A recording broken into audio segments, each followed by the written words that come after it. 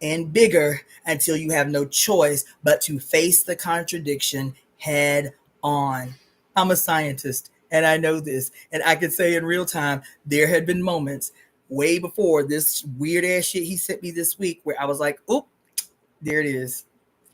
There it is. He talking about the goddess. He talking about the women. He talking about the this and this and this and this and this.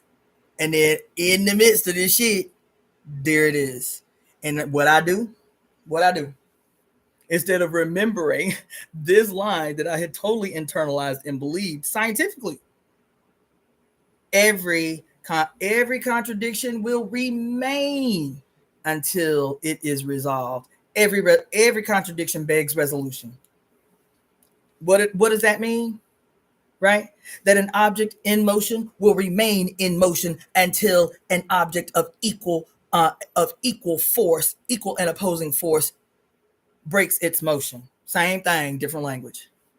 Same thing, different language. Every contradiction begs resolution, and that contradiction will only get bigger and more pronounced, bigger and more pronounced, bigger and what did I just say about the cancer cell? The singular, lone, healthy cell, and something happens to change its behavior, to make it forget what it is actually programmed to do automatically, and that little kink, whatever it is at the atomic level, becomes bigger and bigger and bigger, sometimes taking 10 years before it makes itself not only known, but now is a threat to the whole because it was not resolved.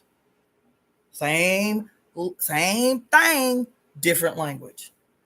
And so that moment that I kept giving him them passes, though I was easily able in very minuscule moments, there it is.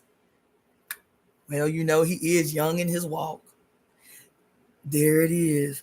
Well, we are extremely culturally different. His cultural, there it is.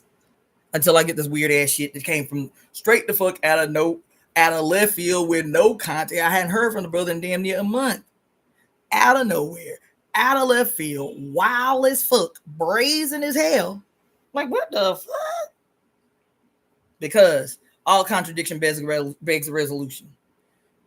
And I'm going to tell you, as this shit is deepening in the world, them goddamn contradictions are going to make themselves known much more radically, much more wildly, and much more quickly. It ain't going to be no 10 years. It ain't going to be no 3 years. This brother ain't been a follower of mine, but less than a year.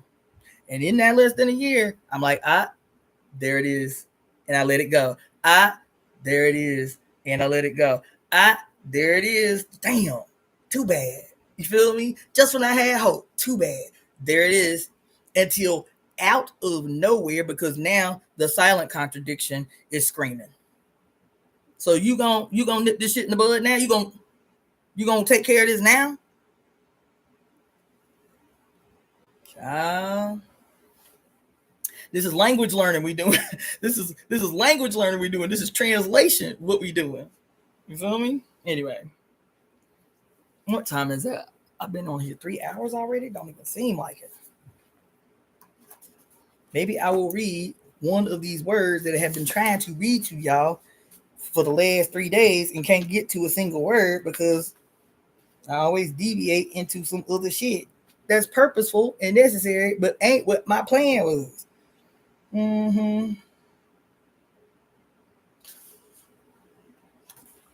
So that read we did 2 days ago still got me on one.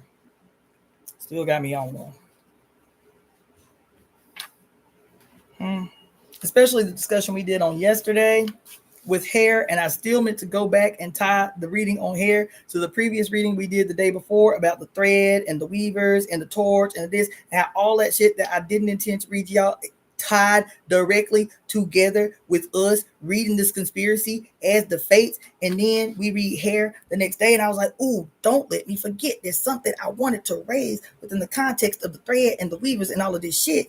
Don't let me forget. And I got right the fuck up off here yesterday and forgot. Why was all that shit tied together? All them crazy ass download note takings I was doing yesterday, having these whole breakthroughs and moments. See all that scribbling I was doing in my book in real time? I was like, oh my God, right? Don't let me forget that this is tied to some shit. right?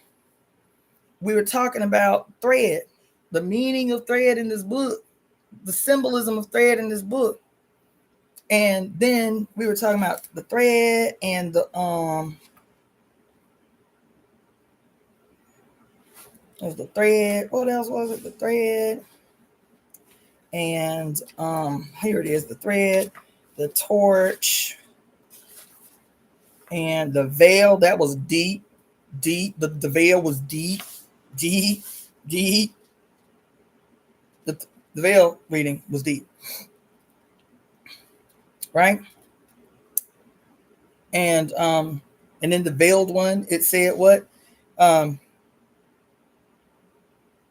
In the veiled one said, in this act, she was identified as Odysseus's spouse, Penelope, a fate weaver, whose name also meant the veiled one, and whose reluctance to cut the thread of his life preserved Odysseus through many near fatal adventures. Even the veil, referring right back to the weaving sheet, everything we read on that day, because the next thing we read was the word vitriol, right? We always heard vitriol is like somebody who's like spitting bad words, or like, you know, like venom in their words. Like, why you say that with all that vitriol? Why you mad? You know what I'm saying? Why you got an attitude when you say what you say? The vitriol, right? Come to find out, what about vitriol? That it is an alchemical symbol of the element sulfuric acid, and the elements, alchemists use the word as a secret acronym. Vitriol is an acronym? What? Mind blown. Vitriol is an acronym that means what? Visita interiora, terra rectificando in venies occultum lapidum, which means what? That's the acronym, right? The vitriol,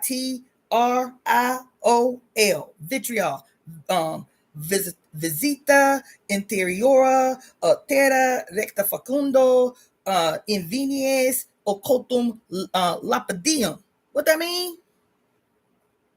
Vitriol that we use with the understanding that it's a bad word, that it means something bad, like you being mean, you spitting with some venom. What it mean? Visit the interior of the earth. By purification, you will find the hidden stone. That's what it means. My mind was blown. We could have stopped right there because my mind was officially blown. Blown open. Okay? Blown. Yes, I said blown. Blown open. You understand? Then right after it, well, that reading did me. And then I was thinking about it and didn't mention it. And then we started talking about the dance. And I was like, oh my God. I had just read to y'all maybe a week or so ago, or talked to y'all about a week or so ago, about how in Ifa tradition, one of Oshun's personifications is the great weaver. Let me see if I can find it really quick. That's what I wanted to mention that I kept forgetting to mention within the grand scheme of all these things that tend to be linking up. Us as the fates, us as the weavers, and the many instruments that we have at our disposal to use as the weavers. These instruments of magical proportion historically that have only been used by, quote, weavers, by the fates. What did I say? The harp, the old harp.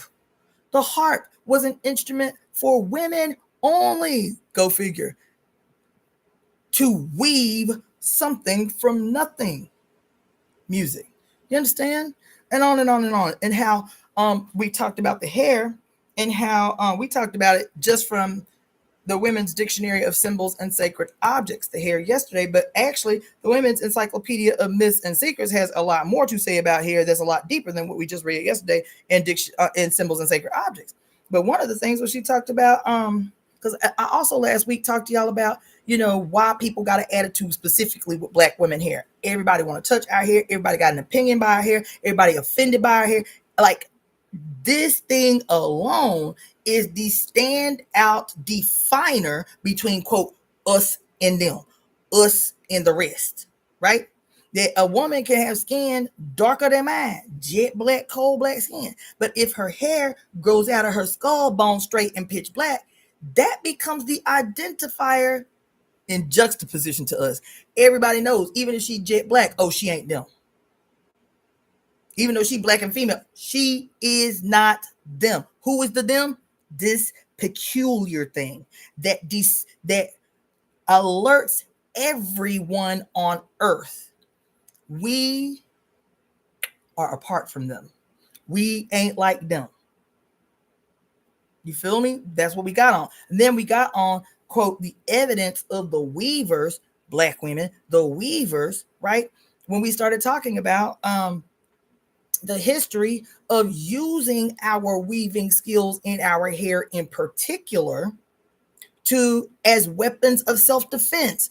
Black women being captured on the continent at the beginning of the slave trade, not knowing where they was going or what was about to happen to them, weaving food, weaving grains, weaving seeds into each other's hair to ensure that no matter what happened to us, we would live on, we would survive.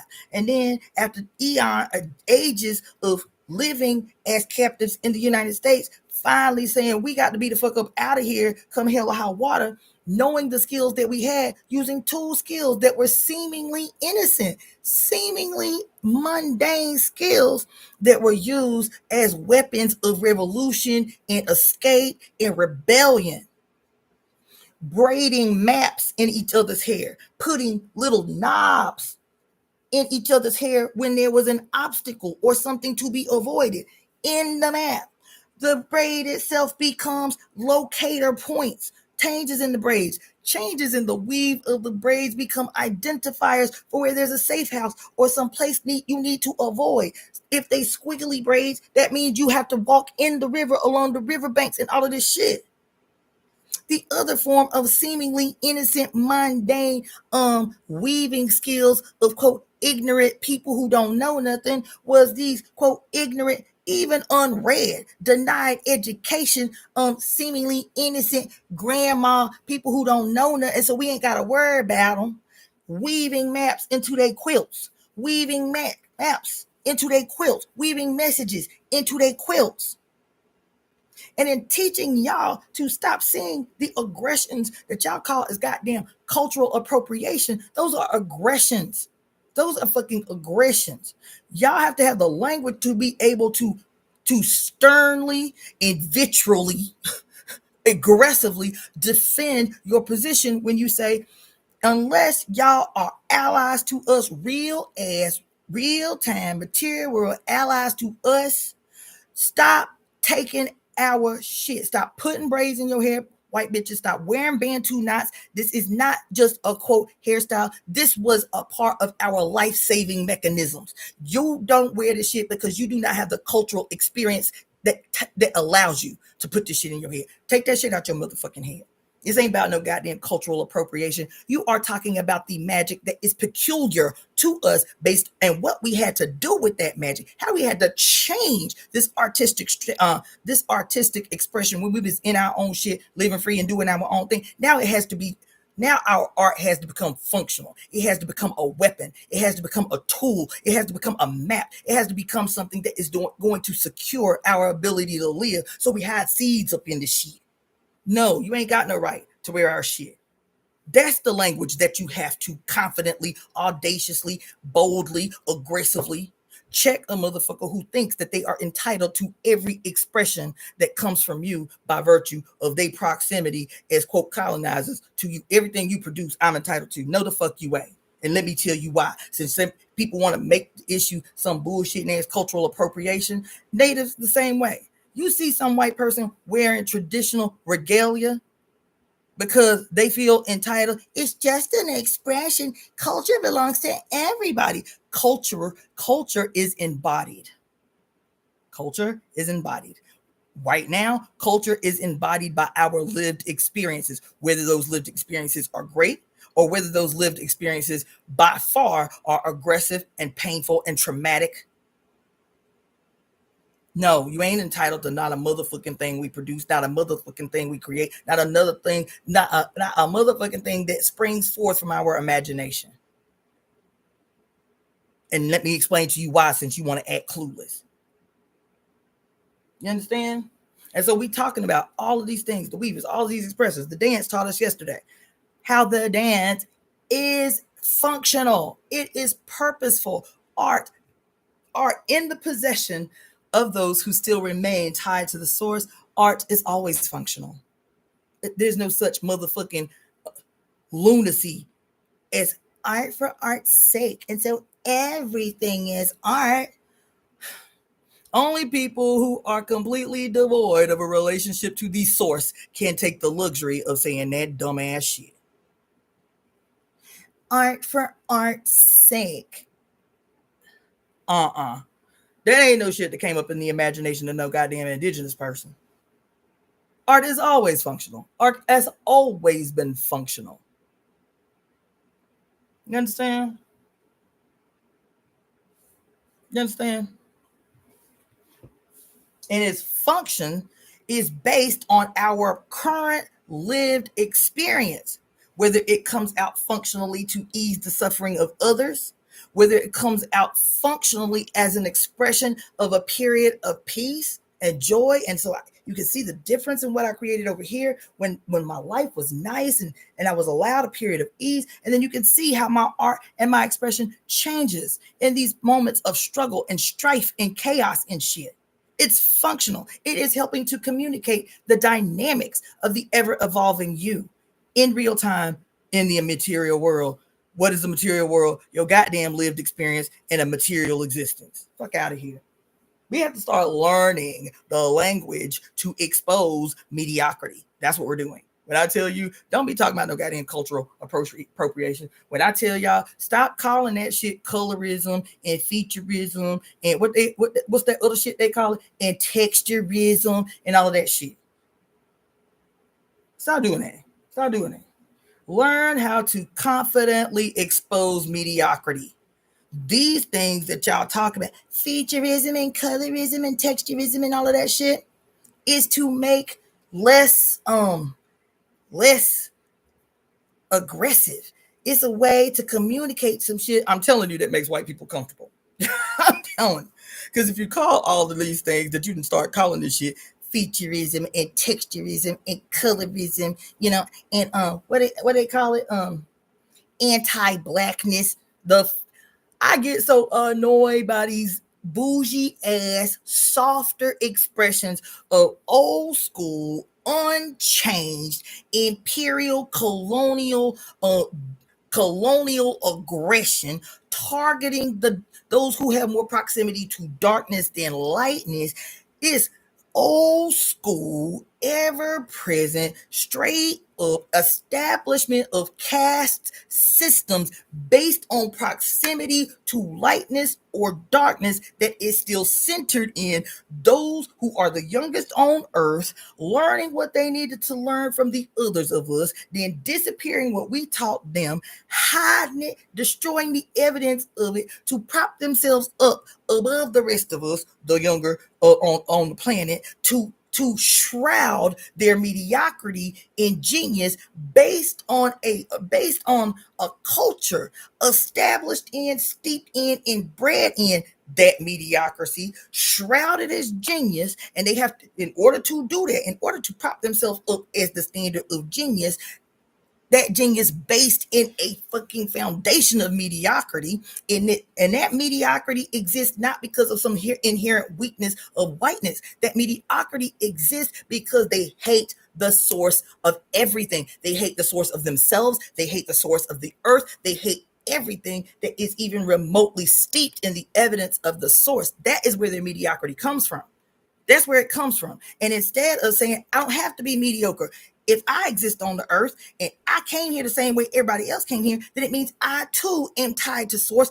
I too am part of the mother's body, and I have to yield to the mother in this harmonious relationship with the mother. I too can be genius because I am my mother's son. But instead of doing that, the son raises up against his mother, and that's not enough.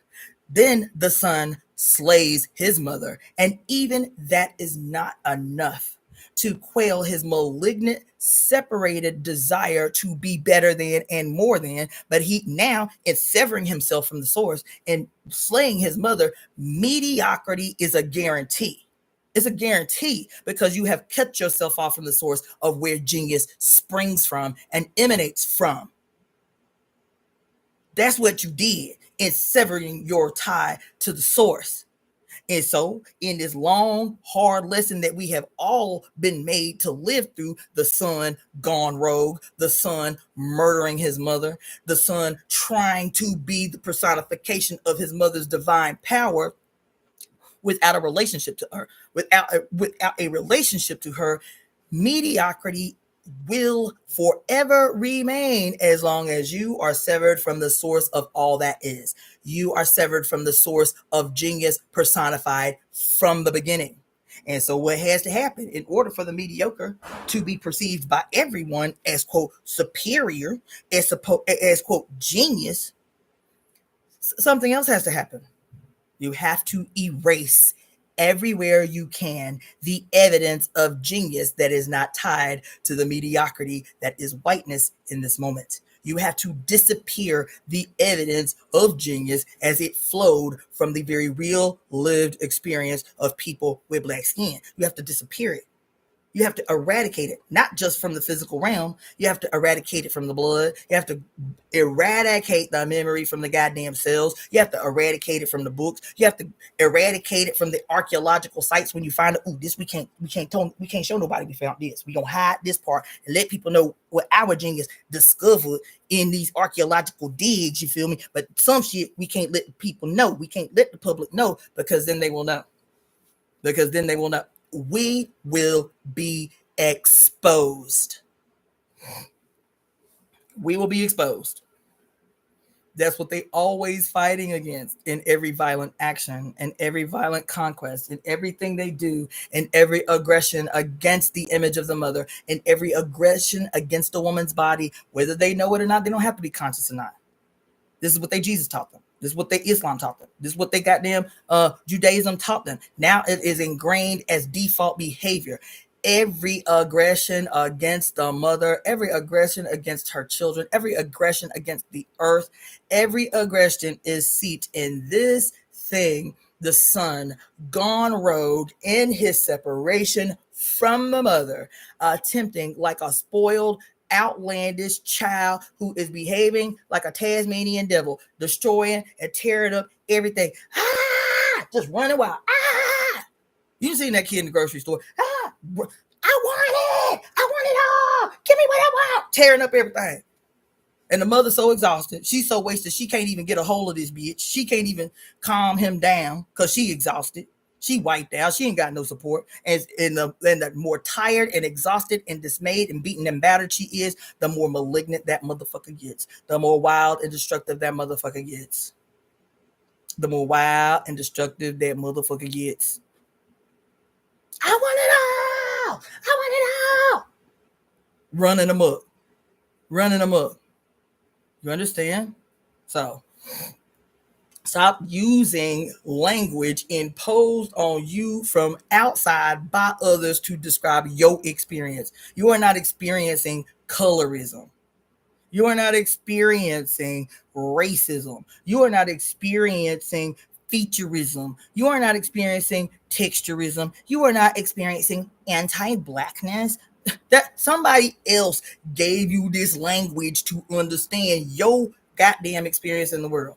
And the experience in the world is the malignancy, the outright peak personification of the malignancy of the son gone rogue. And once he is rogue, even if it's not his intention, the only thing to do as the peak personification of yang in the universal harmonic balance of things, the only thing that he can do is to destroy everything that he comes into contact with, is to destroy all things in, is to destroy in every space he occupies until one of two things happens. That something happens that allows him to come back into the embrace of his mother, to be anchored and guarded by his mother, to be subdued by his mother, or he will lay waste to all of us. That's it. That's what you experience. So if you want to call that colonialism or imperialism or the clear indication of an old school caste system, that's fine. But stop saying this shit that minimizes the gravity of what we're experiencing. Goddamn anti-blackness does not even begin to communicate what we have been experiencing. texturism. That doesn't even begin to touch the garment, the hem of the garment of what we have been experiencing as Black people. Goddamn texturism, featureism. Oh, a bitch just hates you because you got a big ass nose. No, they know that big ass nose is an indication of your goddamn relationship to Africa. Stop minimalizing, and stop accepting as your language and as your narrative the explanation from outside yourself. Because I'm guaranteeing you, it was no Black ass person that came up with no bullshit like anti-Blackness. I promise you it wasn't. I promise you it was not no Black person. The first time it was ever expressed out in public that came up with no bullshit like goddamn what I'm experiencing is texturism. I promise you it wasn't. I guarantee you, I am willing to actually bet money that it was not some Black skinned person, some Black skinned woman living this experience every day that said, okay, instead of racism, what I'm actually experiencing is texturism. Instead of racism, what I'm actually experiencing is featureism. Instead of what I'm experiencing, what it is called anti-Blackness. Because see, anti-Blackness sounds softer than good old-fashioned malignant ass imperial domination and conquest over the lives of human beings. And then the subsequent pulling apart, breaking apart, dissecting, and compartmentalizing. Man, stop doing that. It's cultural appropriation when they wear our stuff or wear our hair. I promise you, I doubt that it is. I really doubt that it was a Black person who came up with the concept of cultural appropriation. I'm trying to give you a word. Because before the word cultural appropriation, we was crystal clear culturally back in the 50s, back in the 60s, when white people would just come up in our space and listen to us play for a little while and be like, I'm going to play like that. And then, hey, you know what? Instead of just playing like them, I'm going to actually steal their songs because they can't make it big because they ain't white. And so don't nobody know who they are. So I can just take their song outright and say, I came up with the song and ain't nobody going to question that shit because I'm white and male. And what do we call that? Straight up imperial ass hijacking, theft of our shit. We was plain. We was clear. Stop stealing our shit. We wasn't saying stop committing cultural appropriation. No, we saying stop stealing our shit. Somebody better pay me because this white boy just stole my shit. This the evidence. I already recorded the shit 10 years ago.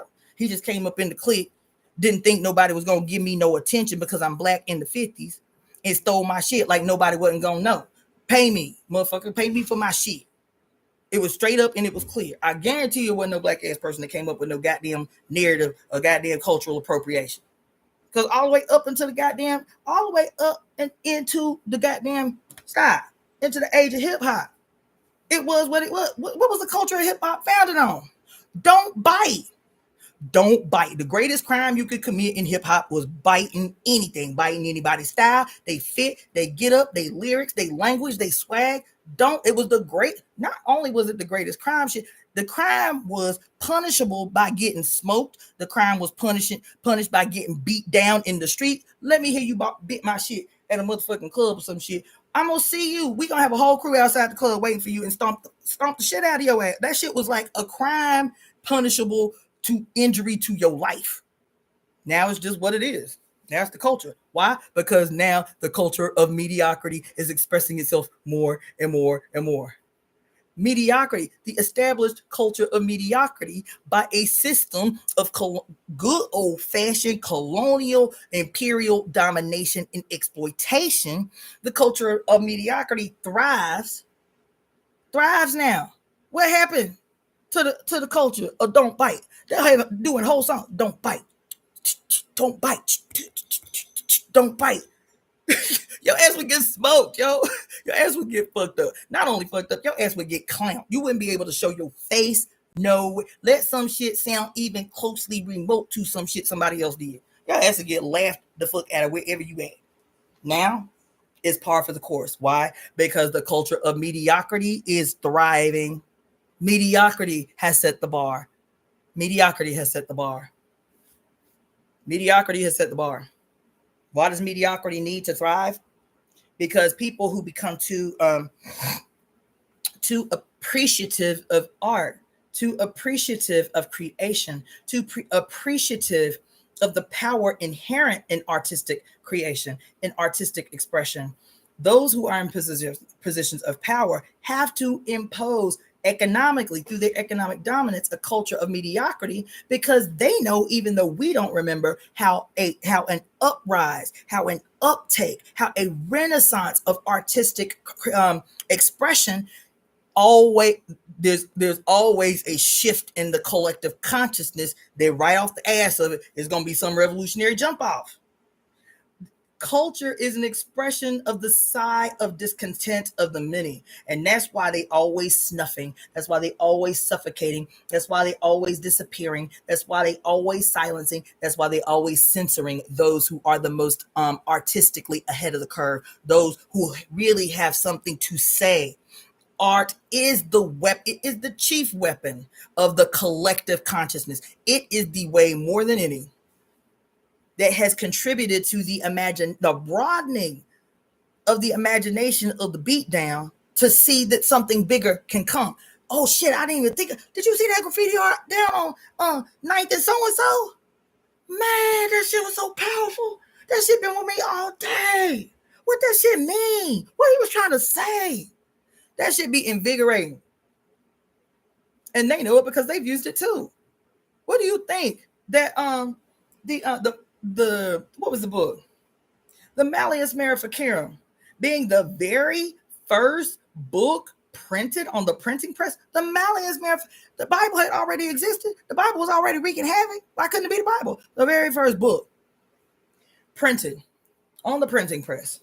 The Malleus Maleficarum, the hammer of the witches, hand-drawn images and everything. It was the first propaganda campaign is what that motherfucking book was. And the first propaganda campaign waged by Europeans with the invention of this most radical technology that could have changed everything for the better. And the first thing they choose to print in mass and distribute far and wide was the Malleus Maleficarum, accompanied by the most diabolical illustrations human beings had ever seen. Up until that point, they had not seen mass images of devils and Satan and hell and witches, having sex with demons. The worst imaginings of the sun gone rogue put in this book that became the first successful propaganda campaign in Europe. That was an art campaign. What we call propaganda is art. What we call I forget the guy who said it, but he said that he said all art. He said all art is propaganda. All art is propaganda, but not all propaganda is art. But all art is propaganda. So what you trying to win with art becomes what kind of propaganda it is. Is it propaganda that serves the greater human spirit? Or is it propaganda that serves the state? That's why I reject art for art's sake. These motherfuckers was the state. He said all art is propaganda. It's serving somebody. It's serving some interest. But not all propaganda is art. You feel me? And so, how did I get on that? Oh, I was going to look. I'll do it another day because it's already almost 4 hours. I was saying I was going to look in another book that I have about Oshun that talks very extensively about her as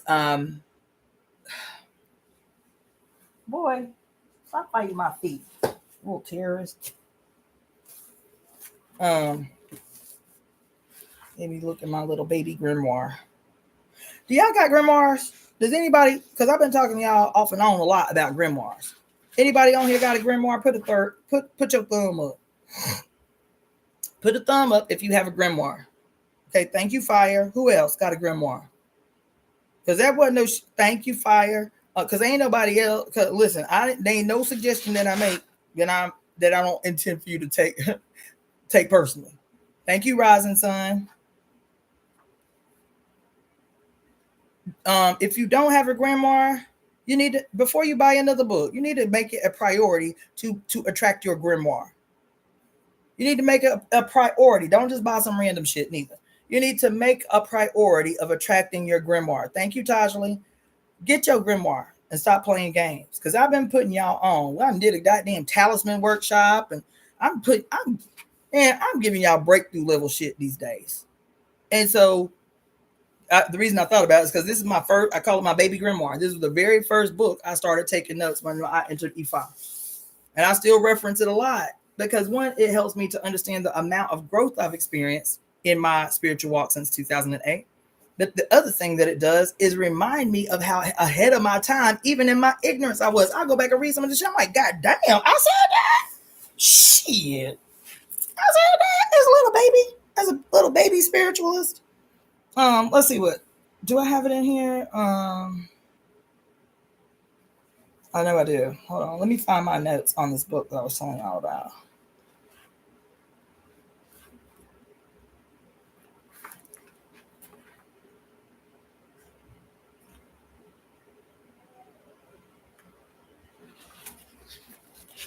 I see you, Fire. Especially all of you who have been getting readings from me and communicating with me. That the reading that I did for you is the first time you've gotten a reading, so you're very young in your spiritual walk and all of that stuff. You need to be writing in your grimoire every day. I don't care what it is. I don't care what, if you're just writing 2 sentences. You need to be writing in your grimoire every day. If you are listening to this channel, you need to, I just said, Claudia Ankara, you need to attract your grimoire. Don't use any notebook as your grimoire. Your grimoire is sacred. Attract your grimoire. So go to a witchy store. Go to, you can even go to Barnes & Noble. I love Barnes & Noble. You go to Barnes & Noble. They usually have nice sections with extraordinarily beautiful journals. You feel me? But if it does not resonate in the instant with your flesh, child, listen to your flesh, not your head. Listen to your flesh. If it does not resonate instantly with your flesh, it's not yours. I attracted my grimoire. Not this one. This one was just a book that I had when I started taking my little baby notes in 2008. But my actual grimoire, the big giant leather one, honey, when I tell you that book, I didn't even look for it. It came to me. That shit was extraordinary how that shit happened. That shit was crazy how that happened. As a story for another day. But even my possession of my grimoire, I was like, you cannot write this shit, y'all. You cannot write this shit. Anyway. Okay, here it is. Notes from the book that I was looking for. Thank you, Shanta J. So the book that I'm referencing is called Oshun Across the Waters. So I'm just going to read you these notes I took years and years and years and years ago. But it was notes that I got from this book called Oshun Across the Water. And the book is basically about the different ways that Oshun is venerated, worshipped, or seen in different cultures, like especially through the transatlantic slave trade, and how the spiritual tradition Ifa had to be evolutionary. It had to be able to adjust all the way through it. It had to be able to adjust for new people and circumstances that it was coming into contact with via colonialism and having to adjust. So cola nuts ain't available in South and Central America or the islands. It's only in Africa. So how were the enslaved people adjusting to the absence of cola nut to use in ceremony and this type of, so it was evolutionary, all from the simplest thing all the way up to the ideas and how her personification changed. You feel me? So that's what this book is based on, Oshun Across the Waters. I don't remember who the author is, but I'm gonna just read you briefly what I wrote about Oshun in my early as notes I took from this book. Oshun, the word Oshun literally means source. Source. She is the law of attraction. That's what this book says. That the nature, and I haven't been saying anything different when I talk about the planet Venus, the iconography of the planet Venus, and how that translates to all of the mythological characteristics assigned to the actual real planet of Venus. Oshun, Ishtar, Inanna, Aphrodite. We just learned recently Athena as the weaver. Who else? Anat. And the list goes on and on and on and on. I was reminded when I was reading to y'all the other day, I need to draw it out more. I went to see an exhibit 3 years ago at the what's it called? The Getty Museum here. It was my first time going. A homegirl came to visit me. She's like, I want to go to the Getty. I was like, cool, I ain't never been. Right down the street, I ain't never been. So we go to the Getty 3 years ago, I think, and they had an exhibit that was extraordinary. It was actually all of the exhibits that we saw. There were like 5 or 6 exhibits there at the time. And I was like, oh my God. The first exhibit that we went to was an exhibit that was based on the astrological mythology of the ancient Mayan people. And also it's called a I forget the word that is used for ancient texts, especially from the Americas. It's called,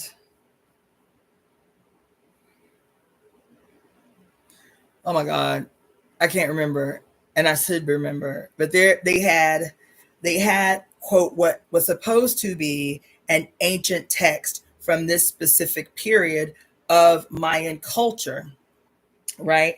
And so part of the exhibit was about the significance of Mayan astrology, but also about because this ancient text was on paper, and we're like, damn, this shit is like 2,000 years old, like, or however long ago it was. But Mayan culture, ancient Mayan culture, and they was writing on paper. And oh, what is it called? It is called. Ooh, it is right on the. Ooh, it's right on the tip of my tongue. But anyway, this thing is on paper, and this is like multiple hundreds of years old, and they are writing this stuff. Oh my God, it's right on the tip of my tongue. That's gonna frustrate the hell out of me. But anyway, it's writing, and we're like, oh my God, that's crazy, right? And so they had videos playing of one, the paper making process, because we were like, damn, we didn't even know they had paper way back then. But a whole ancient book with pages of paper, right? And so they had a video showing a modern descendant of Mayan people and the ancient paper and ink making process. So the video is playing as a part of the exhibit. And even that was so brilliant. It was so brilliant. I was amazed. I'll be honest. It took a lot to amaze me. I was amazed. It was brilliant. And then on another screen, and then a whole other part of the exhibit was the astrological belief of Mayan people, the history of their stories, their mythologies, their stories based on their astronomical and astrological understanding of their relationships to the heaven.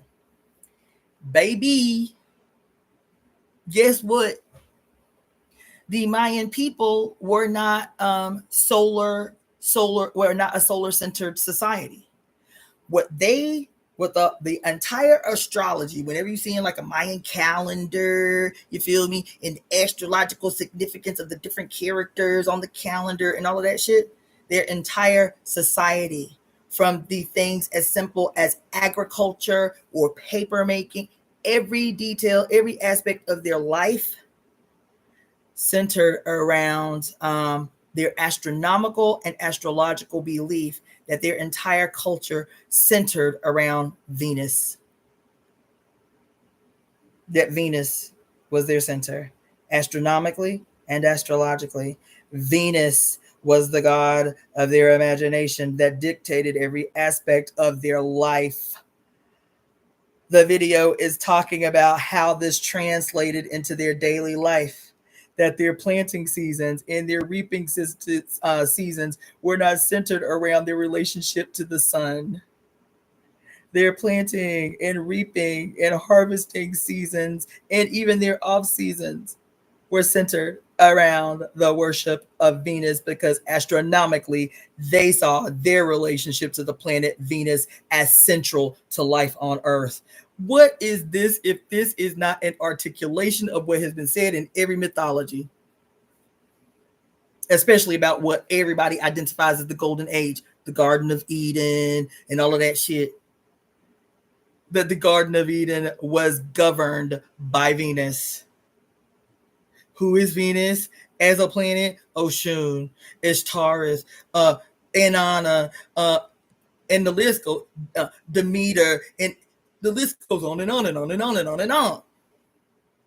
And here I am actually seeing a historical breakdown with a corresponding book with paper that's fucking 2,000 years old by the Mayan people who centered their entire existence around the worship of Venus, the planet. Astronomically, Venus, the planet.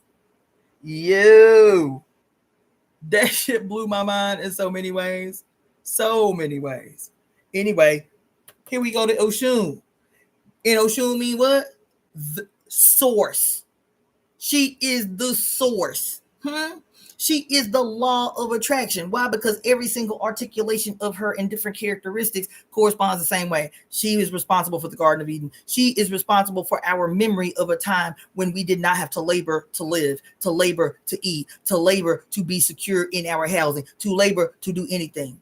That everything was abundant, effortlessly abundant, that we were secure in our very existence. Every language, every culture, every mythology that is centered in identifying what? The actual planet Venus with abundance. And then I see an exhibit at a museum that is a physical manifestation of the culmination of all of these goddamn mythologies the world over, articulating in real time how the societies, astronomically observable circumstances and relationships to an actual observable planet played out in their actual everyday life. Not in some, oh, let me go read my horoscope this week kind of way. Anyway, Oshun is the source, the law of attraction. The multidimensionality of Oshun's power is that it is political, economic, divinatory, maternal, natural, therapeutic, and sexual. The multidimensionality of her power. Oshun transforms through the simplest substances, herbs, water, and by the mystery of birth. She heals by water. It is said of Oshun that where herbs cannot heal, the waters of Oshun will. Oshun controls the outer and inner head. This is what I wanted to reference about the head and the hair and why Oshun is called the Great Weaver. This little section right here. Because even our chief priestess and our Ela used to say that the reason they're so methodical about, quote, keeping their hair kept and keeping their hair beautiful is because, and I would assume this is the patriarchal expression of the tradition, but she said that in Ifa culture, it is said that you can tell the wellness or illness of the entire community by the condition of the hair of the women. She said that in Ifa culture, it is a common saying that you can tell the wellness or the illness of the whole community by the condition of the hair of the women. That if the women walking around with their hair wild and undone and unbraided and this and this and this and this, that it means something traumatic has happened to the community. Y'all. So here it says, Oshun controls the outer and inner head, destiny. She is the 17th Orisha to come from earth, to come from heaven to earth. And without her, the outer or the other Orisha are powerless and human life is impossible. Do you hear what I said? But who are the Orisha that we always give props to as predominant, as the most powerful? Everybody. Obatala, Shango, Ogun. And even though Ogun is a rapist in the story of E5, Ogun is a rapist. And not just a random rape. According to the story, Ogun became obsessed with his mother, Yemaya, and raped his mother, Yemaya. That's the story. That's the story. You feel me? And so here we go. It says that she is the Orisha that came from heaven to earth, and without her, without Oshun, the other Orisha are powerless. They powerless. They can only do what they do because they received their ashe from Oshun. She controls the inner and the outer head. And that The other Orisha wouldn't have no power if it wasn't for Oshun, and human life would be impossible without her. Oshun is the 17th Odu, indispensable to the process of divination. That every Babalawo must receive Oshun to be a diviner. We think it's just about the Babalawo's relationship to Orunmila, but I'll continue to read because I think it talks about that relationship too. Oshun is the owner. Oshun is the owner of the 16 cowries. That's the the 16 cowries that are strung on the string that are cast by the Babalawo. Oshun is the owner of the 16 cowries, a form of divination distinct from Orunmila's Ifa and widely practiced by women as well as men. Babalawos cannot divine without Oshun. You hear me? Babalawos cannot divine without Oshun. Huh? Because her Erendilogun are the source of their Ifa, the source of their Ifa, the source of their power. Is hers. It's hers. Diviners cannot divine without Oshun. Sovereigns cannot rule without Oshun. The Orisha cannot build the world without Oshun's arts, not magic. Arts. The Orisha cannot build the world without Oshun's arts. That's what the book say. Oshun is God. Listen, Oshun, this is in the book. Oshun from across the waters. Oshun across the waters. And by the way, the book was written by Babalawo. The book was written by a male. Oshun is God, the author of all destiny and divinity's source. The author of all destiny, Oshun. She is called the master hair braider. Chemicals and fake hairs affect on our Ori. Our Ori is our head. What we call our Ori and Ifa is if you've ever taken a meditation class or a yoga class or some shit like that, and they tell you, imagine a bright white light in your head, right? That bright white light in your head is your first God on earth. Your Ori is your inner God. It's the God you are born with. That the same way you make offerings to your ancestral shrine, the same way you make food offerings and shit like that to, your pots or your Orisha, that is ceremony in Ifa tradition. You have to, quote, feed your head. You have to make offerings to your head. You have to purify and clear your head.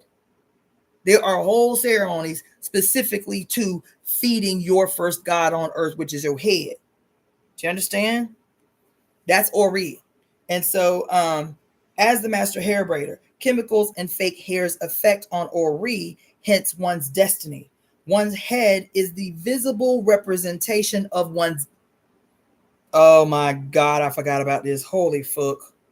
One's head is the visible representation of one's destiny. The essence of one's personality is how their head presents in the world, child. Now, can we go right back to the Dictionary of Symbols and Sacred Objects when it talked about the actual campaign waged by patriarchy to manipulate and control and govern the head? To head hair. Well, I told you the story about right now today how Jewish girls do not get their hair cut until their wedding day, and then their husband having control of their head child is the one who is afforded the opportunity to ritualistically shave his wife bald on her wedding day, her hair, her glorious crown that has not been cut since she was born, now as a symbol of his governance over her head, his ownership over her destiny. On her wedding night, he is afforded the opportunity to ritualistically shave her bald. And from that moment on, her head must be covered, whether she grows hair or not. Her actual hair that grows out of her head cannot be seen by anyone but her husband. That's why the Jewish women wig business is on and popping and thriving in the city, because every time you see a Jewish woman, she gonna have a wig on. Whether her hair is down her back or whether she bald headed, she gonna have a wig on, because no one can lay their eyes on her head. Now put it in the proper context. What are we saying when we saying a Jewish woman no one can lay eyes on her head but her husband? Why? Because in the ritualistic removal of her hair upon her marriage day, gives him sole dominion over her destiny. Why? Because your head is what? The physical, visible representation of your destiny and the essence of your personality. Now her husband governs that. Her husband owns her fucking destiny. And I told y'all that my initial relationship to this in E5 was, even before I had a frame of reference, I had a kind of like physical resistance to the idea of the ritual removal of my head hair in my initiation ceremony to Oya. But I didn't want to just trust my flesh. You understand? I didn't want to just trust my flesh. So I had to go do the deep dive intellectually to understand the origin of the ritual removal of hair. You feel me? Which I needed to do, but the reason I even did it was because I didn't trust this nagging feeling that I had in my spirit, in my flesh, whenever I was told and accepted that I needed to be initiated into both Oya and Shango, but that the ritual removal of my hair was non-negotiable. Right? Here's why my spirit was resisting that shit. It is because even according to the tradition, Oshun, as the master hair braider, the weaver of magic into one's destiny, because to recognize the power of one's ori, you can see that through the presentation of the head hair as a visible representation of your destiny and the essence of your personality, the essence of who you are as a person. Oshun has the power to influence the destinies of men, women, and all Orisha. There are 401 Orisha. She determines the path. She is the one that determines your destiny. She the one that determines your destiny. Why? Because she is the owner of the inner and outer head. Child, the keeper of the magic of divination that she can disseminate to who she see fit, because she own that shit. That even Orunmila himself received his divinatory ability from Oshun. My feed on IG is about to die, so as soon as it does, I'll bring it back up. But those of you who are tuning in and want to remain, so it's about to go off, I'll bring it back up.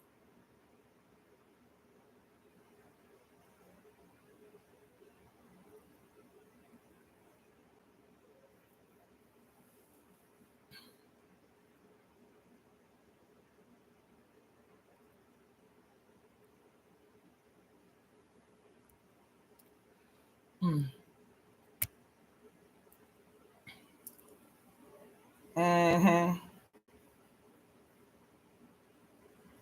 Okay, so it says she has the power to influence the destinies of men, women, and all the Orisha. Oshun's presence is crucial to the sustenance of life and all order on earth.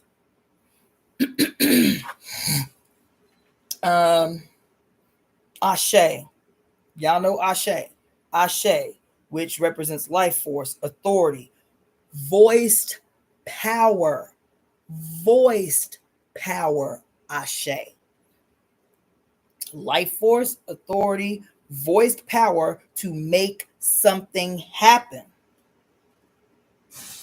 She is the personification of Ashe. She is one of the three Ajay, the three main Ajay.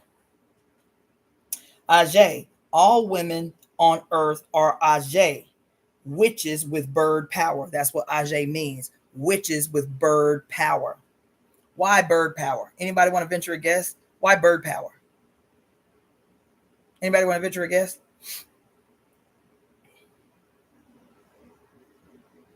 No. because birds have a world's view that we do not have as humans on Earth.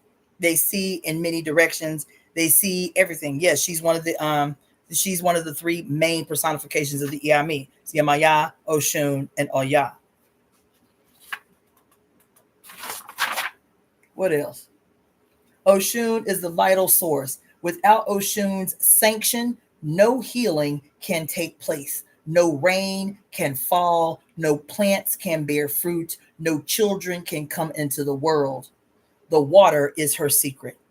The water is her secret. The hidden power of women. This is all in the same book. The hidden power of women. Egun, the word Egun, which refers to the ancestors for those who are not familiar with Ifa. When we talk about the Egun, we're talking about the collective power of our ancestors. The collective power of our ancestors and their ability to impact our lives, right?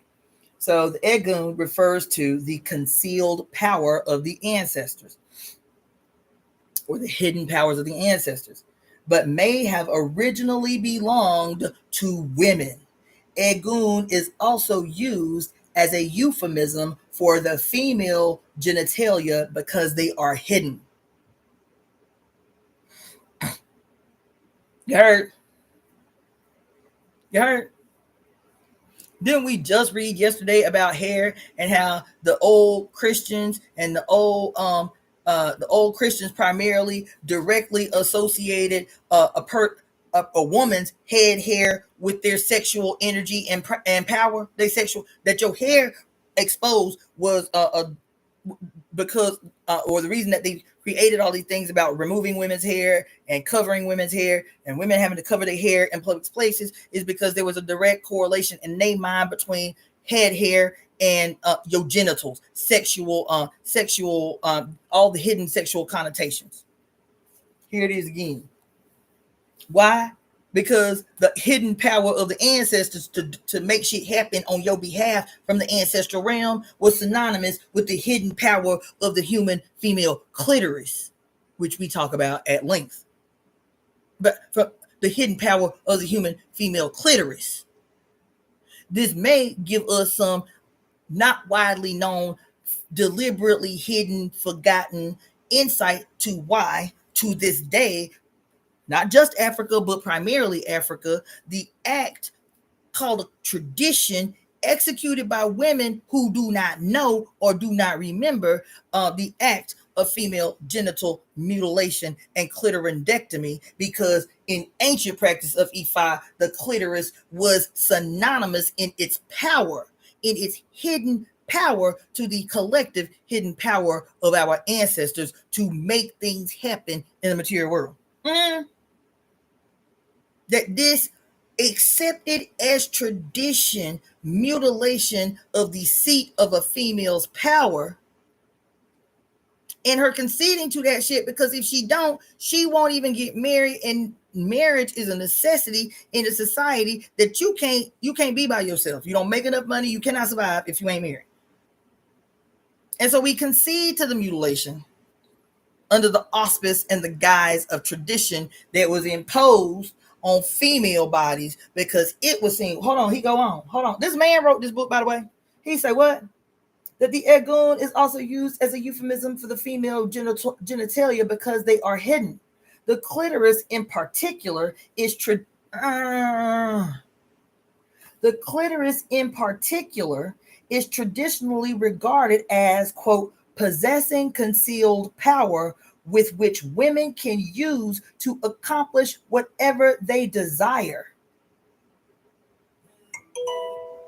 I heard what I said.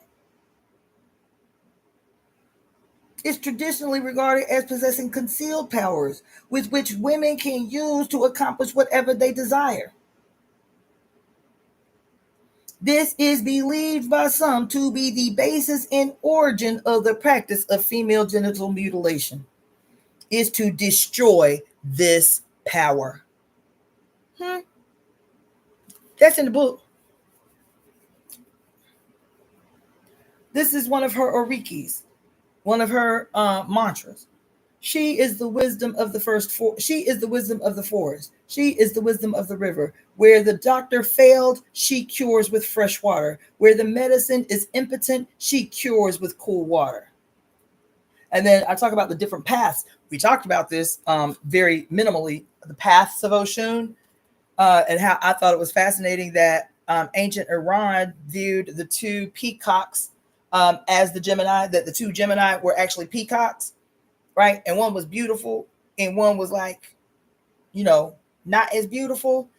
That story, I felt like may have had some relationship to the story about Oshun, because one of her apothekeys was that you've heard the story. As a matter of fact, who is the current astrological character that we talk about? Icarus. Y'all know the story of Icarus?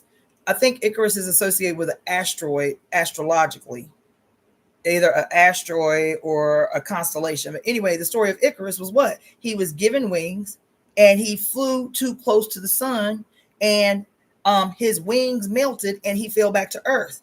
There is a story very similar in Oshun's apothekeys, that here this presentation was as the peacock, and the peacock flew too close to the sun and the wings were destroyed. And let me see if I can find the apothekey, because it's so interesting. You know what? The next live I'm gonna do. Now I might need a few days, but I promised this about 2 months ago. And now that I'm reading her apothekeys, I'm going back to my baby grimoire and looking at all the notes that I took and haven't read in forever. I was like, oh, there's an affirmation there. There's a confirmation there. Remember a couple of months ago, I was telling y'all about how it was all accidental. I don't even know what took me to it. And then I went on this deep dive, and I'm going to eventually do a live called Bad Birds. Remember me talking about that? Anybody remember me talking about that? I never did it, but I was like, it was just interesting doing this little side note deep dive that I don't even remember how I got there. Looking at all the family names of the birds. That's what it was based on. Was like, I just did this quick little deep dive because I remembered that the quote family name, or like what I mean by family is like when you see the flock name. Let me put it there. When you see a bunch of the same bird together in a flock, like what it's called. And the crow is called, when there's a bunch of them, when there's more than like 3 of them in a bunch, they're called a murder. And the raven is called a conspiracy. I was like, oh shit, the raven might have to be our totem bird for the temple, because a group of ravens is called a conspiracy. I was like, that's awesome. And so I got distracted for what I was studying. I was like, let me find out all the cool flock names, all the bad flock names, all the bad bird flock names for the birds. And that shit ended up being a whole ass deep dive. The history around how the flocks of birds got their names and all of that type of shit. Like a flock of flamingos is called a flamboyance. And then they tell you the history of why a flock of flamingos became known as a flamboyance. Radically, unbelievably cool history. I'm about to do a goddamn live. Give me a week to do a little bit more digging.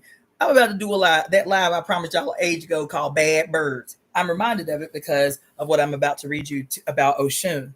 Because based on her stages, based on her phases, based on the different occurrences in her story, in her quote life, she is represented by a different bird. The only birds I'd ever talked about to you guys was her representation as the peacock and her representation that most people forget as the vulture. Those are her chief personifications in these different stages in her story. Is the peacock that got too close to the sun and fell to the earth because of wing damage. And then you learn philosophically and astrologically about this period that we're in right now, where Icarus, who had these wings and flew too close to the sun and fell back to the earth. Okay. So anyway, I think that's how I got on that. But anyway, okay. So these are, it's called the paths of Oshun, or the 5 paths. There is only one Oshun, unity and diversity, right? And so these are what we call apothekeys, of the stories. Oshun Ibu, Akura, Aquaro.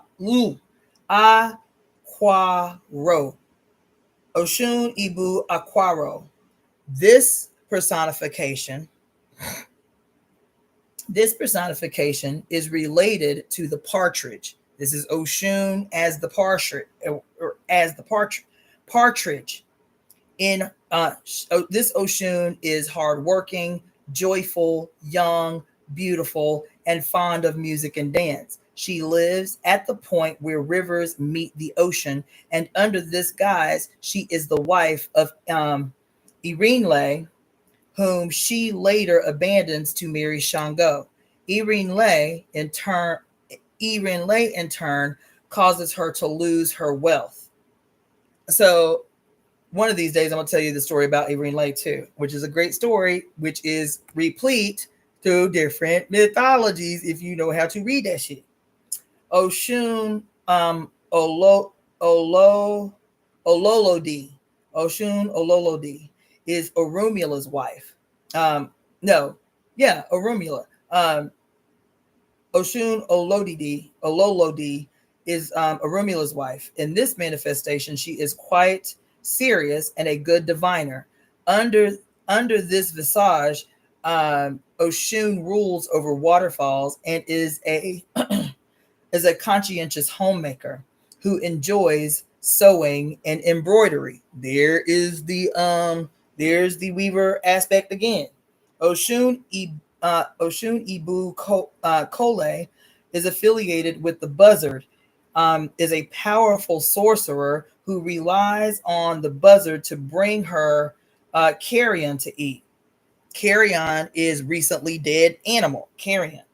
Oshun Yumu is an old woman who lives in the depths of the river. She is the richest of all the Oshuns and is the richest of all Oshuns, and so deaf that the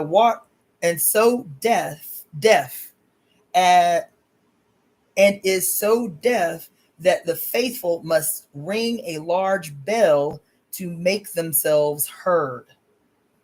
Oshun Ibudoko is the wife of Orisha Oko and the patroness of sexual acts.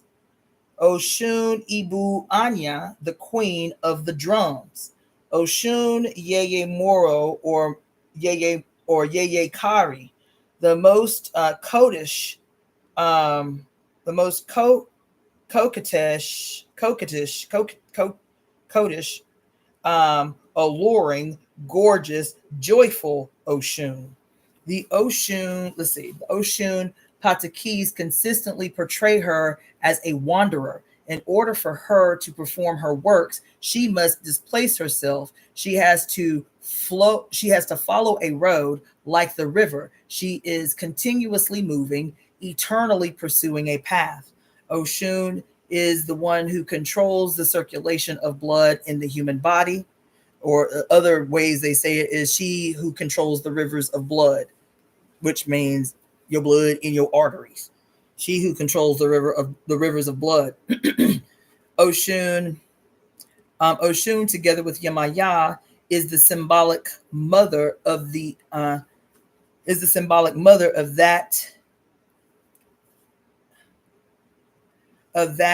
of all that exists and of all that is possible. Okay, let me say that again.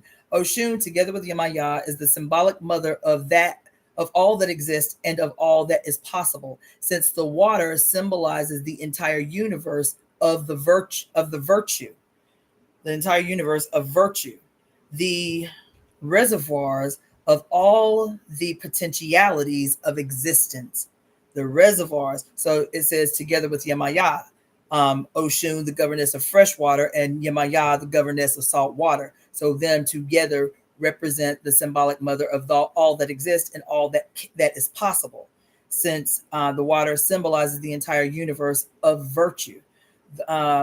The reservoir, they represent the reservoirs of all potentialities of existence. If according to the Patakis,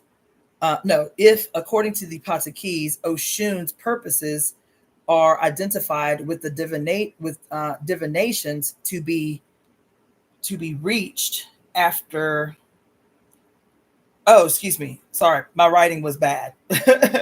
If, according to the Patriarchies, Oshun's purposes are identified with destinations to be reached after a journey, the obstacles along the way, the quarreling brothers, Ogun's timidity, Olofi's determination to punish Babaluwaye, the dead, the dead inspiring Shango, are sent are sensed as deterrents to be overcome by way of seduction and lure, not through violence and force. God damn! Oh my god! Oh, y'all! Oh my god! How I forgot. Yo, I am through. Oh my god. Oh my god. Listen, cause what it say? She is the patroness of all sexual acts. That's why y'all always see Oshun picture looking extra beautiful with only a gold. What they call it? A gold. What they call that shit? A gold lapa on. She always got a gold lapa on, sitting by the stream or sitting by the waterfall with her titties out. You ain't never seen her. You ain't never seen her with her top covered. I ain't never seen a picture of Oshun with her top covered. Her titties always out. She got her titties out. She got this little loosely fitting, lapa on. You feel me? And she always got a mirror in her hand, checking herself out. Like, God damn, I'm pretty. Who was it? Um, who was it? What's her name? Cardi B say in that song. What's that song? She say, "Money. I don't really need a D. All I need is money." Right? And there's a lyric in it where she say, how she go? I don't remember the whole lyric, but in the lyric she say, "Walking past the mirror, ooh, damn, I'm fine." That's Oshun. That's straight up Oshun energy. She like, bitch, I know I'm gorgeous. She said, I know y'all love me. I know y'all think I'm gorgeous, bitch, because I know I'm gorgeous. You always see her with a mirror in her hand, checking herself out. Her hand up in her hair, like, ooh, girl, you fine. Look at you. The beautiful, perfect personification of the culmination of all your genetic gifts from all your lines. Yes, bitch, you fine because you the best of us. Yes, bitch, you gorgeous because you the best expression of all of us and all the gifts that we had to hand you through our DNA. She looking at herself because she's looking at God, bitch, with her titties out. Do you understand? The governess of all sexual acts and shit. Why? Because sex is the only thing that guarantees progeny. So you might as well be in ceremonial worship and ecstatic reverence when you having sex, because this is what's going to guarantee the continuation of the species on Earth. She think about all that. Because what did it say? She lives different lives. She has different phases, just like every person has different phases. Her as the deaf but the wealthiest. Her as what?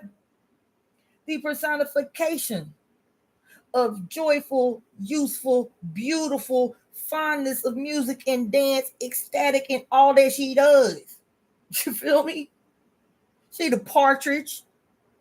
She the buzzard. She the peacock. She's the honeybee. She is all the things. What did they say earlier? She represents, as the patroness of all sexual acts, the hidden power of female genitalia, the clitoris. That says what? That is equal to the collective power of your ancestors to what? Use to accomplish whatever you desire, the clitoris. Understand? Right? What else they say? Huh? That the source of her ability in every way, divinatory, witchcraft, manifestation, giving the gifts of divination to others as a gift, the healing of the water where no herb or doctor can heal, the water, the fresh water of Oshun can heal. What is the source of that? She as the source, she as the law of attraction, huh? She as the owner of the 16 karis through which divination could not occur. Right? What else they say? Hold on. What does they say? She, as God, is the author of all destiny. The author of all destiny, even the destinies of the Orisha themselves, as the forces of nature themselves yield to Oshun's authority as God, as the law of attraction personified, as the source. Huh? And that the source of her witchy power is what? The hidden, collective, accepted generationally concealed power of the goddamn clitoris. And then we can go and read a very scientific book called The Great Cosmic Mother, Rediscovering the Religion of the Earth, where she talks about the very scientific evolutionary process that gave rise to the formation of the human female clitoris, and that in return, human clitoris, the evolution of the human clitoris that was evolved for the sole purpose, only purpose that it serves, is erotic stimulation and ecstatic release. Orgasmic erotic stimulation and orgasmic ecstatic release. It exists for one pleasure, for one reason, to experience pleasure. And that pleasure in the female's body as an evolutionary process is what gave birth to, scientifically, what gave birth to historically, what gave birth to anthropologically, what we call the seed of human consciousness, the clitoris. This is two different ways to express the same thing. Chat. Pleasure. That's why I say in everything that we do, even when we cast in spells of judgment, even when we cast in spells of casting conspiracies of judgment and retribution, it still has to be centered in our motherfucking pleasure. It still has baby, even when we are speaking out loud to harmonize the universal scales of justice, it has to be centered in our pleasure. It has to be centered in our ecstatic hollering and dancing and orgasmic release. You feel me? It has to counter what is and what dominates right now, the denial of pleasure. Everything we do has to be what? Everything that we do has to be what? An institution of dual and contending power. Everything. Everything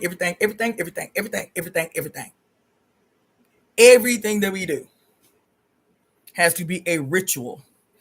Everything we do has to be a ritual that is an in-time, real-world, material representation of dual and contending power in action. If the patriarchal worldview is the perpetual denial of pleasure through fear, terror, rage, aggression, then everything that we do in direct contrast has to be about the evolution, the elevation, the presentation, the outward expression of ecstatic and extreme displays of pleasure embodied in the real world, in our very flesh. That's why I told y'all yesterday, in response to the story that I told you, you will never have me telling y'all in any way, shape, or form that you need to be abstaining, that you need to be fasting to, quote, get closer to spirit. I don't fast. I don't abstain unless it's, unless it's like now where it's not something I'm deliberately doing. It's circumstantial. I ain't having sex because I ain't being approached for sex. You feel me? But when the opportunity comes, typically I take advantage of the opportunity because I love my orgasm, not just the one that I can facilitate for myself through masturbation. That's fine. But I love to experience my orgasm in an actual act of intercourse with another. I love sex. I love sex, and I love the way I experience sex. Do you understand what I'm saying? So you'll never have me out here. I get why women do it, and this is not a condemnation of why women do it. This is not an expression of opposition when women say that for my health and for my safety and for my sanity or whatever, I'm going to take periods of celibacy or abstinence because this is what I need to do. Honey, sovereignty reigns supreme up in this space. Do what you need to do to be the best version of yourself, to secure yourself safety and sanity and all of these things. Do what you need to do. You are the governess of your universe, and I yield to that when in a relationship with you. But as the founder of the Temple of Evolutionary Emergence, that ain't never no shit you will have me subscribe to. Nope. No forms of self-denial, no forms of abstinence, no motherfucking fasting, unless it is very temporary and specific spiritually. You understand? And those things will be few and far between. Every now and even then, no, it won't even be fasting. It might be some temporary, acts of what you would call abstinence, like I do in March. I will always do something actively to kind of like power up. You feel me? To like prepare for our entry into the spring equinox, but just for 1, 2, 3 weeks. But like fasting, penance, abstinence, that ain't no shit you'll ever hear coming up the fuck out of here. Not never. Because that is right in alignment with that fucking whole philosophy ingrained in us in every space about self-denial, self-deprivation, and the absolute denial of pleasure. That is not what we own. That is not an institution of dual and contending power. And the other language that's very, very, very, very insidious in that, and I have to win people to, is because we have always been told through patriarchal religions that end up infecting and creeping into spiritual spaces. So we even believe it when we oppose those traditions about how somehow, if you really want to experience true power, if you really want to hear God, if you really want to have an epiphany, if you really want to have a breakthrough, if you really want to, quote, level up spiritually, then you have to practice meditation for hours. You have to meditate. You have to practice in solitude and absolute quiet. You have to, what's best is if you're about to do a ceremony, try to fast for 3 to 5 days. You feel me? You have to deny the desires of your flesh to get closer to the spiritual breakthrough you trying to have. Little do you know, patriarchy has invaded your goddamn spiritual space. All that shit.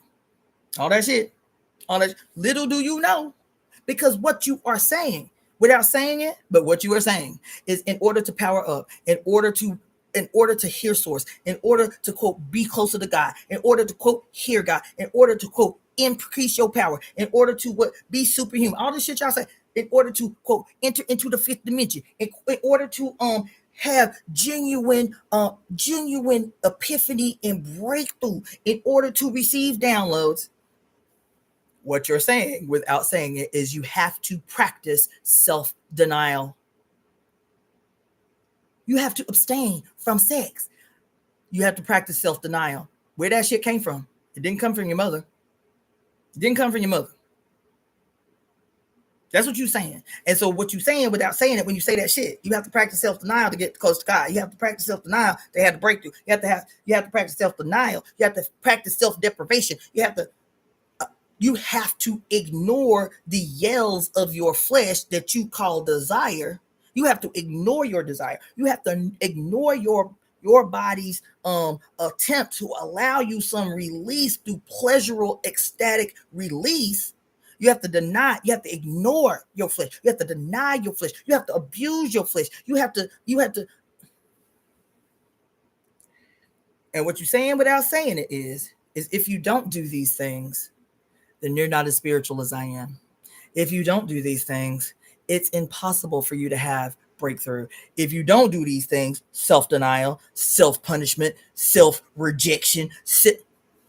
If you don't do these things, because what you're saying without saying it is you saying what the patriarchs have always said. I'm better than you.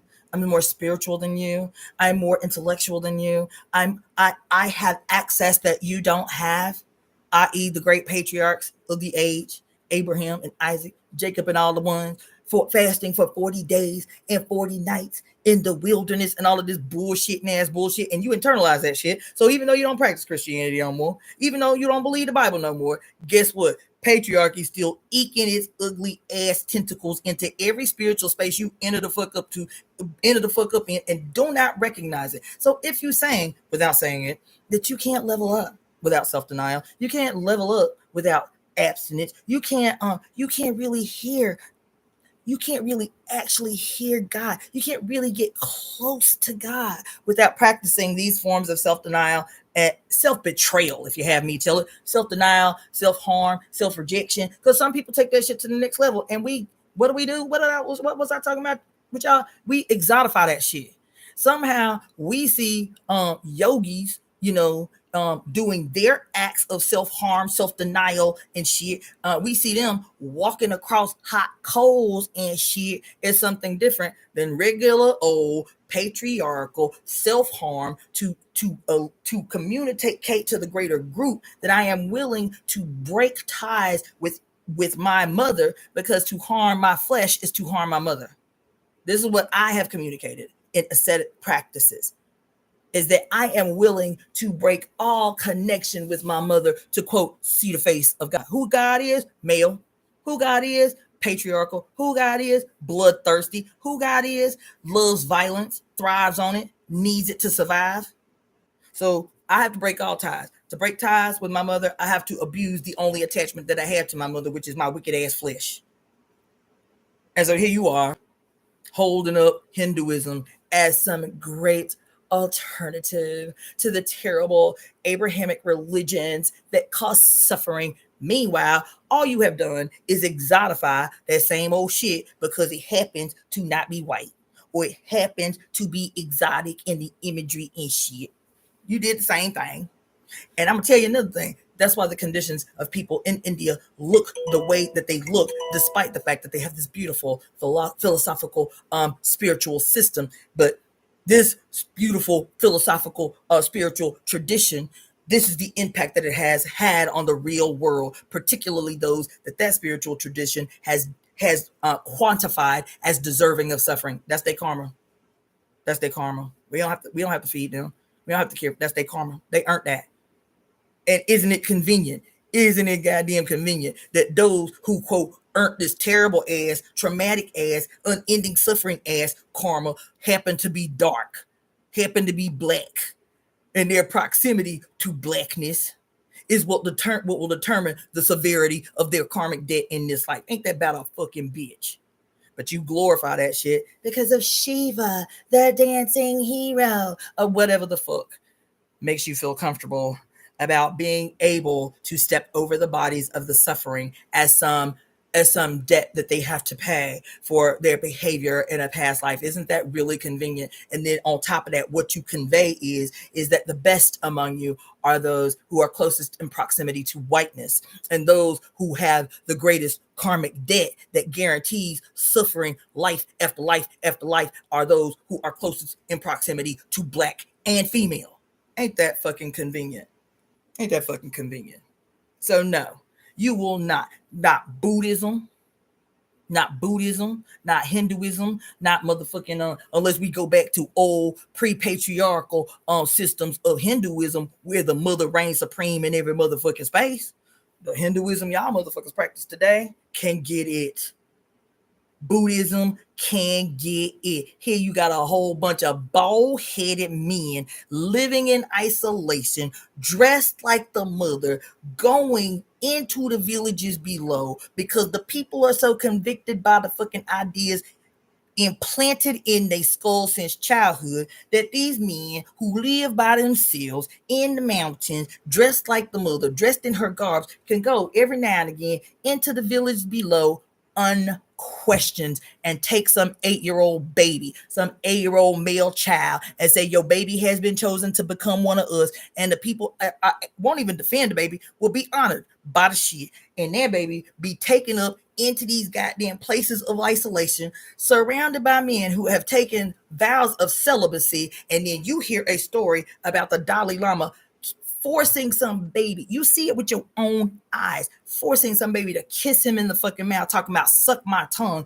and you see something other than what you actually looking at with your real material eyes, acting brand new. And then I read a story about the history of the same type of aggressions against male childs in these goddamn monasteries, the same kind of sexual aggression that has occurred historically, yes, in your goddamn Buddhism, among these men that you unquestioningly call solemn and sacred representations of chastity and all of this bullshit. Meanwhile, they going into the goddamn villages every year, taking motherfuckers 8-year-old babies, and the motherfuckers don't even know enough to stage a contest to defend their children.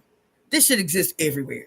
There ain't no religion on earth. Catholicism ain't the only one guilty. There ain't no goddamn male-centered religion on earth that does not have as a chief tenet within it, an unspoken tenet within it, that as the representatives of God and their imagination on earth, that children, the innocent in particular, are free for them to do what they will. Because why? Being male and seeing themselves in proximity to the image of God in their head affords them the ability for perpetual, unending absolution for every aggression they commit against other human beings that they deem less or lower than them. If you want to explain why crimes happen against children at the rate that they do, 82 million babies disappeared off the face of the planet last year. Last year, there is a statistic from the World Health Organization that there was what was it? Am I misquoting? 8.2 million. 8.2 million or 82 million. Both are believable. We'll just say 8 million.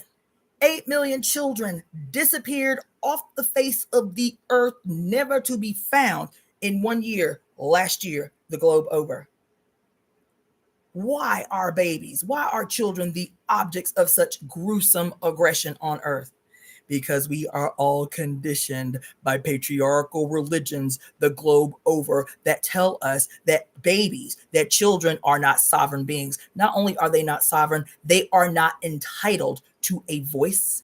They are not entitled to a say. They are actually the least sovereign people on the planet Earth, and whatever happens to them is actually absolvable, because the world over in these patriarchal traditions, God teaches them what? There has to be a sacrificial lamb. There has to be a sacrificial lamb. There has to be a sacrificial lamb. All of them teach it. Has to be a sacrificial lamb for the remission of our sins. If we sin, some innocent's blood has to be spilled for us to be absolved of our sins. Am I making this up? We've been talking about this for weeks now. The two goats, the concept of the scapegoat and the pure goat. The scapegoat is the ceremonial thing where the rabbis and all the men pour through a ceremony, metaphorically, pour all of their sins, dump all of their sins, cast all of their sins into the bad goat, into the goat becomes bad. Why? Because the goat is the repository of their sins. The goat becomes bad because these men ceremonially place their sins, their harmful acts, into the scapegoat, send the goat away from the community out into the wilderness or whatever. You feel me? Because he's dirty. So we want him to carry our sins away from us, But that's only half the ritual, because even though our sins are away from us now in the scapegoat, that's why your Baphomet is always seen as evil or the devil, because it is full of sins imposed on it through ceremony. The other aspect of it is that, okay, that's one part of it, is to cast our sins away from us. But because we committed the sin in the first place, their Bible, the Torah, the Talmud, the Christian Bible, and the and the Quran all say two things have to happen. We have to find somewhere to place our crimes, to place our sins, just the scapegoat. Somebody has to be responsible for our sins. Somebody else has to be responsible for our sins. You feel me? The other aspect of that is every last one of their Bibles, because they all came from the same malignant ass daddy Abraham. These three religions, they malignant ass daddy Abraham. And what was the other thing that was required? Not just the scapegoat, but the innocent goat, the blemishless goat, the white goat. Because why? The God of their daddy tells them that casting the sins away on somebody else, blaming somebody else, that's not the only thing that has to happen. That what? There can be no remission of sin without the spilling of innocent blood. Because they can't kill the scapegoat and get the cleansing that they need, because they done made the goat dirty by their sins. They didn't put all their sins in the scapegoat. They have to have the cute little blemishless, blameless, innocent goat. You feel me? Mm-hmm. That's what I was telling y'all a few weeks ago. That's why they call our children kids. And that's why in E5, I'm assuming, that's why in E5 practitioners will get angry. Do not call our children kids. There is a relationship. There's a memory there. So they take the little baby goat, the innocent baby goat, the kid in ancient tradition. And because there can be no remission of sin, it's not enough to cast your sins on somebody else. Now somebody innocent has to bleed. It's they innocent blood that has the ability to wash you clean of the sinful act that you committed. Isn't that about a motherfucking bitch? That your ass the bad guy, that your ass the sinner, that your ass done did the dirt, and that your absolution isn't guaranteed, quote, because you were chosen one, like you say. That's not the guarantee of absolution for the crimes that you commit. No, your father, being a goddamn bloodthirsty, vampiric, cannibal ass motherfucker, requires what? The spilling of the blood of the most innocent. Who that is? Who that is? That's not my opinion. That is what it is. And so, is it far-fetched to conceive of the fact that they ain't sacrificing goats no more as the innocents whose blood they need to bathe in order to give them absolution and remission of sins? But now they have chosen something else, especially in the third world, to take the goat's place. Anyway. So all these patriarchal religions can get it. They can get it. Because we see the evidence of their impact globally, everywhere, no matter what the face of the deity they talking about is, we see the impact of their worship of male father God and their complete removal and murder of goddesses from human consciousness and the impact it has in the material, political, economic world. God damn it. So your ass so caught up in this bullshit, the father this, the father that, the father. You so caught up in that bullshit that you can't even see with your actual material eyes what you actually seeing. Some old ass pervert. It's the Dalai Lama though. We just don't understand culturally. That is that the dangers of the exotification of other oppressed people. That it betrays our own actual eyes.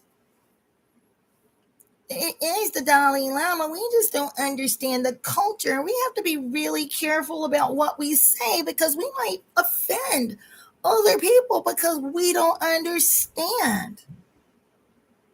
That what your real eye saw when the Dalai Lama did that shit to a 7-year-old child, and even the people in the room are clapping. The adults in the room are clapping as this child is aggressively trying to get his head out of this old ass man's hands who keeps trying to force the child's face into his, talking about suck my tongue. And so what you seeing, because your ass so brainwashed, you will actually reason yourself out of what you're seeing with your own eyes.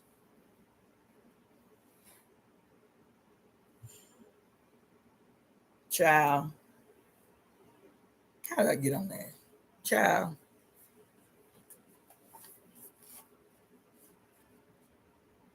He did it like 3 times, like aggressively, pulling his baby's face. And everybody's like, we just don't understand. Why are y'all going hard on the Dalai Lama? It's the Dalai Lama. He's like the face. No, his old ass ain't died yet. That ain't and the problem is the other thing the state relies on is we got short ass term memory. Because that ain't the only time that the Dalai Lama done fucked up so grievously that the whole world was like, what the fuck? And then we conveniently easily forget. Somebody offers some bullshit ass explanation against what we see with our own eyes or hear with our own ears, or chalk it up to, we just don't understand the culture. And everybody's like, oh, that makes sense. I don't want to seem like an asshole because I don't want to make people feel bad about their culture. But you forget that even what you call culture is directly tied to the influence of patriarchy on the goddamn modern world for the last 6,000 years. So even what you accept culturally is embedded with mores of hostility and violence that emanate from your make-believe fictitious father God. Stop doing that. Stop under the guise of you don't understand the culture and your default need to quote exotify people who you can't relate to. You can't relate to them, and so you say, well, that's really interesting. It's really you will even convince yourself that what you are seeing is beautiful, child. You will even convince yourself that what you are seeing is beautiful because it's so exotic. That's so exotic. Meanwhile, you don't know the cultural context between the women they call the giraffe women and these motherfucking heavy ass steel things that they put on the women and girls' necks as soon as they babies, as soon as they little, they start putting these goddamn iron collars on these babies to stretch their neck out. And little do you know that this is based in a punitive patriarchal tradition. What I mean by punitive is that, and then they build culture around it. They build culture around it. So even they will say, you know how it is. We say simple shit. You know what I'm saying? Damn, she look good. Her long legs and them high heels. We don't have to know the patriarchal origin of high heels. We don't have to know that. We like high heels now. We ain't really concerned with the patriarchal origin of high heels. We say, damn, that girl legs, her legs look good in them high heels. Them long ass legs. You feel me? Right? We don't have to know the patriarchal, even though the founder, the creator of the first bra she wasn't. The patriarchal origin of the bra and how constrictive and harmful and damaging it was. We don't have to know today the patriarchal cultural origins of the bra. We don't have to know that. We like, now it's just accepted. We got to walk out of half time. We got to walk out of the house. You hear whole cute little videos, women saying, I don't know about y'all, but I know it's a culture among black women. As soon as you walk in the house, the first thing that's coming off is your bra. You might even hang that motherfucker right up on your key ring. As soon as you walk in the door, baby, you sliding out that bra without even taking your shirt off. I don't wear no bra no more. I haven't worn a bra and I can't even remember how many years. But it's such a cultural norm that it becomes irrelevant to us, the cultural patriarchal origin of the thing. But where, quote, exotic people are, quote, what exotic equates to is poor people around the world. Because we don't call modern nations exotic. We don't do that. We don't call, quote, first world countries exotic. Even if their customs are different than ours, we don't say of the, quote, first world, that's exotic. We don't do that. Because exotic in a patriarchal society is synonymous with powerlessness. Exotic is synonymous with lowliness. Exotic is equated to backwardness. So even if it's a cultural tradition happening in somewhere in Eastern Europe, you'll never hear a white country or a white culture address that peculiar cultural expression in Eastern Europe as exotic. I ain't never heard another white person call another white person exotic. I can't say I ever heard that. And because we are so accustomed, even those of us of color in these First Nation worlds, even those of us acculturated in first world countries, will default to the exotification of people elsewhere, particularly women, not knowing that the origin of the cultures that we, quote, call exotic and look at as some kind of expression of, just what females do in those societies. We don't know why they're called the giraffe women and why they put these heavy ass bars on these babies' necks as young as 2 years old to stretch their necks out. But little do we know, and it wasn't until we saw this goddamn, National Geographic article that talked about the origin of this quote cultural expression, this cultural tradition. All you gotta do is put tradition on it, and somehow it's absolved from any harm, any patriarchal origin, all you gotta do is throw tradition on it, And it's like, ooh, that's their tradition though. You feel me? And there was this dude wrote the article about the draft women and said that when he went to go interview the people and ask them about the origin of the tradition, that even though the cultural norm that sprung up around it, this becomes a symbol of attractiveness. Just like we say, damn, that girl, her legs is long. That girl legs and them goddamn high heels is smoking. That shit fine. You feel me? Even though, and that's the cultural norm that centers around something that was created for patriarchal interest and function that has now become a widely accepted cultural norm and symbol of attractiveness, high heels. We don't even think about that shit, right? And same thing with them. They say, damn, that girl, her neck sure is long. Shit, she fine. Look at all them goddamn rings around her motherfucking neck. That bitch fine. She fine. Look how beautiful she is with that long ass neck. It becomes this wicked, punitive, patriarchal practice becomes accepted by both men and women as a symbol of beauty that will guarantee that the victim of this tradition will get married. Why is she so desperate to get married? Because without marriage, she will die in poverty. That marriage guarantees her protection, guarantees her economic safety. And so she longs for marriage. But the punitive part of the whole of her lifetime since 2 years old, getting these goddamn rings around her neck and her motherfucking neck stretched out as so, is that once she gets married, if she does not comply to the every given whim of her partner, of her husband, of her owner, of whom has been paid a dowry to take her off her father's hands, that he can remove the rings. What does that mean? That he literally has power over life and death. That the removal of those rings that have now been seen as a symbol of beauty in this fucked up patriarchal culture that we cannot even relate to because we have descended into the exotification of those that we cannot relate to, that this punitive process started as a way to guarantee unquestioned control over a man's wife. And the threat is if you don't do what I say, I will remove your rings and you will die of suffocation. That the damage done to the woman's neck over time has completely obliterated the musculature in her neck. And so when the fucking rings are removed without any kind of musculature to hold her head erect, she literally suffocates to death. So we can't even recognize it when we see the long-standing, unchallenged goddamn evidence of patriarchal impact on women's bodies, on female bodies, and the unquestioned. We don't even question it because it's tradition. We don't question it because it's their culture. We don't question it because it's exotic. It's their cultural expression.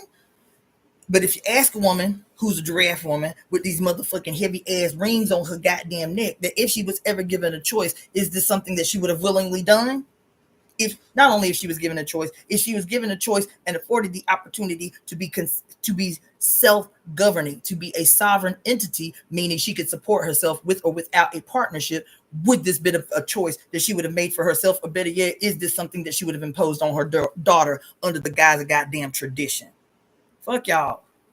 And that bullshit ass shit you use all the time to shut women up and to shut women down. Culture is a weapon. Tradition is a weapon. As long as patriarchy remains, tradition and culture, all of it.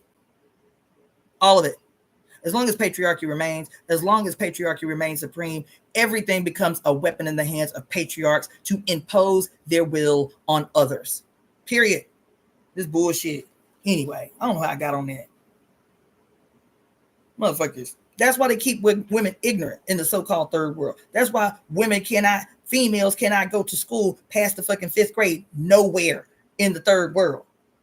Because ignorance is synonymous. It's a weapon in the hands of patriarch. It is synonymous with powerlessness. It is synonymous with a denial of fucking choice. It is synonymous with females recognizing that the only choice that they have, having a 5th grade education and being denied access to education past that, is to rely on their aggressor, rely on their oppressor, is to make themselves desirable enough in their compliance to patriarchal culture and tradition.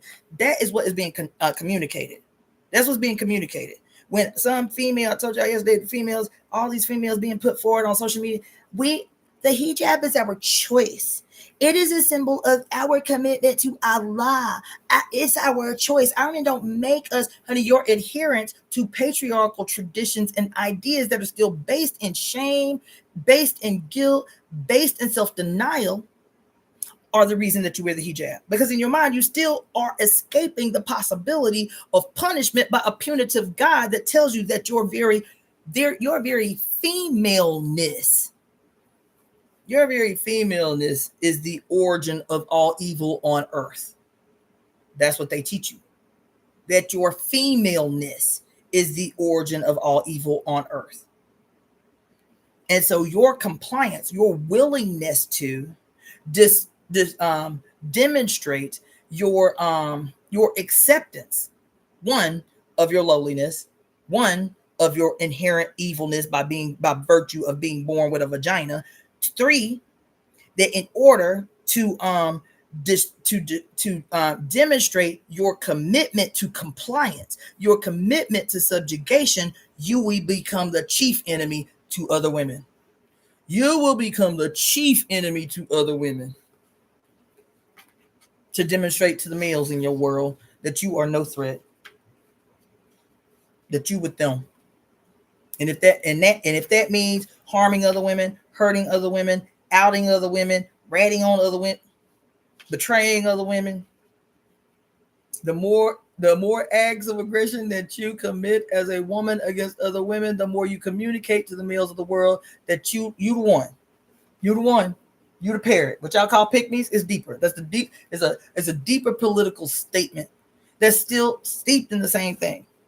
Your willingness to portray women, your willingness to out women, your willingness to do harm to women is a personification of the depth with which you have internalized that the only safety that you can eke out for yourself is in proximity to males. That the only way I'm even going to minimally be safe, I'm going to minimally be able to secure food, clothes, and shelter for me and mine is to prove my allegiance in every possible way to the great patriarch in the sky.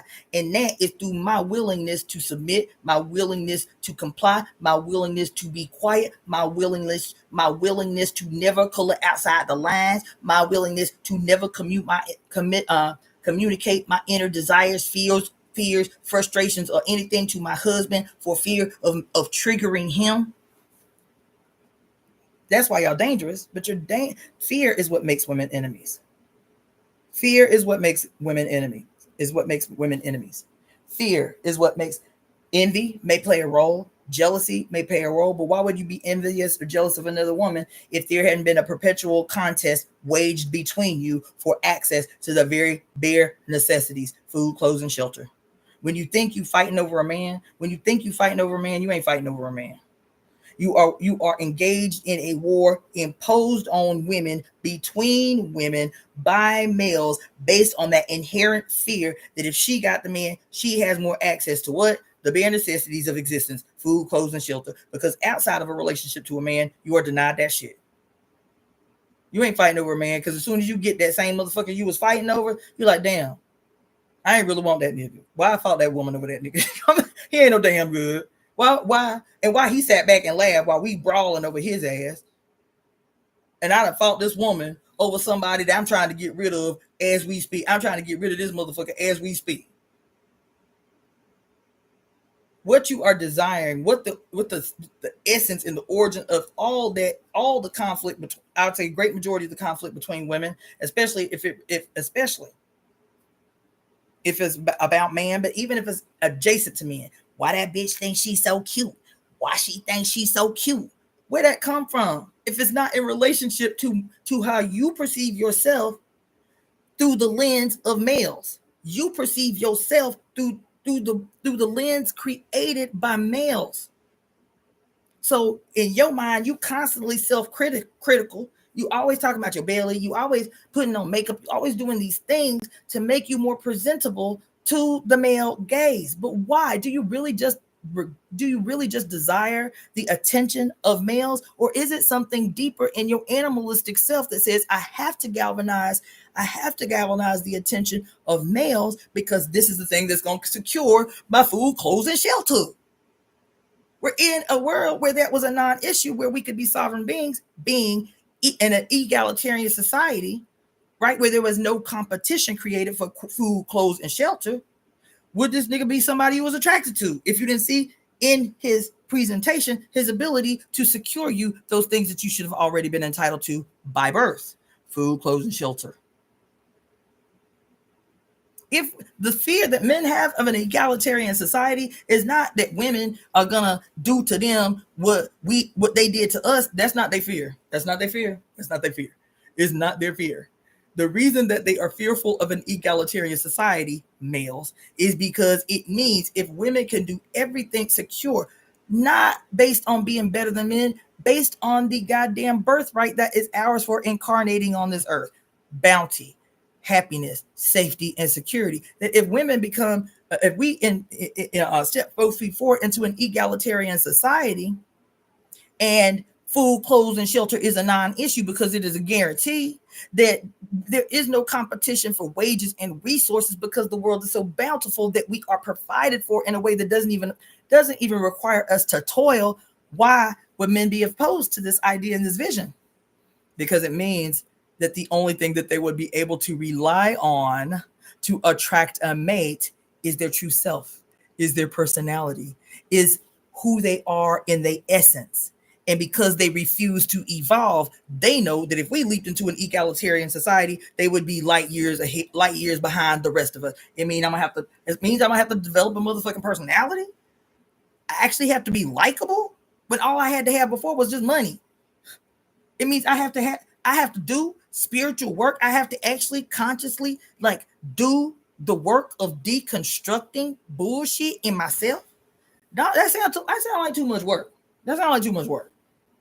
That's why they are fearful of an egalitarian society. Feminists making something else. That bullshit coming out in the 70s, anything you can do, I can do better, and all that bullshit. I'm convinced that shit was the state.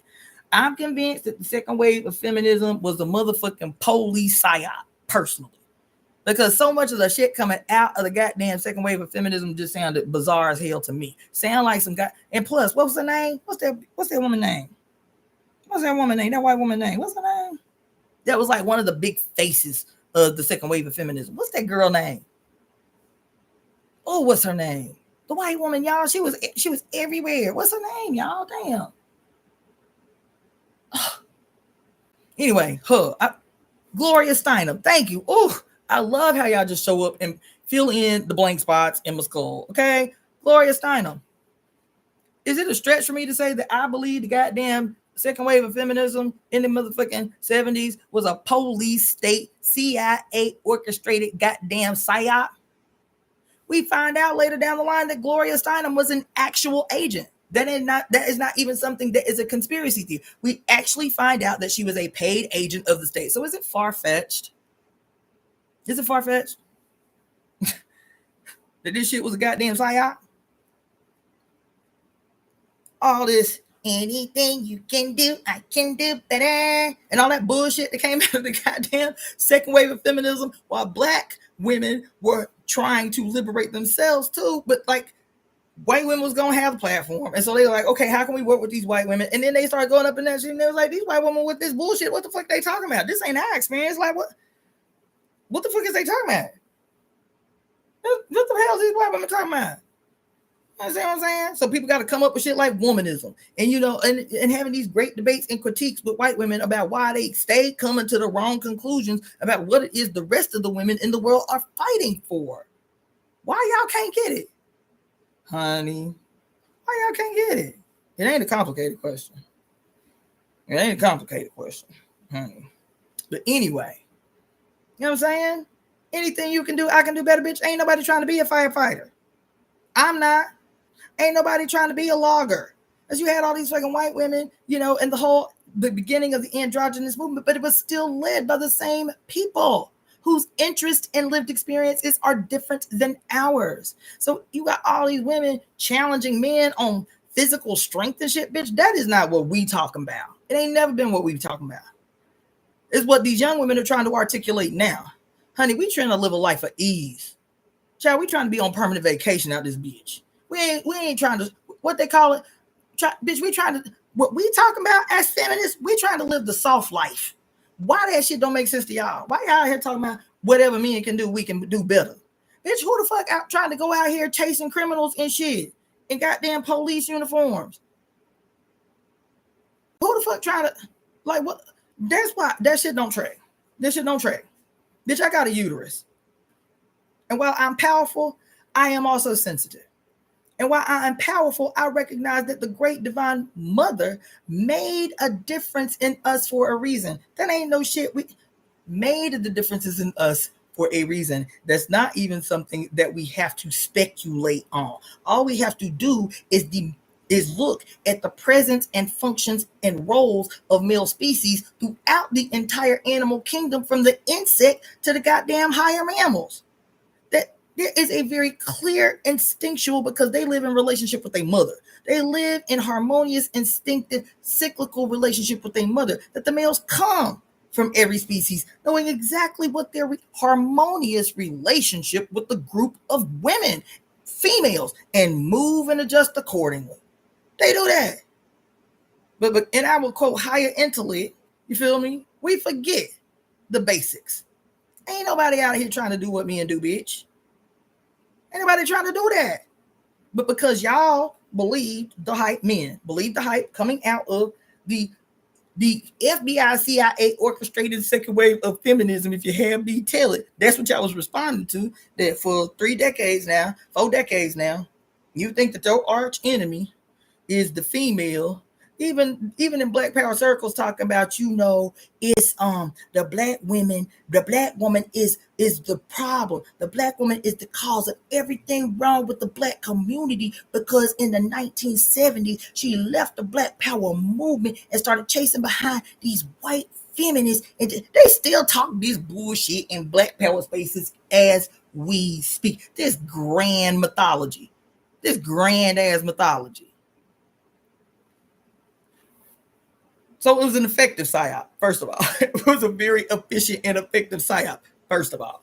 But second of all, in your relationship with your actual black ass mama, nigga, this, what you saying out your mouth don't match your childhood, don't match your goddamn childhood experiences. Even if your ass grew up in the motherfucking projects, struggling with your mama, what you say out your mouth about the black woman being the cause of everything wrong in the black community do not match your childhood, do not match your lived experience.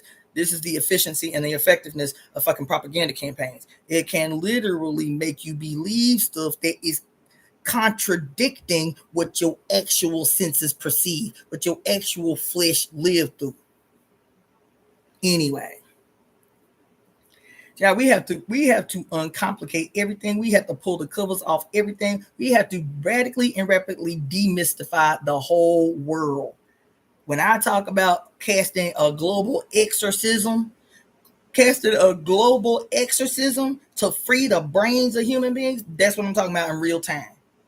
Is telling you these stories that are real stories, not make-believe, not metaphysical, not fables, real stories about what has been done to your goddamn skull, where you can see some shit with your own eyes and then really internalize that what you seeing ain't what you seeing. That shit is magic. That shit is magic. To see something with your own, this is what I mean when I talk about how we have been taught collectively to not trust our flesh. That's an example. Is to see with your own eyes, which are a part of your very necessary senses. To see something with your own eyes and your brain be so proliferated with junk that you will believe against your eyes, because you have been taught by your religions to not trust and not listen to your flesh.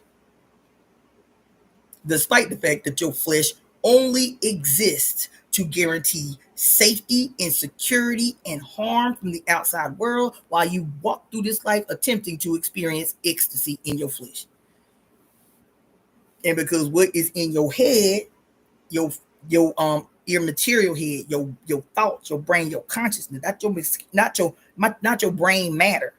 What's in your head has perpetually been taught as an antagonistic response to what you're actually here for, what you're actually supposed to be experiencing, what your actual flesh is attempting to do for you beyond your conditioning through the bullshit imposed on your skull.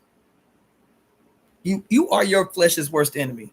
Your conditioning, your ideas, your thoughts, your hypnotism, you are your flesh's worst enemy. What you hold dear in your skull is what's killing you. What you hold, and this applies to everyone, male, female, all the genders in between, white, black, and all the colors in between. What you hold in your skull as holy writ, imposed on you by the sun gone rogue, is what's killing you. It's what's killing you. It's the origin of your sadness. It's the origin of your despair. It's the origin of your uncertainty. It is what has you walking around in perpetual state of uncertainty and fear about the world. It is what as a teenager, as a rebellious teenager, you say to yourself, or you say, why did you even have me? Why am I even here? And shit. It is the origin of every sickness, every sigh of despair, every expression of rage. What you hold in your skull is what is at war with your flesh. What you hold in your skull is what has you at war with your actual flesh. You want to understand the nature and the origin of all disease? Monitor what you holding dear in your skull.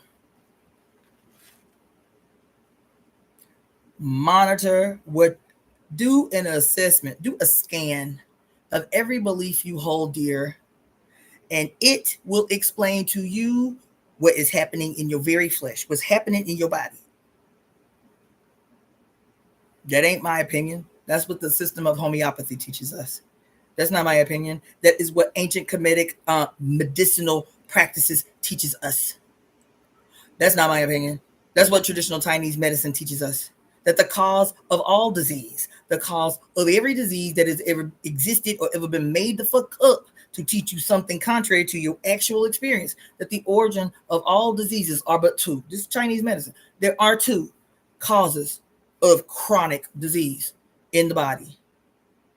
The first and least addressed is what? Unexpressed and unresolved emotional trauma. What you hold in your head having an impact on your flesh. Unresolved and unexpressed emotional trauma and strain. That is the primary cause of all disease, no matter what they tell you on earth, no matter what they say is the cause of your disease. That is the primary cause because it is the least addressed. And second to that is long-term improper food and drink. That's it. That's it. That's it. Different languages communicating the same shit. Is that what you holding dear in your head as a fear, as a phobia, as a I hate this person, as I hate that group, as a religious idea, as a spiritual idea? What you hold in your head. Don't you believe what you say? Thoughts become things. So what you hold in your head becomes a thing. What is that thing? A tumor. What is that thing? Your heart, your actual heart matter not being able to function the way that it's supposed to. Why? Because the heart is tied to your head. The heart is tied to your thoughts. The heart is tied to what you hold in your skull as a belief, and it is expressed in your flesh. That's disease. That is the primary cause of disharmony. Do you understand? And so those who have cut themselves off from the source, those who are so far removed in their relationship for the mother, recognizing this because they read the same thing I do. Do you not think that Christianity was not informed by traditional Chinese philosophy? When even the conspiracy theories say the time that Jesus was, quote, missing from the picture from the time he was born to 33, that his ass was studying from some Hindu Buddhists in the Himalayas, them 33 years before he made his way on the scene? Do you not think that Christianity is not informed by other people's philosophical beliefs? How can we do that? How can we say that? Because of the conspiracy that we're doing and the reason that we can do it, that we're doing it. that on May 20th of 325 AD, a whole bunch of men from the entire known Roman Empire, meaning conquered people around the world, from the Asiatic region, from North Africa, Kemet, right, from all over Europe, from what you call the Indo-European junction, and all over China and Asia and South Asia. The Roman Empire had already spread its tentacles everywhere. And so Constantine, the first Constantine, say, look, everybody that is a spiritual person, a philosophical person, a religious person from my entire empire, any place that I own and I govern through conquest, I'm going to need y'all in closed door session for 3 months while we create the new state religion. 318 men from the known reaches of the Roman Empire with a particular, peculiar worldviews, philosophically, spiritually, scientifically, religiously, come to a closed door session in 325 AD at the force of Constantine the Emperor to go behind closed doors and pull from everybody's tradition to say, this is what Christianity is now, as a singular world religion under an empire, to become in history the first state-sanctioned religion. That's what happened. That's what happened. That's why the conspiracy.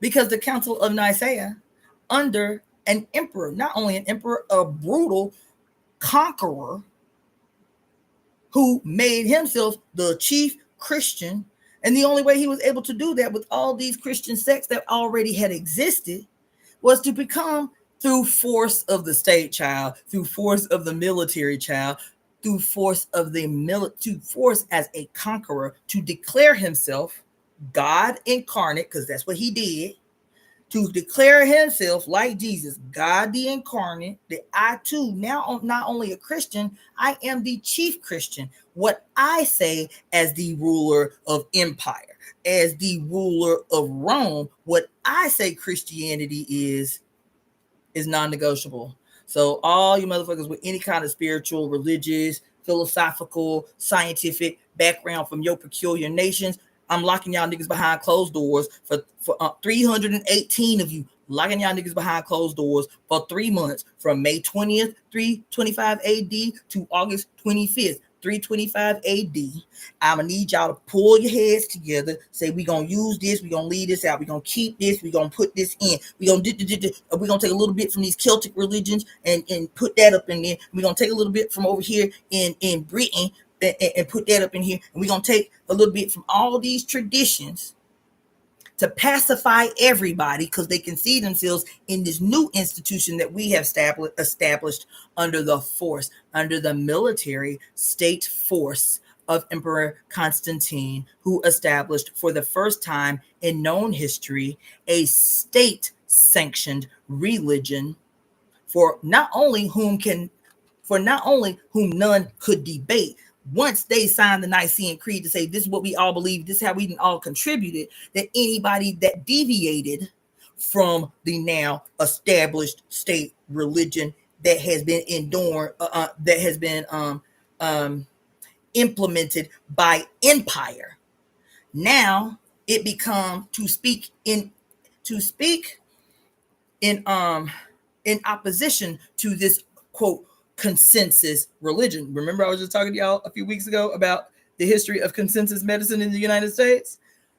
The history of consensus religion, that anybody that speaks outwardly in opposition to anything that we have ordained as the official collective position of we 318 men, that this is what we can all agree on is Christianity, and for anybody to deviate outwardly against that now receives the entire force and brutality of the state, not of God, not of Jesus. Ain't a lightning bolt coming out the sky because you said I don't believe that this is Christian, but no, it was through threat of the state. It was through threat of violence, through accusation of heresy and threat of violence, that this becomes the first official state-sanctioned religion under an emperor, under a notoriously brutal emperor. And he becomes the chief Christian.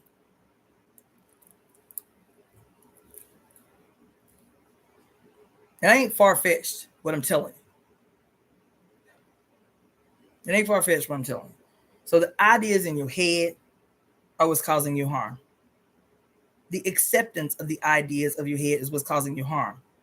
The other ways that presents itself is the ideas that you hold in your head are what prevents you from tearing everything the fuck up.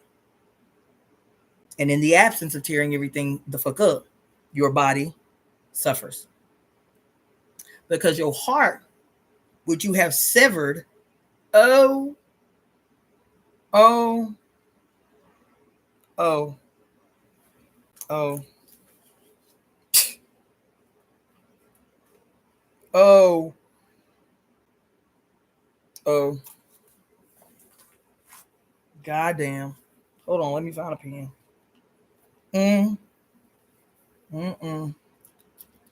Oh my God, hold on.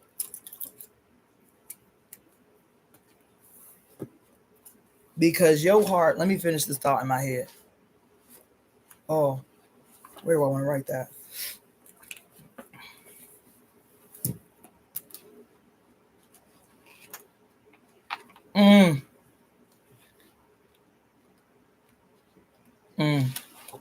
Oh my God.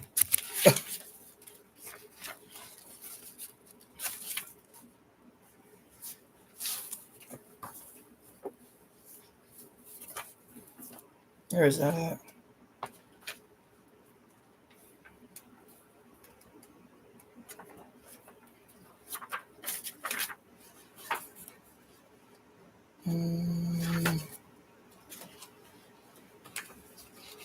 You just read it yesterday. Where's that at? Here it is.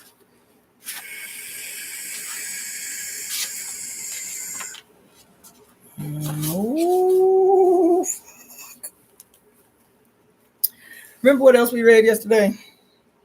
When we read about the head, right? Remember we had read about the head and the stories about headless cults and shit? Listen, hold on, let me write this down.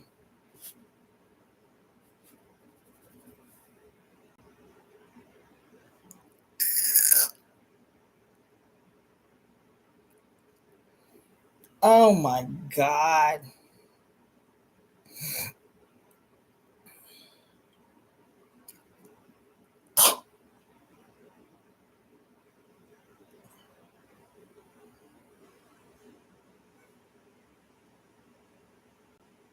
Oh my God.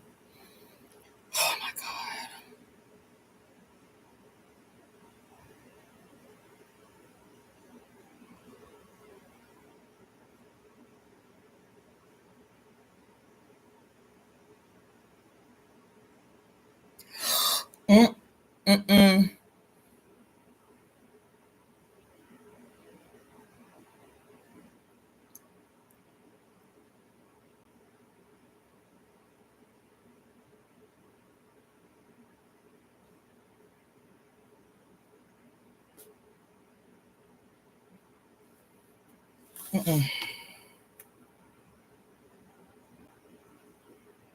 Listen.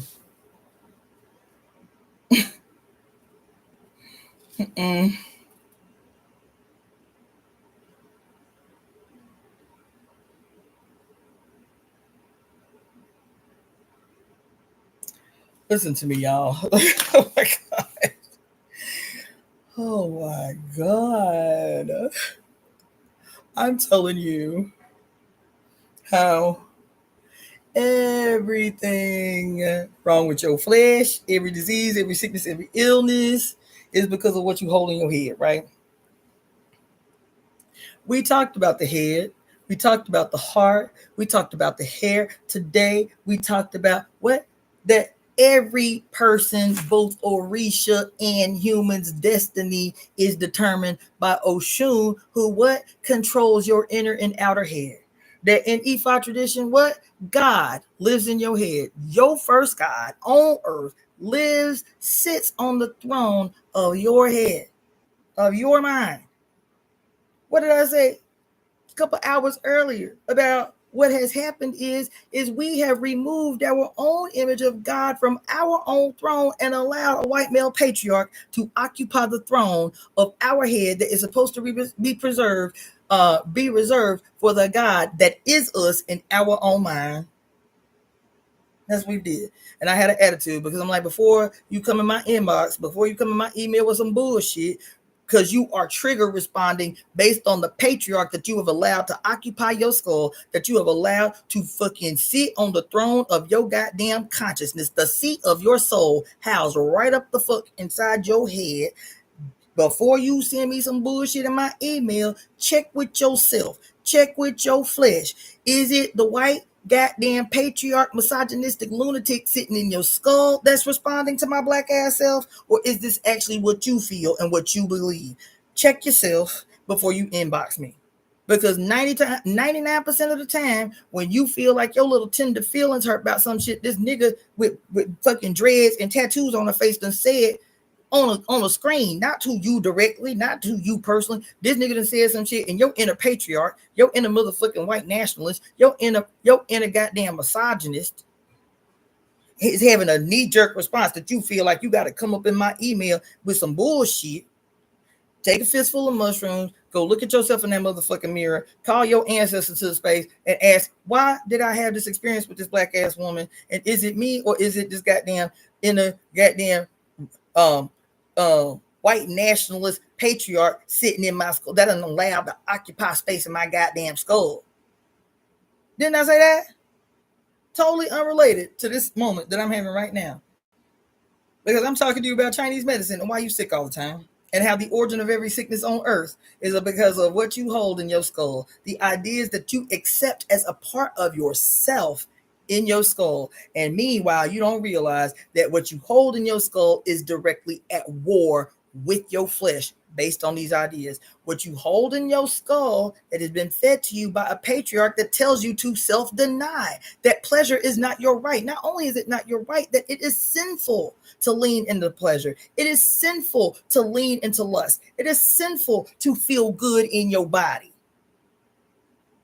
This shit is directly staging a war within you that is making you physically sick. That's based on every so-called ancestral system of medicine you can point to, and I have studied them all. They all have different ways of saying the same thing. What you hold in your mind as a belief, if it is at war with your flesh, that idea that is antagonistic to your flesh will present itself, if unresolved, as a disease, as an illness, as a manifest disharmony, as an expressed disharmony. Homeopathy teaches us that the reason it is so effective at resolving conditions that are very deadly is because it doesn't start with the presentation. They recognize that the physical presentation that you call an illness, that you call a gastrointestinal disease, or chronic headaches you can't complain, or boils, or cancers, this is a physical expression. Not only is it a physical expression, that based on homeopathy, it is the last stage of a very long contest that your mind has been waging with your flesh. That's homeopathy. That's not my opinion. That's homeopathy. That at the moment that this thing that has been unresolved makes a physical presentation that you call a symptom, it is a physical expression of your flesh that is incessantly trying to defend your life. It's constantly giving you symptoms. Yo, can you resolve this shit already? Yo, can I runny nose? Yo, can you resolve this shit already? Shortness of breath.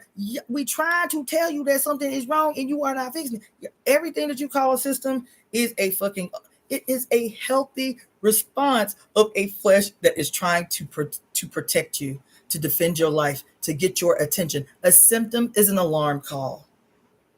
A symptom is an alarm call.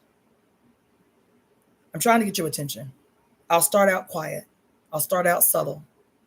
But once you let this shit go long enough unresolved, now this physical manifestation of this disharmony that you perpetually through ignorance, through separation from your inherent information, now we got to scream, bitch. Now we got to scream. Now you got to be in pain. It's still an alarm call. And so homeopathy teaches at the moment that it's something dire, at the moment that it's something deep, at the moment that you are daily made uncomfortable by this expression, this is not the disease, baby. That every disease where homeopathy is concerned, because Chinese medicine says something slightly different, but where homeopathy is concerned, Honey, the origin of every disease, the origin of every physical presentation of disharmony is a spiritual disharmony. Before it even shows up in your emotions, before it even shows up in that one malignant mutant cell gone awry, the origin of every disease is a spiritual disharmony that must be simultaneously dealt with in the present as physical symptoms, and at the same time getting to the origin and the root of the spiritual disharmony that set you on this course in the first place. So what you hold in your head is responsible for every disharmonious experience that you are having. The moment that I just had in talking to you about the science and the philosophy of the medical systems that I'm talking about, is I am remembering when we were talking about the head yesterday, and we're reminded about the history of the quote head, the Celtic headless cults, the cults, the cults, the Celtic headless cults, and how when these people went into battle with one another, the most sought after trophy of people at war with each other is to seek to remove the head of the leader of the group, and to own one's head is another way of saying exactly what Oshun said. To own one's head is to own their power, aka what it say here is that to own the inside and the outside of the head, according to Oshun, is to determine one's destiny, is to influence their destiny. It is to what, where the cults were concerned, that even if the person was dead, if you can gain control of their head, the power that they possessed in life is yours to control forever. Here it says in Oshun across the waters that as God, Oshun rules the head of everyone. She owns the head. And it's okay for her to own the head, because why? She is the law of attraction. She wants your life to be healthy and bountiful and led with pleasure and magic and mystery, and the secrets of the divine, and being able to communicate with God. So it's okay for her to own your head and determine your destiny and assist you throughout it, because she has no malevolent intent as the owner of your head. She wants the exterior of your head to be a representation of your divinity, of the justness of your destiny, and the depth of your character to others. She wants to be able to display that through your head. Why? As the master hair braider. Child. And so what I was gonna say before I had this whole motherfucking moment, y'all, is what is the connection between the owning of the head and quote reading about the head and the history in Kemet and in other communities, according to what we read yesterday about the head? What was the head? Even in Kemet, in the Celtic regions, in fucking Irish tradition. What else? Where else? In early Britain. Where else? In the the story of Osiris, in Dionysus. Was it Dionysus? No, it wasn't Dionysus. It was Orpheus. Nope, Dionysus too. Dionysus, Where else? Odin. Who else? Hinduism with what's his name? Uh Dunda. Dunda. We mentioned too Kali. Why she got all these niggas' heads on her skull and on her necklace? This headlessness theme everywhere, right? And in these cultures, it was about what? All of them said the same thing, by the way. That to own one's head was to own their magical powers. That they would keep the heads because the heads had auricular power. The heads had auricular power. It said it in Greece. It said it in Egypt. It said it in the Celtic regions, that they would keep the head of the person that they killed, who was the leader, and that after death, the head could assist them in divination, y'all. Could assist them in divination. What did it say? That after Orpheus's head was removed, the person who killed him and took his head dictated from the head of Orpheus some of his best sonnets, some of his best poems. He delivered when he was detached from his body, dictated by the one who took his head. And so remembering this in real time, and I'm talking about the Chinese philosophy of the head and how the emperor, the heart, governs the head. The heart governs the head, not the other way around. That your ideas, your consciousness and subconsciousness is called your shin. Your shin is the possession of the heart. The emperor controls the shin, governs the shin, comforts the shin. Do you understand? And so, what do these goddamn philosophies coming from all these different cultures that seem to be unrelated? How do they apply? As I'm telling you that every thought you hold in your head is responsible for why your physical flesh remains ill, why you sad, why you despairing, why you depressed, why you can't have a breakthrough. Why these motherfuckers went around cleaving motherfuckers' heads off left and right to own the head. You understand what I'm saying? Not only that, what did I say? They said that even the tradition that we see everywhere, every time you turn around, of knighting someone, that I, thee, so-and-so, and this, crown you, so bless you, so-and-so, knight, and they say that the damn ceremony that we've seen since we were a child, knights, Arthur and the king, Arthur and the knights of the round table. And in order to, quote, become knighted, you have to be blessed with the sword on each shoulder. How this tradition was a direct metaphor for removing one's head to become something else. To remove your own personal destiny to submit to another's. That you are no longer, I now knight thee. You are no longer your past self. But in order to do that, I have to remove your personal destiny to impart my own. That you become new in me. You become submissive in this ritual to me. But first, I have to cleave off your own personal destiny. Oh my God. Oh my God. And so when I'm telling you that everything you hold in your skull because of ideas imposed on you through violence and harm and fear and terror campaigns, and that every last one of us, unless we go to battle with that motherfucker every day, has a white male patriarch posted up on the throne of our skull that is reserved only for our God on earth. And then the moment that I have was like, your head has been metaphorically severed from its owner, from its ruler, from its governor. That means for you to have the best life, the best experience, the best of everything, which is your heart. That we all have been metaphorically decapitated. That our personal destiny that we were born with, that not only we were born with, but that was consecrated in a sacred ritual of blood and holy water by virtue of our mother. That we are born divine, born sacred, born sanctified in baptism, in the baptismal process of ancient water, of primordial water, of water that has existed since the beginning of time. Before any organism existed, her holy water existed.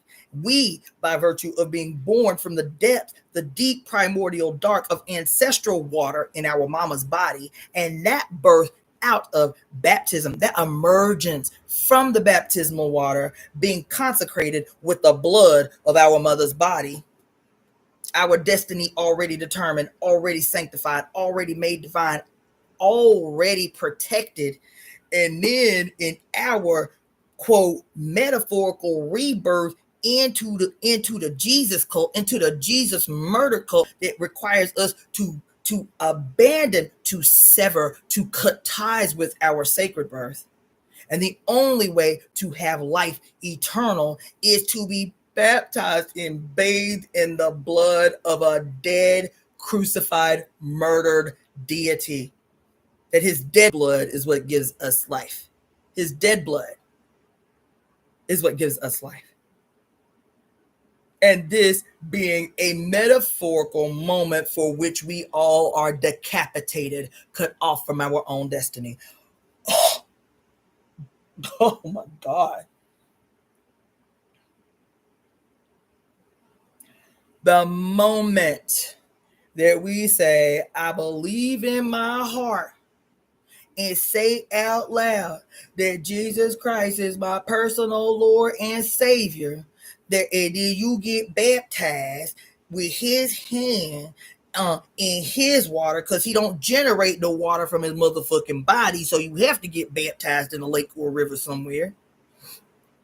That at that moment that you say those words and then concede to the mandatory ritual of these words that you have spoken from quote deep in your heart, and believe in your flesh and spirit, that you have been decapitated. That this is the reason that you don't trust what your heart says, because your heart has been severed from the seat of your soul. Your heart and its ability to guide you, how it guides you from the flesh, it guides you from its actual living experience, it guides you from the biochemical electrical activity that conducts all the time, even before you are born, to secure your surroundings, to survey everything, to make sure it is your heart as the lion, it is your heart as the emperor that secures yourself in time, that secures your sovereignty, that secures your safety, that sends out his generals to make sure everything okay over here, that sends out all the things functioning for the sole purpose of securing your life, securing your sovereignty, while at the same time making sure that that security affords you the ability to live an ecstatic, pleasurable, joyful, happy life. That was the reason that you had to be metaphorically, symbolically decapitated through seeking salvation from a dead deity. Not only a dead deity, from a murdered deity. Not only from a murdered deity, from a murdered deity who requires the same gravity of suffering he experienced for your soul to be saved. And all the while, you didn't even realize that what his ass was doing was some sleight of hand shit that was the equivalent of ceremonial decapitation. Oh my God.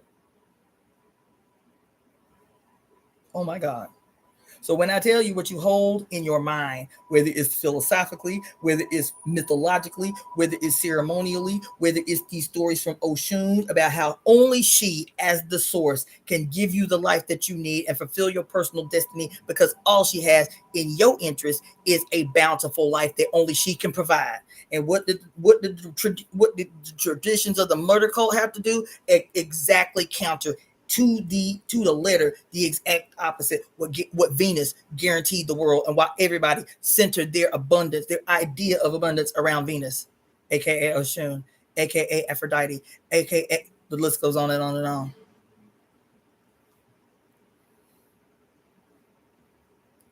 Whether it is the actual identifiable, measured, peer-reviewed, studied efficacy of the philosophy of Chinese medicine, and how it is what you hold in your mind that causes every disease in your flesh, or what the scientific studies of the Western world finally came to concede is that what happens in your mind, what you experience, it may not even be your physical body, what you see with your eyes, that informs your mind of something extremely traumatic. It ain't even physical trauma.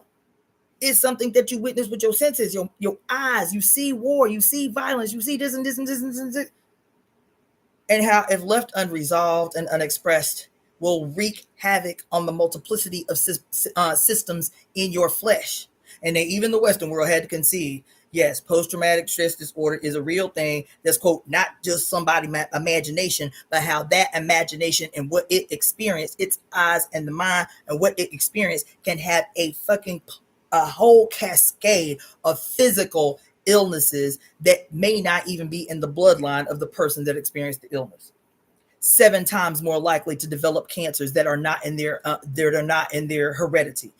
10 times more likely to develop cardiovascular diseases and heart diseases with no familial history of heart disease or cardiovascular disease. The impact of what you see with your eyes and the impact that it has on your emotions, on your mind, on your consciousness, and the place that it expresses itself in the last stages is in your actual flesh as these diseases as symptoms of outcry from your flesh, still attempting to protect your body, still attempting to defend you, and you ignore the symptoms. It's all the same concept spoken in different languages and worldviews and philosophies. It's the same thing. The relationship between the heart and the head should not be separable. And so, what did these freaking patriarchal religions do around the world? Attempted to decapitate the fucking world. Oh.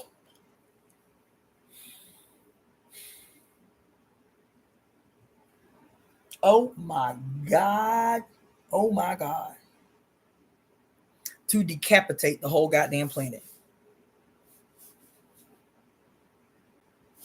I just had a whole ass motherfucking moment up in here. Even when we were talking about the quickening, that the whole 3 episodes that we spent talking about the quickening and how everything that we equate to the Father God was stolen outright from the mother. So now the quickening in the mother is just not even a phenomenon, but it had dictated belief systems, even the impact of those belief systems having an impact on actual law in the ancient world, that the quickening was a determining factor for so much that was happening in the life even of Rome, that was determined by the first moment when women could feel the evidence of a pregnancy. Even though they knew they was pregnant, the quickening became the thing that made the pregnancy real, and how even law was, even in the United States of America, law was fashioned by this thing that historically and culturally was so extraordinarily significant and important. And then fast forward a few decades, and we are bombarded with a movie that my mama still proclaims to this day is her favorite movie ever, The Quickening, where these, quote, ancient Scottish clans of immortals, they already immortal. They born immortal. These chosen ones, these special few. But because of, quote, the call of the gathering, y'all. Oh my God. Because of the call of the gathering, they had no choice. That when they felt the call of the gathering, it meant that another immortal was going to enter into their cipher. They could feel it. And they had no choice but to fight them. They had, because why? In the end, there can be only one. That was the line. That we all born immortal. We don't know why the determination was made that we can't just all live as the few immortals that exist on Earth. Nope. That every time we feel another immortal, we got to fight that motherfucker to the death. Even though we immortal, we got to fight him to the death because the call of the gathering demands it. Why? There can be only one. And then what happens?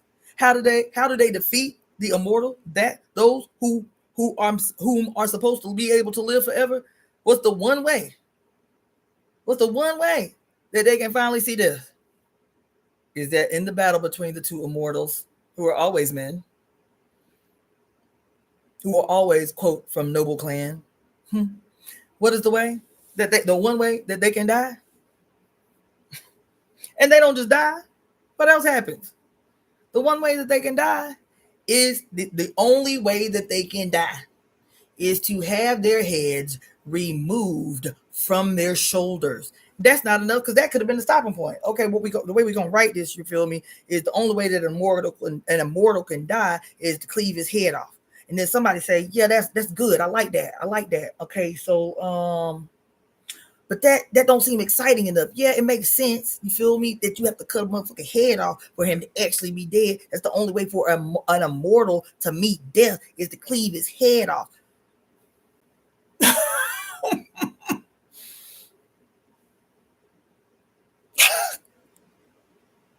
Oh my God.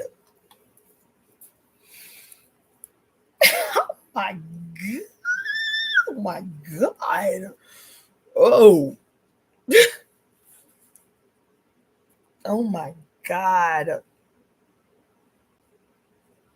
Ugh.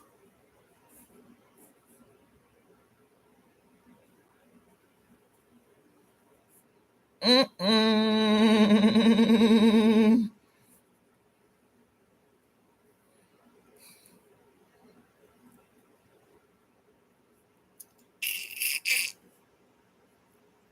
Oh my.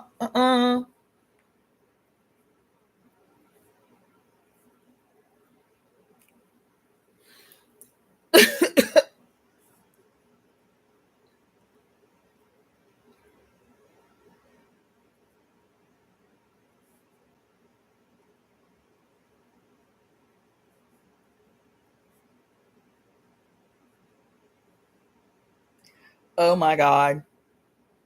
Listen, in this contest, in this show between the immortals, the only way that you can kill an immortal is to remove his head. Okay? That's it. But in the fantastics of it, the head removing wasn't enough. It's like we need to give this shit some flair. I'm gonna tell you, as this walk we've been doing, because that thing on the quickening I did months ago, but there's a reason now that we know, based on Barbara G. Walker's writing and the other research that we have done, um, we know now that the reason that the movie The Highlander, right, that I'm talking about, that the reason The Highlander had to start in Scotland.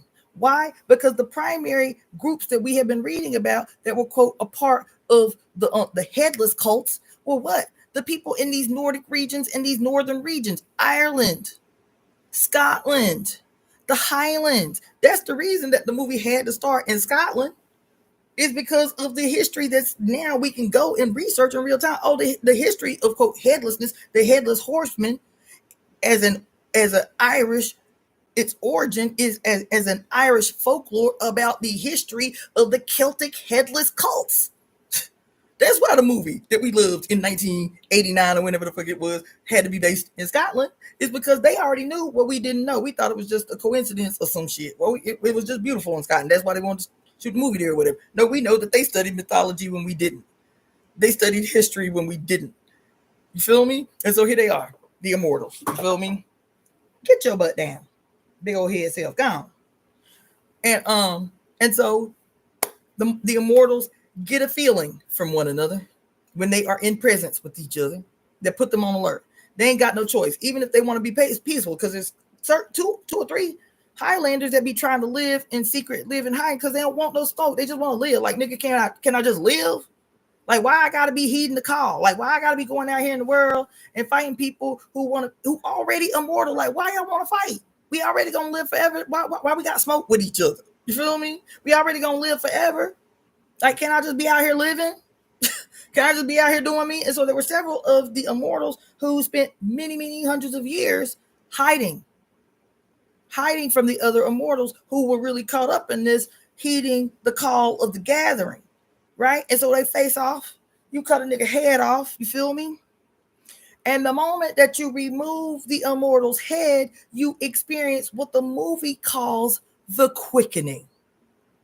But unlike females who experience the quickening, which is an indication of life, that's what the definition of quickening is. The indication of life in relationship with the mother.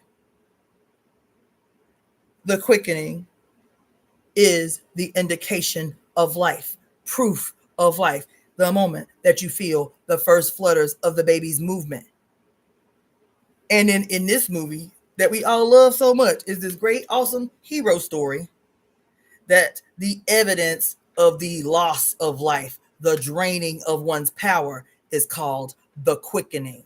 That can only happen at the moment that someone identified as immortal has been made to die.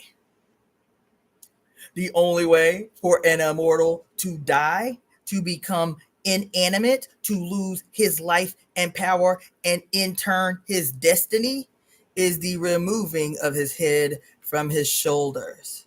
And at the moment that his head is removed, the evidence of the loss of life, aka the evidence of the transfer of one's power, is when his head is removed. This wild, radical act of lightning comes from out the guy's body and out the sky at the same time, and both of them are lifted up in the air. in the air. The headless motherfucker lifted up in the air, and the motherfucker who's stealing the source of his life is lifted into the air in this transfer of power, in this act of murder to lay claim to someone else's destiny, is called the quickening. It's called the quickening. That since the beginning of time, this magical, mystical moment that is that has been known the globe over as the evidence of life, as the signs of life, as the indication of life, transformed through a patriarchal lens that we cheered for. Mama, it's still my Christian mama favorite movie, y'all. That we cheered for, that they made 4 parts to, and then a whole goddamn series. Cheering for these people who otherwise were immortal to destroy other immortals, to vampirically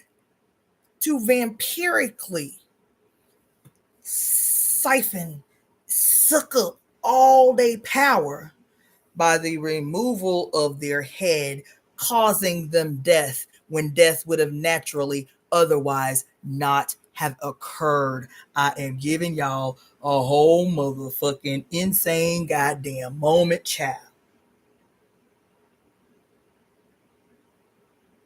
Because that story, though we did not know, in this moment, even after talking to you for 3 lives for multiple hours each about the quickening in this movie, in the book, in all the things, it is not until this motherfucking moment, child. This story, the quickening, this movie, the quickening, this continuation of a long line of patriarchal ceremonies that are an outright factual reinterpretation of what happened at the hands of the son gone rogue to his immortal mother. That the only way that the rogue son could fully, in his mind, acquire the power of his mother was the removal of her head and the absorbing of her personality, her character, her faces, her phases, her magic. Every single solitary story you've ever heard about a male father god is an outright theft of the mother as immortal in these stories. Every single one. And why does that make sense to you? Because I just said, with your Christianity, among many other patriarchal religions, your Christianity is just your most recent personification of this very old story. This movie, the Highlander, about the concept of immortals, people who are born supposed to live forever. People who are born not only that, if you watch the movie, he wasn't just immortal. That as an immortal, there were very specific abilities, heightened sense of things that you could feel and learn to harness and strengthen. And those weren't like fighting skills. No, it wasn't. As an immortal, you were born with a heightened sense of things. There's a moment where what's his name? I forget his name. But anyway, his mentor, who was an immortal, who had literally been trying to hide for 2,000 years because he didn't want no smoke. He's like, I'm just out here trying to live, man. I ain't trying to be fighting motherfuckers every time. I just want to live. I'm already immortal. What more can I ask for? I'm already gonna live forever. I can do whatever I want. I can change my personality, my face. I just try to live. I ain't trying to be fighting other immortals. And so this man seeks him out to teach him when he becomes aware of something wrong with him. That he can't die. He wasn't aware that he was immortal. He became aware when he was in a war and he should have died and he didn't. And his whole village turned on him because they were at the height of the witch trials. And they were like, this motherfucker is a witch. He suffered wounds he shouldn't have been able to walk from. He was actually dead. He was not breathing on the battlefield. How this nigga walking through the village? So he was like, you can't be up in here. They was like, they was stoning his ass. He was like, nigga, you can't be up in here. And his wife was so scared when he returned. She was like, he was like, but we've been married for all these years. She was like, I don't know who you is. Your ass woke up from the dead. And so all the other people was like, well, just put him into exile. Just send him out. Just send him away. And she was like, what y'all talking about? Send him away. They was like, his ass need to die. We need to string his ass up. We need to burn him. We need to do whatever we need to do to make sure that motherfucker die for good, for real. His wife. They was like, And so when that happened, his mentor shows up and was like, I need to explain to you what's wrong with you. You aren't the devil. You aren't wicked. You come from a special line of people who will go and live forever and this and that and such and such. These are mortals. You feel me? This story, I know it's deliberate, by the way. I'm not inferring. This story is a long, long line of retelling a very old story. The oldest of which we know is this story in the battle between Enki and his mother. The moment where he turns on his mother, that because he didn't have no reason to, that as a divine son, as being born God, because he had to be God. Why? Because his mother was God. His mother was the infinite. All she can do is recreate herself. And being God was not enough. They say that Enki was the most beautiful, the most talented, the most generous. He was all the things. He was a perfect personification of his mother. And something happened, and he became envious of his mother. That even as people were bigging him up and making offerings to him and talking about how wonderful he was, that when he saw people adore his mother and make offerings to his mother and do ritual for his mother and make ceremony for his mother, he became jealous. He hated to witness people raise up his mother. And so in his mind, he comes to the conclusion that he has to be better than his mother. This is the story, that he has to become better than his mother. So he starts very slowly with like shaming her in public. They would be in a meeting or they would be in public places together. And he'd make little slide ass comments to try to embarrass his mother, to try to like chop her down, to try to make her seem stupid in what she said. I'm telling you, this is in the story. That he first started with like small aggressions against his mother to deliberately try to embarrass her or humiliate her in public spaces. And because she loved him, she's like, he crazy. That's just my son. He just being rowdy. You got it, baby. She said, if my presence in the space make you uncomfortable, I'll fall back. Because you're still the king, but you're the king because I bled on your skull, bitch, because I created you, because you came out of my body. You the king because I say so. But you know what? I see you having a moment. And like the gracious mother she was, she's like, I'll fall back. You the one. Make the rules, make the laws, do the things. You got it. And what did 5 elements tell us the other day? That even though it was out of love, the more passive she became, the more aggressive he became. Isn't that what yin yang theory taught us? I was telling y'all 2 weeks ago about the harmony of opposite, that the yin and yang is still one. This is the son, this is the mother, but they still one unit in harmonious union. And what did it say about how disharmony is established? And they use the metaphor of the aggressive husband and the passive wife.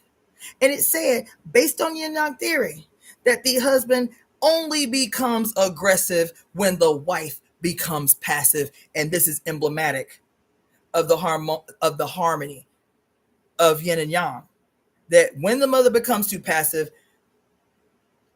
the son becomes aggressive. So in the story that I'm telling you about Enki and his mama, she loved the baby. She see he got an attitude whenever she in the space. He be making his little slide ass comments, cracking jokes, trying to embarrass his mama, trying to prove his power. You feel me? And for some time, that worked. But the more she said, you know, I love you. I ain't trying to embarrass you, even though you with that bullshit right now. I'm going to fall back. And the more she fell back, the more passive she became to center her love for her son, the more aggressive he became, the more malignant he became, the more psychotic he became, until there was no amount of power he could acquire that would satisfy him. Until one day in his madness, he concluded that the only way I can, quote, become full God is for her to not exist. I have to kill my mother. That's the only way people will recognize me as the real God, as powerful as her. And in this moment, he kills his mother. He kills his mother. And this story has been repeated in every tradition, in a multiplicity of scenarios, in a multiplicity of ways. reverberating over and over and over and over and over throughout time. And so I'm sitting here having this motherfucking moment about the Highlander and why the removal of the heads and then this death ceremony, this motherfucking murder ritual is what enlivens through the transfer of the dead immortal soul into the person who's already immortal. Nigga, what other power can you get? You when he was learning the power that comes with being an immortal, right? When his mentor was teaching him, it wasn't crazy shit, it wasn't battle shit, it wasn't like it wasn't aggressive shit. The first lesson that his mentor taught him was that you can hear what quote mortals can't hear. He said, now be quiet and still your mind and tell me what you hear. And it became louder and louder and louder and louder. And it sounded like a heartbeat, but it wasn't his own. And he says, now look over your shoulder. And there was a massive, beautiful stag standing on the mountain. And his heart, he wasn't hearing the stag's heart. His heart was joined with the stag's heart. And how the stag behaved, he behaved. And how he behaved, the stag mimicked. They became one child.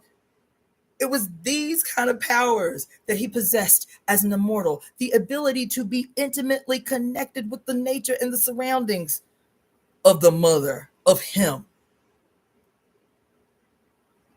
And so he did, because he was mentored by a man who had successfully been able to hide among humans for 2,000 years, because his mentor taught him, he's like, I don't want no smoke neither. I don't want to be going around killing immortals that I don't even know. Like, I ain't got no beef with them. Why I got to participate in this dumbass ritual that's been imposed on us and we don't even know what the origin of it is? You got to heed the call of the gathering. And once you heed the call of the gathering, the next thing you got to do is cut some motherfucker head off. He was like, I don't want to do that shit. He just said, I can't have no babies, you feel me? But I can't get married. I just want to experience some love, you feel me? I just want to grow a garden and build a house. I just want to live. And because of the adherence of this culture that had been imposed on the immortals, and they didn't even know the source of it, they just conceded that if I want more power, the only way I'm going to get more power, I'm already immortal. I can already control the elements. I can already hear and control other animals by connecting with their heart, child. What other power nigga need? But there was some of them that was like, oh shit, the call. And when I hear it, it's like I hear that motherfucker blood. That's the call. I hear his blood. And when I hear it, means I can go find him and cut his head off, and I can absorb whatever power he got that I don't have. And that becomes the motivation for an endless war between immortals to try to steal each other's heads. And so they was like, look, I don't want no smoke. I'm just trying to be out here living like a good person. You know what I'm saying? And in this moment, and in the story, and in this retelling, in this retelling of one of the most sacred stories in our human collective consciousness, the indication of life, known as the quickening. Before we even had words and a language to communicate this magical thing that was happening in our bodies, the indication of life becomes a story retold by the son gone rogue who has executed a murder ceremony, and the object of his revile is the one that gave him life immortal in the first place. He betrays her in the most unimaginable act. In the most unimaginable act, turned on who is the source of his existence and immortal life to slay her, to acquire something that he already had and forgotten. And the perpetual retelling of the story, even as I am talking about the Highlander, which is my Christian ass mama favorite movie to this day. The woman literally moved to tears every time she see the movie, not knowing that this movie is a retelling in two ways: to help us to forget that the immortals in this movie that they are talking about is us. It is us. We were the immortals. We were the immortals who have been collectively, globally beheaded who have been collectively, globally, and historically beheaded by the sun gone rogue, by Christianity, by Islam, by Judaism, by older religions, by Enki's betrayal of Inanna, by every patriarchal god that has ever given birth to itself retells the same story over and over and over again. That we who fear death, we who fear facing the governess of death, forgetting the fact that the thing that we all always knew and accepted was that death or momentary inanimation was a part of the great cycle of life that guaranteed that we were immortal. We all knew that we were immortal. That's why the stories about covering the recently deceased with red ochre to mimic the blood in our mother's body, to prepare the recently temporarily inanimate loved one to go back into the belly of the mother earth naked and covered in ochre, to prepare that person to be reborn in our offspring. That's why the notion of welcoming a baby as an ancestor return, the recognition of our immortality. The recognition of our immortality. Little did we know that this motherfucking story, the Highlander, was a retelling of our own genocide as executed through rituals of decapitation and murder to exalt a goddamn war god. Oh my God. Oh my God. Christ has been our executioner.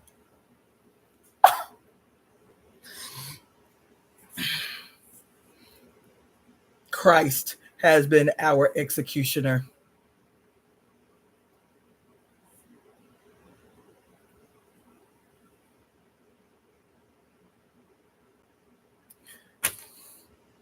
Yahweh has been our executioner. Jehovah has been our executioner. Allah has been our executioner. Zeus, our executioner. Jupiter, our executioner. Motherfucking, who else? You name them. Oh my God. So what I'm saying scientifically, what I'm saying mythologically, what I'm saying historically, what I'm saying sociologically, what I'm saying politically about why it is that if your body is designed to more than anything else protect your existence in space, that's what your body is set up for. That's what the fight or flight response is about. Is the fight or flight response is to make you superhuman in a moment where your life is in danger, because you can't perform the shit that you perform when your fight or flight is triggered. What does fight or flight do? Blunts pain so you can get stabbed in the ribs and just keep on fighting. Right?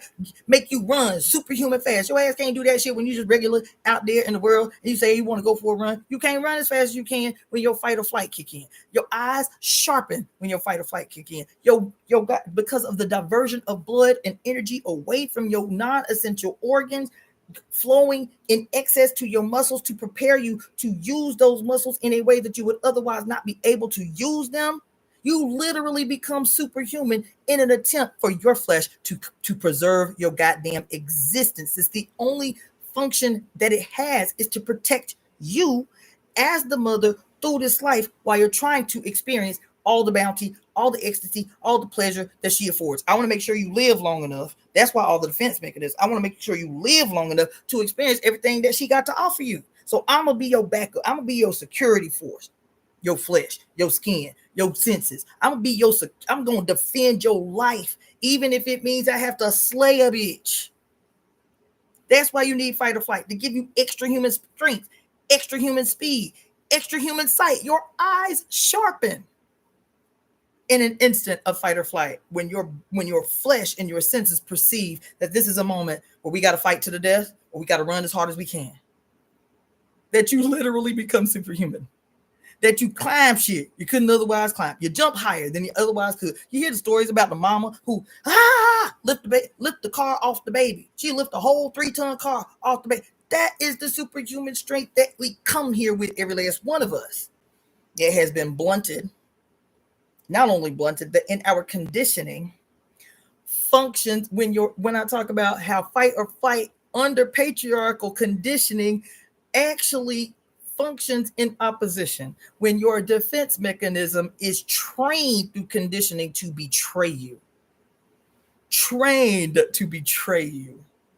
Because what fight or flight tells you in an instant is you either have to run, you either have to, execute a miracle, or you either have to slay someone that is challenging your right to live as a sovereign entity.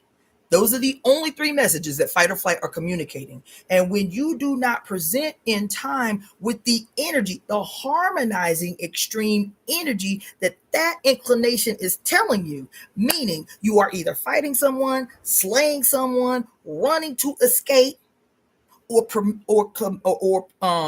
generating acts of miracle synonymous with the energetic chemical output that is preparing you to do such things. That's what I mean when your body begins to betray you, when your fight or flight internal self-defense mechanism through ideological conditioning trains your defense mechanism to betray itself. To betray itself. So the shit you hold in your skull, because you have been decapitated metaphorically, you have been decapitated socially, you have been decapitated spiritually, you have been decapitated by Christ the executioner, by Jehovah the executioner, by Krishna the executioner, by Shiva the executioner. Choose your poison. By Buddha the executioner. A goddamn so-called spiritual philosophy of pacifism is you conceding to your own beheading. Your biochemical makeup will not allow you to be a pacifist if your life is challenged. Just your biochemical makeup won't allow you to be a goddamn pacifist. Oh, somebody trying to encroach on your sovereignty, somebody trying to encroach on your 6 to 9 feet radius, electrical radius emanating from the SA nodes in your heart. Oh no, we can't have it. Even if your brain ain't caught up, your adrenals is already on point. Bitch, you ready to slay this bitch? And then your goddamn conditioning takes precedence over your animalistic instinct to protect and preserve what was given to you divinely. And you can't figure out why your ass is sick. You cannot figure out why your ass is sick. And everything in every philosophy and science and medical and traditional medicine and ancient medicine and all the philosophies in every way is telling you, bitch, you have a right to defend your life. You not only a right, you have a goddamn responsibility to the mother who is the one that consecrated your existence on earth to defend her creation. You have a right to do that. You are her creation. In a divinely perfect process through the blood and water of your own earthly mother, you have a right to defend your sovereignty. And it is only he, the executioner, that benefits when you move in opposition to what your very flesh is telling you. In this moment, bitch, we pull out the blades, bitch. You ready? You got a baseball bat in this bitch somewhere? Somebody trying to break into your shit? Where the baseball bat? You got your gun? Listen, your biochemistry is telling you, get ready to slay a bitch if you have to. And your brain is saying, but I'm a philosophical pacifist. That even if I die, I can't betray my beliefs.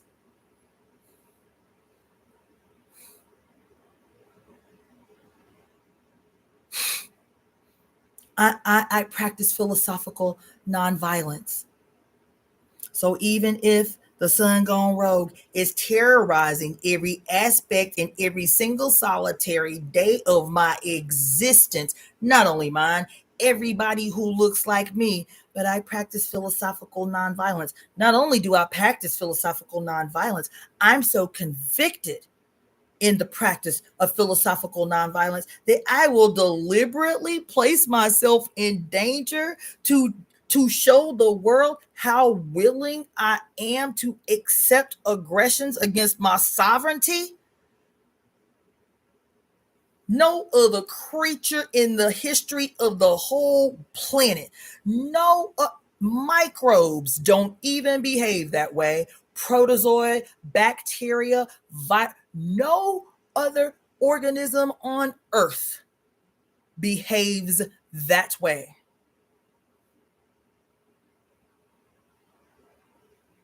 Nowhere. That if a monkey, even born in captivity, sees the opportunity to free himself, guess what's gonna happen? Remember that motherfucking? Was it an orangutan? I think it was an orangutan. Orangutans are considered pretty gentle members of the ape family. Orangutans are pretty in the wild, pretty mild tempered. And this white couple in upstate New York or some shit got the orangutan when it was a baby. So had it its whole life, had plenty of time to condition that orangutan.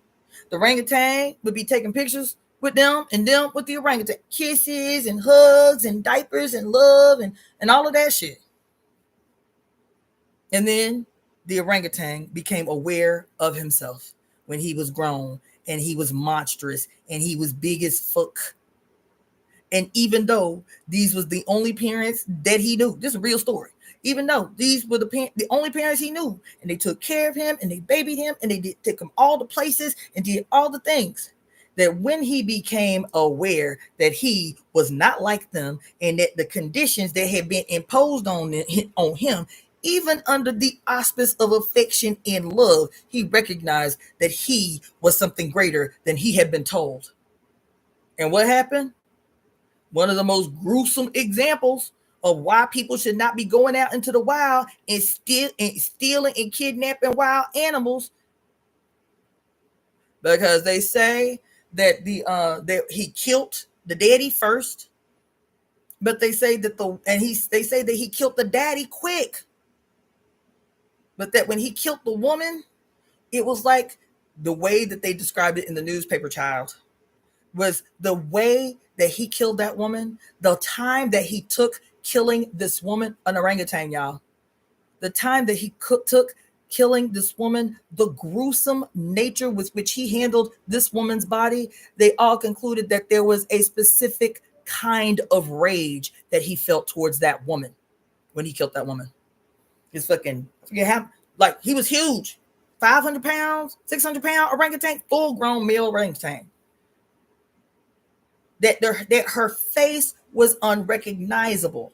They said that it took her hours to die. So even an orangutan raised from infancy in captivity got enough common sense to be like, so what, you fed me, bitch? I'm still a captive. And fuck up one time and give me the opportunity to get free, bitch. I'm going to get free. And if I can get free and get my licks off at the same time, I'm going to do that shit too. I ain't just going to run. I'm going to fucking take out every goddamn suppressed animalistic instinct I have in me out on your ass. And that's exactly what he did. We, the governors of the world, we, quote, the wisest, the most conscious of the world, reduced to, in our conditioning, to be lower in intelligence than a single-celled organism that has enough innate, because they ain't got no brain structures, enough innate knowing, innate structures to defend itself, to either I'm going to remain or I'm going to go. As a microbe, either I'm going to kill the host before its immune system kills me, or it's going to kill me before I kill it. But that's the contest, bitch. If I'm a microbe and I done invaded this space because it's nourishing and I need it, ain't but two things going to happen. I'm going to kill you before you kill me, bitch, or your immune system going to kill me before I kill you. That even a microbe got enough innate knowing in its existence. No brain, no thought, no reason. But I'm up in here. This is my nature. It's my nature. Here, we supposedly self-proclaim highest among all living creatures on earth, reduced in our intelligence to something lower than a microbe. Philosophical nonviolence, my ass. That shit is a weapon handed down directly from your Jesus, the executioner. What do they say? Um, Repeated in the philosophical non-violent professions of Mahatma Gandhi, great Mother Gandhi, diabolical, monstrous motherfucker that he was, sinister, evil, sleight of hand, slick ass, fucking noble narcissist that he was, practicing philosophical nonviolence in public while fucking spiritually raping women with no choices, exploiting in the same attempt as in the Highlander to literally siphon off the goddamn real and palpable energy that is inhabited in the bodies of women. And he said so. I ain't trying to have no man around me. I want y'all women. There's something in these women that y'all niggas ain't got. I want your women.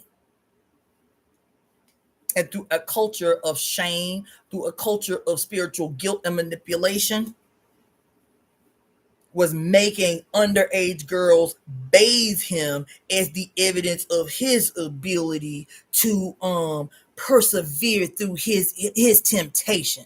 Parasite that he was. Philosophical nonviolence, my ass. Stories emerging from hidden texts of the Bible about Jesus the exploiter, Jesus the exploiter of male children.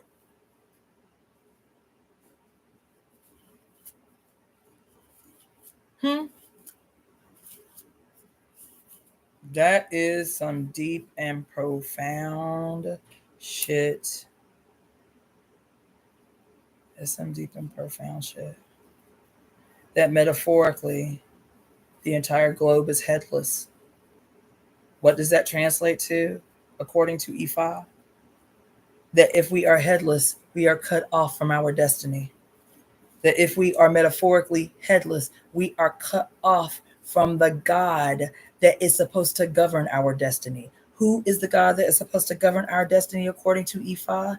It is your mere image of yourself as God in the throne of your own mind. It is you that is supposed to be sitting in the throne of your head. It is you. It is the image of yourself as you in this moment. Who as you? As the perfect and peculiar personification of the mother's will made a material force. You as her in this moment, sitting up and you're exalting yourself as God in the throne of your mind, and that someone else has taken hold through rituals of murder and decapitation to cut you off from the governor who would constantly remind you, your heart, your emperor, he who governs and nurtures and covers your mind, calms your mind, while at the same time performing the task of always surveying the terrain to make sure as a sovereign you are safe, to make sure as a sovereign that your empire, this universe right here, this your empire, to make sure as a sovereign your sovereignty is not encroached upon by others, your heart governing your mind, covering your mind, protecting your God on earth, your Ori, as personified by you, of you, a mirror image of you in the flesh, sitting on the throne of your consciousness as God in your head, God in your destiny. To have some mediocre, monstrous knockoff of the goddess cleave your fucking head off and take a seat in your own consciousness as the god of your imagination. That is the exact antagonistic image of who you are. Oh my God. Oh my God. Oh my God. Child. Oh my God.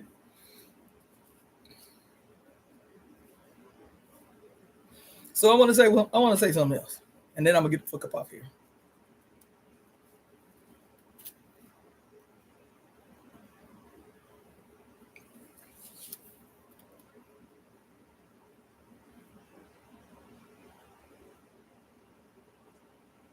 I'm always referencing this card from the medicine woman inner guide deck that I read from when I do temple readings, when I talk to y'all. That's what I'm pulling from, is the medicine woman inner guide deck. I can't remember what the card is, but I remember the quote because I'm always quoting it. There's many quotes, many great cards in that deck. I have many favorites, but this quote always stays with me. That as this card, the goddess, as this card, it is, what is it? The card is,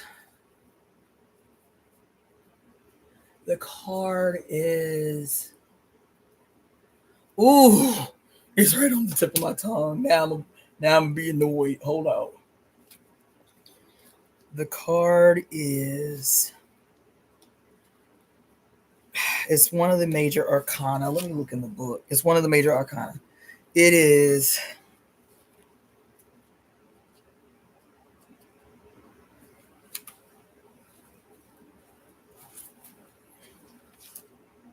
and then I'll tell you the quote. But I want to figure out what the card is. What is it? It is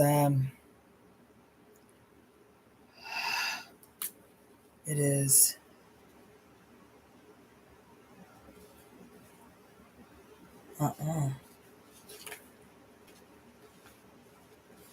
ooh. It is no.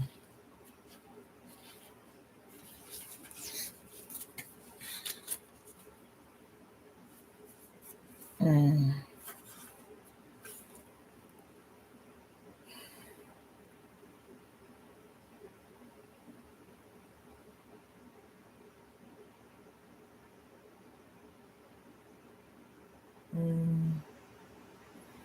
In this deck, I believe it is either the seeker or the hermit.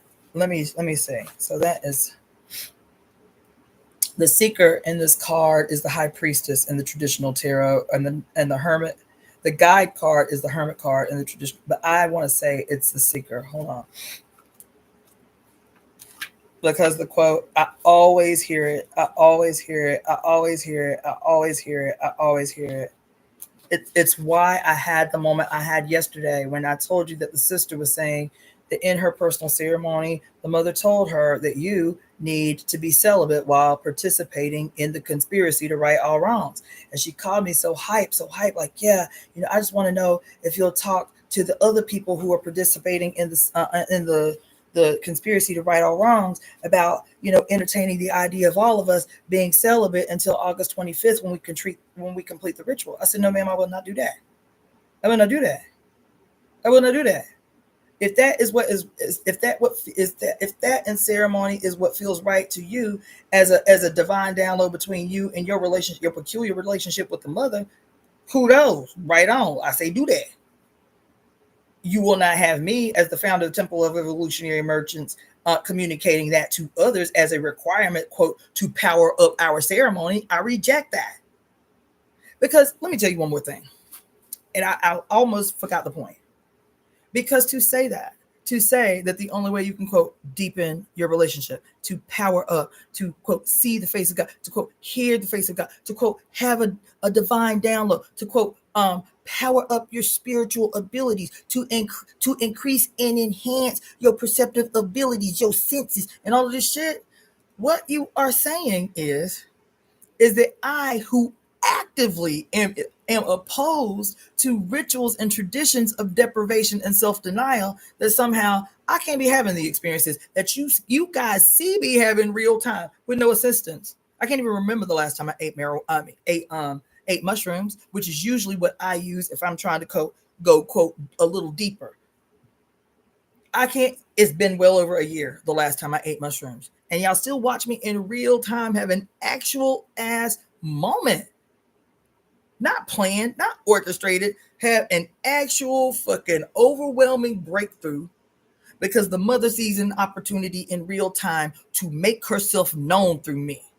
This is what I'm trying to teach y'all. That all the tools and all the instruments, ritualistic instruments that we use, in my estimation, may be temporary. These are objects that are used to sharpen what otherwise have been blunted senses, blunted access to power, blunted demonstrations of power. That I tell y'all all the time, all these magical instruments I got around me, the wands and the this and the that, if my ass didn't exist in this space, if my ass didn't every once in a while put my hand on these powerful crystals or instruments or wands, they would be inert. They would be inert. They become a conduit through what already exists in me. This is why they become important. This is why the shrine becomes important. This is why the altar becomes important. This is why the ceremony, the ritualistic practice of ceremony, the repetition of mantra becomes important, is to assist in your memory of what already exists in you. To remind you in your memory what already exists and is housed in your goddamn flesh. So for somebody to be professing that the only way to access spirit, the only way to access divinity, the only way to access greater power and shit, still presupposing that that shit you're trying to access is outside of you. Still presupposing that that thing that you are trying to acquire or reach or have hear you exists outside of you. So to presuppose that is to deny what I have allowed y'all to witness in real time. What it means to make yourself open for the mother to post the fuck up in you in real time and communicate through your peculiar expression what it is she has to say in a moment. Oh, okay, I got these bitches' attention, and they 5 motherfucking out, 6 motherfucking, almost 7 motherfucking hours later, they just right the fuck up in here. Well, let me say what I gotta say. That they probably won't get from somewhere else. That they probably won't hear from somewhere else. In this moment, let me say what it is that I must. Let me allow them to collectively experience this breakthrough. This isn't some shit that's happening to me by myself. When you are witness, don't they teach that? Don't they teach you that in motherfucking quantum physics? That any phenomena, anything that is observed is changed by its observation. Isn't that what quantum physics teaches you? That as soon as the phenomena is observed from outside, both the phenomena and the observer are changed in the moment. This is not some shit that's happening in my apartment by my motherfucking self. That it could, I'm going to tell you something, it wouldn't have even came to me unless you were in place. The analogy about the single seemingly insignificant thread that is so necessary in the unfolding of what will become a universal goddamn tapestry. This moment is what fucking ceremony looks like. That's why I'm always talking to y'all about goddamn falling for the okie doke in the form of pomp and circumstance. You get caught up in the power of the wand, not knowing that the wand is inert. The wand is inert. You get caught up in the use of crystals and sacred ceremony and thinking that the power is in the crystal, bitch. No, the power is in you. The crystal is the conduit with which you focus that shit that exists in you. But you being the victim of a goddamn collective beheading, your ass walking around beheaded and shit, you have forgotten that the power is you, that the source is you, that everything, that literally all the power in the motherfucking universe is you as a peculiar expression of the source in a material existence. To have some motherfucker tell me that I have to practice the weapons of my opposition in order to see the face of God, in order to hear God, in order to be able to tap into my greater senses. That I have to practice the same weapon used against me for goddamn 6,000 years in the possession of the sun gone rogue. That I got to put a goddamn invisible chastity belt on. That I got to deny the longings of my flesh. That I can't have what I want to eat. That I can't drink what I want to. Everything that you do that offers you some pleasurable relief becomes condemned as a sin. And if it's done by a woman, the evidence of your inherent wickedness just by virtue of being born with a motherfucking uterus. I reject it. I reject it. I am confident in the experiences that I've been having in my walk with a mother. I have used those instruments. So I don't ever tell anyone, do not use these instruments. They are there for a reason. I am convinced that these instruments that we use became a necessary part of establishing a culture that would remind us in this phase of our collective existence where we walking around headless, the ancients who could see the fucking future with mathematical precision said we have to leave things in place for our offspring, for our descendants, our progeny. We have to leave reminders. We have to leave little clues in plain sight, because there's gonna come a time so dark in the future, so distant in the future, where our babies are going to be cut off from source. Our babies are going to completely forget who we are, the great primordial mothers, the oldest among us all. And we have to ensure, because we can see all directions, all dimensions, all things. We have to prepare our babies. We have to give them clues. We have to give them tools that they can use to remind them. And they get into the practice and they get into the repetition and they say the thing out loud and they remember, because of how their flesh reacts, because of how their flesh responds. Yes, this instrument is supposed to be temporary, baby. The altar is supposed to be temporary. The wand is supposed to be temporary. It is a tool to remind your flesh that your flesh is the instrument. You focus your imagination on an obstacle outside yourself because you have collectively forgotten, through the collective severing and decapitation of humanity by Christ the executioner and all of his predecessors. You use the crystal as the conduit because you, in your mind, with the severing, you have to see the power somewhere else because you really don't believe you have no power. That's why you have to have the crystals. That's why you have to have the wand. That's why you have to have the ritual. That's why you have to do all the things. That's why you can't leave your house without your leke on, because you still internalize, no matter how powerful you are, no matter how many things you've seen in your peculiar tradition and walk, you still internalize in your skull that the power is outside of you and you must adorn yourself with it. The power is outside of you and you must carry it in your pockets to create a shield of protection. You still internalize, no matter how deep in your goddamn spiritual walk that you are, that the power is outside of you and you need something in proximity to your flesh to power your flesh up, to protect your flesh. Not that your flesh is the greatest weapon that you have in the protection of your sovereignty. Not that your flesh emerged from your mother's body, the perfect self-contained mechanism to guarantee your sovereignty as the empress in your own heart, governing your goddamn skull, your destiny. That ain't how you internalize that shit. That the power is always somewhere else and you have to capture it. The power is always somewhere else and you have to gain access to it. The power is always somewhere else and you have to own it. The power is somewhere else and you have to make grand public displays to this power that's outside yourself. Like you sitting in real time is not the temple. Like you sitting in real time, even flawed, is not the perfect personification of God on earth. Like you in real time is not the altar. Like you in real time, in physical space, is not your ancestral shrine. That when you feed yourself, you are feeding your ancestors. You don't have to put no food on the altar. You are your ancestors. Your hair is the evidence of your bloodline. Your hair is literally the living extension of your entire nervous system, living outside your body as a physical manifestation of all the genetic material and contributions of your whole entire line. That's what your hair. That's why it's used for all the things, DNA testing and this and the this and the.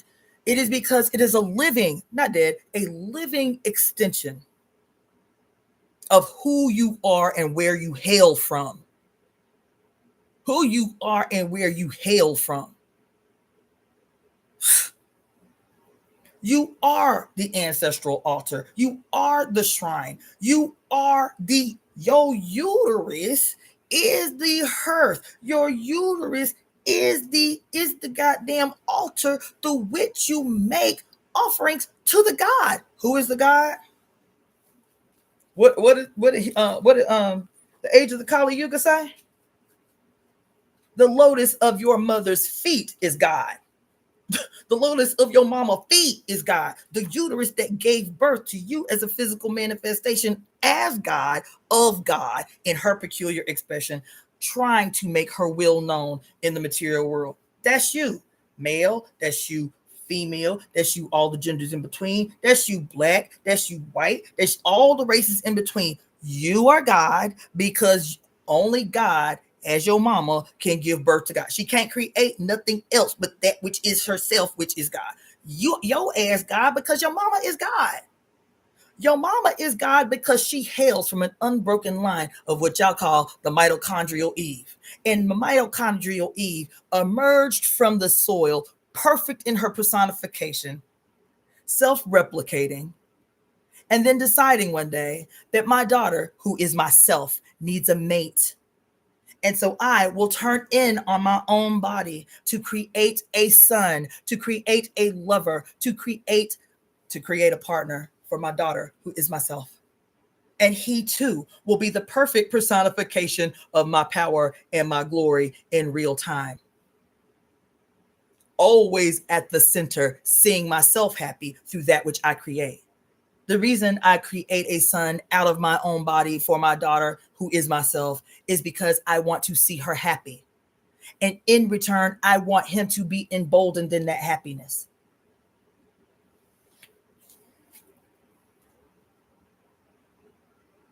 So even though it may not be somebody's intention, when I hear people fight so hard for vows of celibacy, the need for periods of abstinence.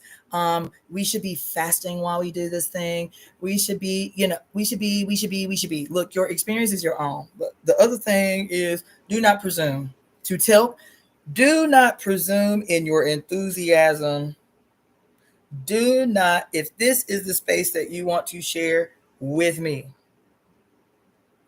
do not, this is going to sound harsh. I am open to conversations and discussions and ideas. What I reject wholeheartedly is because you have a peculiar epiphany and breakthrough, you of whom is 10, 15, 20 years younger than me, that you presume that your peculiar experience and your isolated ceremony with yourself in the face of the mother as she relates to you, I feel like you should make the suggestion da. Don't do that. Because even if it is not your intention, what you are communicating is that I know more than you. I know better than you. I think we should. You invalidate the peculiar relationship that I have with the mother that is informed. It's not because of ceremony. It's not because this is the way I always learned it, because you have to be celibate in order to have a better spiritual experience. That's not what I'm saying. What I'm saying is my experience is embodied experience. It's not ideological experience, because I got a lot of ideas that have been planted in my skull that I had to chisel the fuck away through lived experience, through outright opposition and warfare staged in my own skull and in my own spirit to dismantle that toxic shit. I just told y'all last night, there ain't no shortage of fasting I've done. Ain't no shortage of goddamn deprivation I've done. Ain't no short of self-denial and criminalization and the full personified embodiment of shame and guilt and all of that shit that has been imposed on all of us.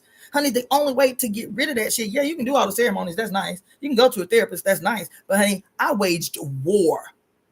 I continue to wage war against the patriarch attempting to seize ownership of my head.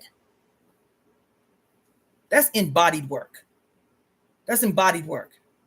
That ain't no, I'm just sitting around chanting motherfucking mantras and shit, bitch. that wherever patriarchy shows its head, I'm trying to participate in the material world in a way to dismantle that shit. That's why I still do volunteer work. That's why I still go to food, soup kitchens and shit and sign up for days at a time to feed people. That's why I get up at 5 o'clock in the motherfucking morning on certain days that I choose to volunteer and stay up till 12 o'clock in the afternoon handing out bags of groceries to thousands of people waiting in the line all motherfucking day to get enough to eat for a week. I ain't teaching you nothing that is not embodied. My experience is informed by the material world. Always. There is never an idea that I have that is not informed by the material world. My role in it, my place in it. My spirituality is informed by 15 years as a political activist, not believing in God. That's the only way that I could come to the conclusions that I could come to, and that would allow me to accept spirituality. I ain't trying to be no motherfucking hippie. I'm just gonna buy some land in the mountains somewhere and just live off the land. That ain't no shit you will ever hear me. Fucking escapism. Fucking spiritual shirking of responsibility for other humans. That ain't no shit you'll ever hear come out my goddamn mouth. That ain't no shit I've ever done. That ain't no conclusion, even in my non-spiritual, atheistic, dialectical, materialist self. That ain't no shit I ever conceded. That the solution for us is to just disappear and try to hide while the world fall apart. So the suffering of others, that's on them. Every man for himself. I'm just gonna buy me a little piece of land, live like a hippie in the motherfucking woods somewhere till the world fall apart. Ew. God damn it. Some ultimate opportunistic ass, gross ass shit. There ain't no shit you'll ever see me on.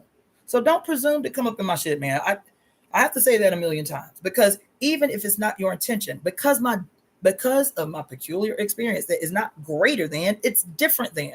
It's not greater than, it's different than.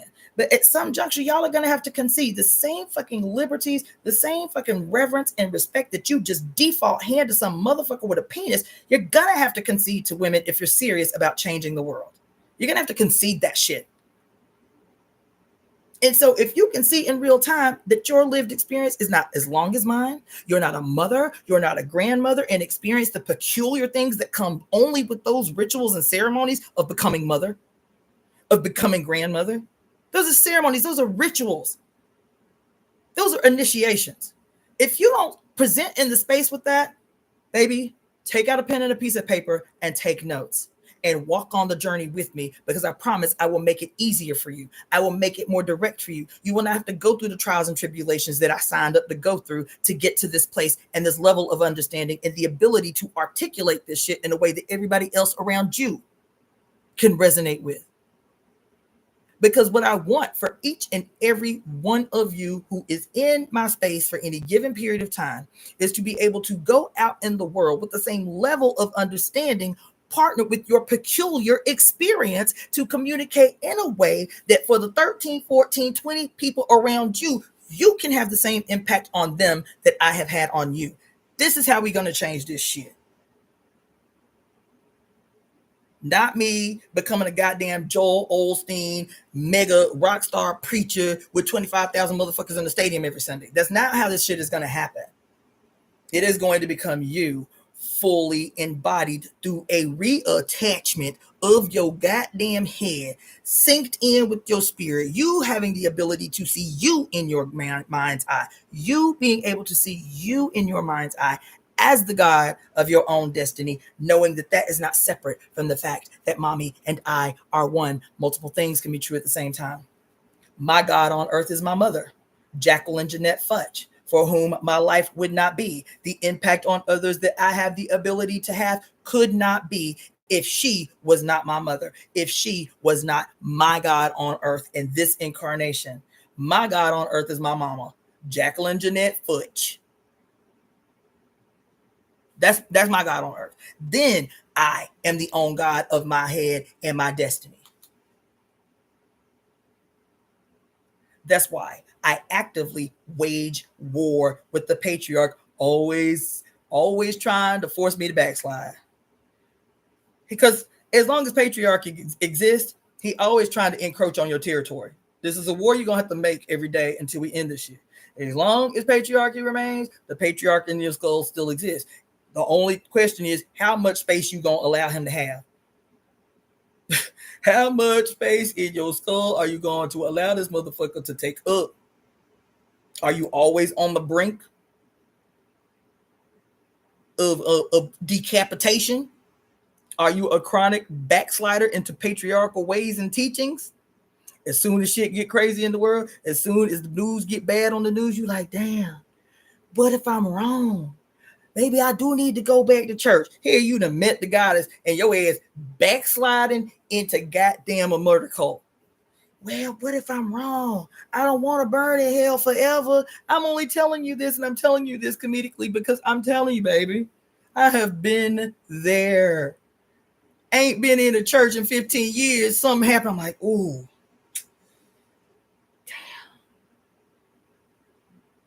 And that little voice seated in your consciousness since you were a baby. It was like, well, you know, you feel real sure about this thing right now, but what if you're wrong? Maybe you need to just go to church once a month. You know what? Maybe you should open up this Bible without judgment. Maybe there's something that, you know, that can secure your afterlife. I'm just telling y'all. I ain't never gonna lie to y'all. I'm giving y'all. I've been through every stage of this shit. That's probably why my goddamn hair turned white overnight. Y'all seeing the optical illusion right now. My whole skull, all the hair on my head look just like that. You see them big ass white patches all over the place that I didn't let go too long? And then I was not gray. I didn't have a single gray when I moved to California 7 years ago. Not a one. I was like, is this the inevitability of wisdom that your ass just is required to grow white ass hair with the more information you fucking intake and then transfer into wisdom? Is just an inevitability? Like, where the hell all this motherfucking shit came from? Itself? I ain't had no motherfucking gray hair before I got here. You know what I'm saying? And I'm just putting y'all on game. I'm giving y'all all the things to look out for. That's what a parent is supposed to do. You teach your kid, you tell the truth about who you are as a parent so they sidestep the bullshit that you ain't have no guidance on. They can sidestep the shit you step squarely in because now you give them your experience and say, listen, let me put you on game. It's my responsibility to save you, to protect you from the mistakes that I made. This is what evolution looks like. I'm your mama in the moment. Why? Because every dumbass decision, every dumbass mistake, every deviation from the path I made in my ignorance, in my walking around this motherfucker headless, I'm trying to warn you that these are the pitfalls, because the more you stage a contest with the patriarch in your head, the more you stage a deliberate, conscious battle with the goddamn Christ the executioner in your skull, the more he is going to assault you, the more he is going to stage contests, the more he is going to put up obstacles and pitfalls. And that shit has an ability to scare a person who has not internalized yet that the objects of magical working are not outside your flesh. They are not outside your body. Cool. Keep the crystals around you. I ain't got no problem with that. I got crystals all over the place. But there was a moment I was like, wait a minute. Why I keep having a sudden default feeling of panic when I walk out the house without my aleke? My aleke ain't the power. My aleke is the outward personification of that which is already embodied in me. They are there to remind me until I no longer need them. Why I keep tripping? When I tell you tripping, I was so methodical about the execution of Ifa. I was so methodical about the execution of ritual and ceremony when I was a devotee that if for whatever reason I woke up late and had to run to work and forgot to put water on my ancestral altar, child, I was tripping all the way to work.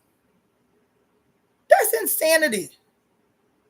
Our ancestors, our great ancestresses, left these things as a reminder for a moment they could clearly see, when we would be so cut off from them, so cut off from our internal knowing, that we would need outward objects of of power expressed to remind our flesh, to jug our cellular memory.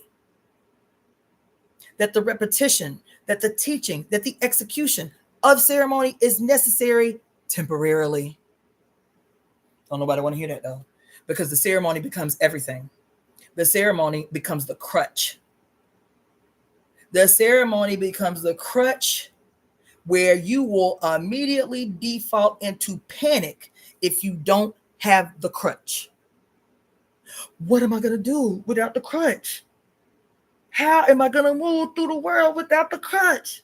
Forgetting that you are a perfect personification of the mother in her very specific destiny to fulfill as her through you that nobody else could fulfill but you as her. But you, that's powerful shit. Damn, my mother had enough confidence in me in this manifestation that she trusted me with this peculiar destiny that is her will manifest and that nobody in all the history and all the dimensions and all the timelines could ever fulfill. That's some emboldening, powerful shit. But having been beheaded at birth, this is the task, is to remember to seize back our destiny, to seize back our power, to unhand our shit from Jesus the executioner, from Yahweh the executioner, from Allah the executioner, from Zeus, from all the malignant motherfuckers all the way back to Enki, and he's just the oldest one that we know of. Everybody who has ever betrayed our mother, death and radical complete erasure of them all.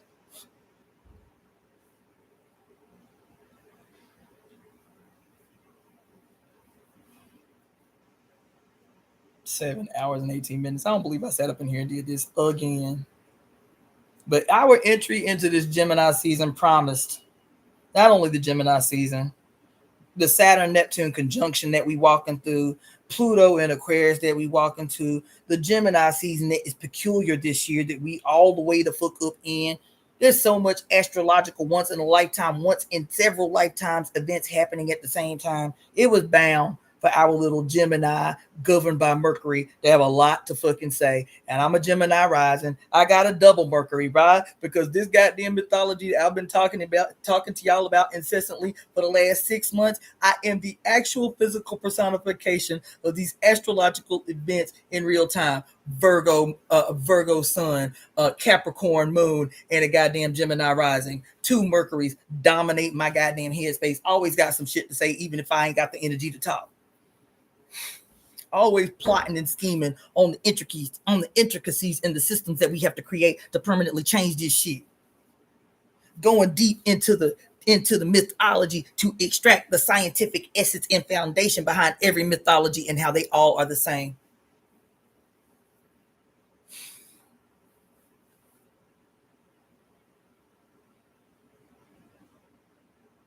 So even though I've been literally talking for 7 hours and motherfucking 20 minutes, this is what embodied real-time compliance and acceptance gleefully and joyfully and ecstatically of the mother's divine will. Like, yeah, she really came through out here today. This impromptu ritual that you looking at. I ain't have to ring no bells. I ain't have to say no hymns. I ain't have to wear a robe. I ain't have to dance a jig. No pomp and circumstance required for y'all to experience in real time a real ass ceremonial welcoming of the goddess among us. This is not my experience alone. It could not have happened without this moment in time and you observers always impacting phenomena in real time, in the present. It's your observation that allows her to be welcomed in the space to say what it is she got to say. This is what spiritual reciprocity looks like. I done had a whole ass moment up in here. Yes, I did. Yes, I did. Thankful for it. Grateful for it. Grateful for it. Yes. Grateful for it.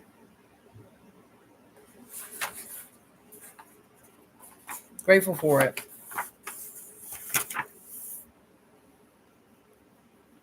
Another idea that I had, and you can accept it, you can incorporate it or not. This is the last thing I'm gonna say. But I had been thinking, and this interaction today, this impromptu intervention by Oshun today, was just a confirmation of something I had been thinking about where the conspiracy is concerned. That even though Oya is the face of this age that we're in, that she is the governess of this trek that we're making until the year 2044, that everything that is happening in the world is defined by the presence of Oya in space. That I had been thinking, especially over the last maybe 3 or 4 days, that part in the conspiracy where we say, she with 1,000 names, today it is Oya, the Usheress of the new age. That even as we say Oya, I feel like every day we should add another goddess. We should add another name. We should speak out loud another name. So Oya, and today is Kali Day together as the Usheresses of the new age. Today, we already read our conspiracy, but Oshun is a partner in crime, because everything I'm doing right now is breaking the law. Every word I'm saying is breaking the law. What's the law? The law set down by the war god, the Father, the Godhead, the Father Godhead. So every word I speak is my outright opposition to what is. My outright opposition to a culture created by a fucking malignant Godhead of war. So yes, that's what we need to add to that. She with 1,000 names, and today it is Oya and her partner in crime, Oshun. Da da da da da da da da. She is the usheress of the new age, Oya, and her partner in crime today, Kali. Da da da da da da da. She, as the governess of the new age, Oya, and her partner in crime, Durga, and on and on and on and on. And not just the goddesses of destruction, because what is happening? Not only are we honoring the goddesses of destruction, welcoming them, cheering them on, championing them, but at the same time, we are tapping into the generative, the birth-giving essence of the goddess at the same time.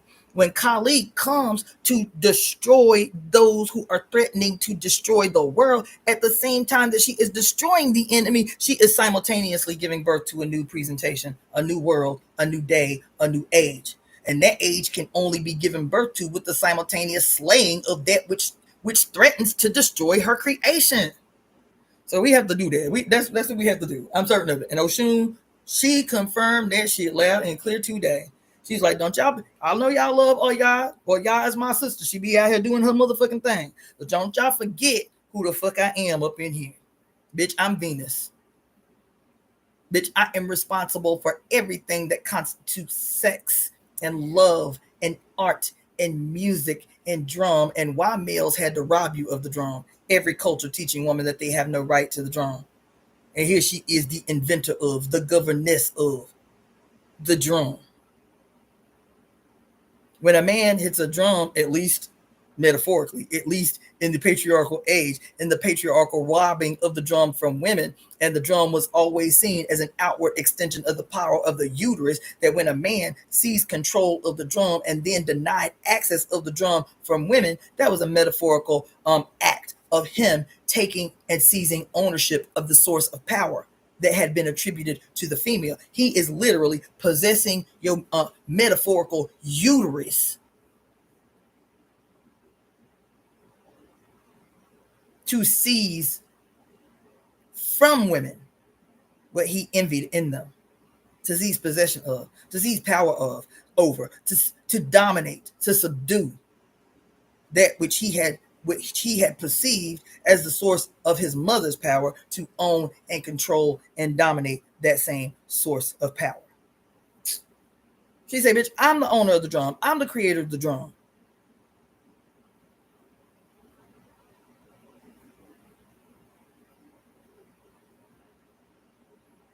Did you know that both Oya and Oshun, the great loving, titties out, always love and pleasure and abundance, and she want people to have babies. Did you know that both Oya and Oshun are attributed with the creation of black magic, which y'all call evil, dark magic, and the dark arts, and the evil, sinister left hand path, and all of that shit. These wonderful humanitarian, ecstatic expressions of the boundless giving of the mother, so much so that Oya will take on other people's babies when they can't take care of their own babies, just nurturing beyond we can imagine, loving beyond what we can imagine, are the inventors and creators of the dark arts and black magic. Why they did that?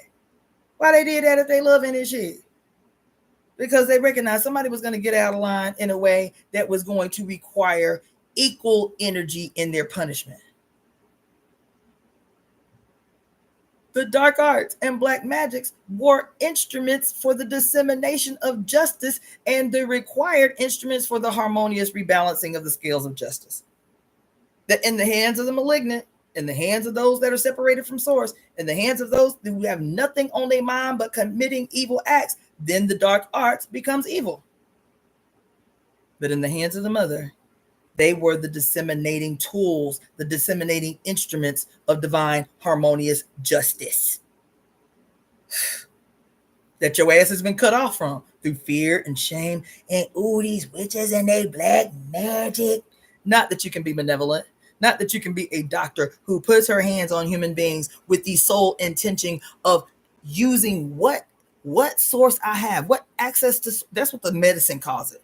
That when a practitioner puts their hands on, when a practitioner takes the metal and punctures somebody's skin, they are tapping into their own, quote, source chi to strengthen, because it is presumed that as the healer, it's presumed that as the doctor, we are abundant in that which the patient that petitions us is deficient. And so we tap into our own source chi, our own abundant source chi, to use our source to help their source remember.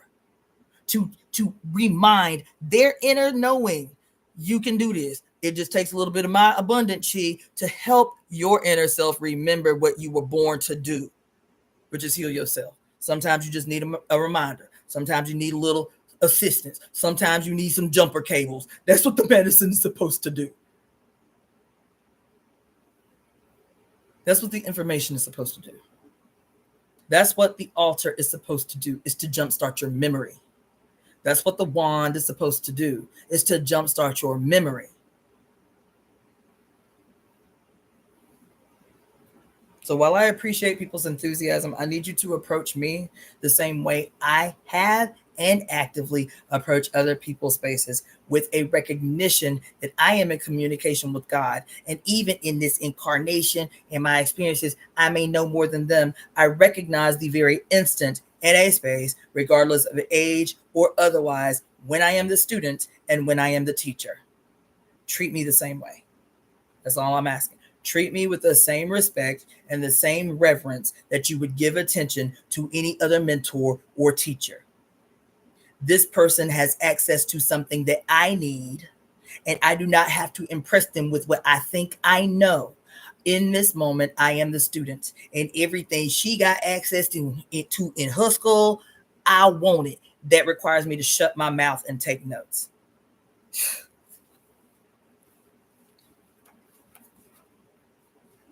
It requires me to shut my mouth and take notes. To pay respect, to pay reverence to God in the form of this woman who has had this experience that can enrich my life and help me level up. This is not my time to teach no damn body. This is my time to be still and witness. Bear witness.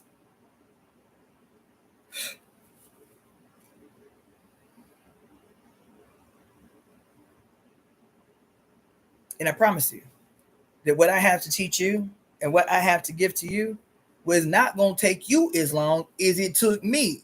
I ain't going to tell y'all to shut up for 3 years before you can talk. I ain't going to do that. That was the hit I had to take to get what I needed to teach you in a moment what reverence and respect looks like. I'm not going to tell you be quiet for 3 years, but I am in this moment going to tell you. So many people that are coming into this space are brand new. They are elders and new as babies. They are 20 years older than me and still new as babies. And while I will show them reverence in relationship to our chronological age, in this moment, I am the teacher in this space. I have been informed, and it be confirmed, a multiplicity of ways that this is what my responsibility is in this moment, is to transfer as much information to as many as I can, to plant those seeds, to nurture those seeds, and keep it the fuck moving. Not to lord over you, not to rule you, not to dominate you, but this is a relationship that requires the bare minimum respect and reverence that you would give to someone else who does not have my experience and does not have my learnedness, does not have my intellect. And you quick to default, oh, this is obviously the one, probably because he got a penis, and so let me just be quiet and just listen to what the presumption that he know more than you, and you fall in line. You don't challenge. You fall in line. This motherfucker, just how he walked in the room, he obviously know more than me. So let me see what I can get. Let me take some notes. But if she black and female and present in space, everything is a challenge. That's your default. That's your inner patriarch, bitch. That's your inner fucking racist. That's your inner misogynist. This is the war. This is the battle that you have to fight within yourself for that motherfucker that is still trying to seize territory in your skull. And unfortunately, because we as Black women have so been beat down regularly, have been so not listened to regularly, have been so regularly silenced, have so regularly been demoted in our significance and our intelligence, no matter how many motherfucking degrees we acquire, that it's never enough for people to take that default show of respect and reverence for who we are in space. Everybody know more than us, including us. The only people that have had the audacity to present that way with me in this period have been Black women. I know that that is the attitude of many others, but the only ones that have had the audacity to outwardly express that shit with me have been us. Have been us. Have been people with uteruses that look like me. I get it. I'm always giving grace. I'm always saying, well, I remember how enthusiastic I was when I first gained control of my consciousness, where something came to me, was gifted to me by some elder, and it blew my mind because it instantly explained everything there was no answer for prior. It instantly demystified my entire life in a single day. I'm telling you, it was that deep. In a single day, my entire life, up until that moment at 24 years old, had been completely demystified. And I was so on fire. I was so excited that in my arrogance and my naivety, partnered with my enthusiasm, I'm trying to prove how much I know in the space full of elders who've been doing this shit for 30, 40, 50 fucking years. Until finally an elder was like, babe, the same way I'm telling y'all, I get it. I've been where you been. I was your age when I came into the movement, 65 years old. But this is not the space for you to prove what you think you know. Assume that what you think you know is probably wrong. Assume that. And so for that time, your role, your vital role in this organization is to listen and to learn and to take what you have learned and express that in the material world through the work and the tasks and the assignments that we give to you, to see if what we have taught you is translating as understanding in the pieces of work that you execute. In the meantime, don't talk. What that meant was, don't be trying to be the teacher when you are still fully actively the kindergartenish ass student. Don't talk. Your enthusiasm is going to want you to teach. Don't talk. Not while you're in this organization. Not while you're in this space. You can't speak on behalf of us. You don't know enough. You haven't learned enough. You haven't executed enough. You haven't made this bridge between the ideas flooding your skull right now and the execution that teaches others that you actually understand what's coming into your head. You've processed and made a part of yourself through the execution, the successful execution of these tasks that we lay out before you in your initiatory period. Because you couldn't just join the organization. The application was like a small book. It was like 25 pages long, the application to join the African People's Socialist Party. And then after they say, okay, we will accept your application to join. Before we say you are a member of the African People's Socialist Party, you have to mentor for 6 months. Your probationary period is 6 months long. And in that 6 months, a veteran member of the Central Committee is going to give you your task and take personal responsibility for your learning in these initiatory stages. And then what she's teaching you, she is going to give you assignments and tasks to execute that are indicative of the work that we do. And the level with which you complete those tasks and the success or failure with which you complete those tasks after that 6 months, that member of the Central Committee in the Political Bureau is going to tell us, I think this comrade is ready to become a full-fledged member of the African People's Socialist Party, or hell no, this motherfucker need another 6 months. And then you will be told, nope, you ain't a member yet. You need another 6 months because the information ain't translating quick enough.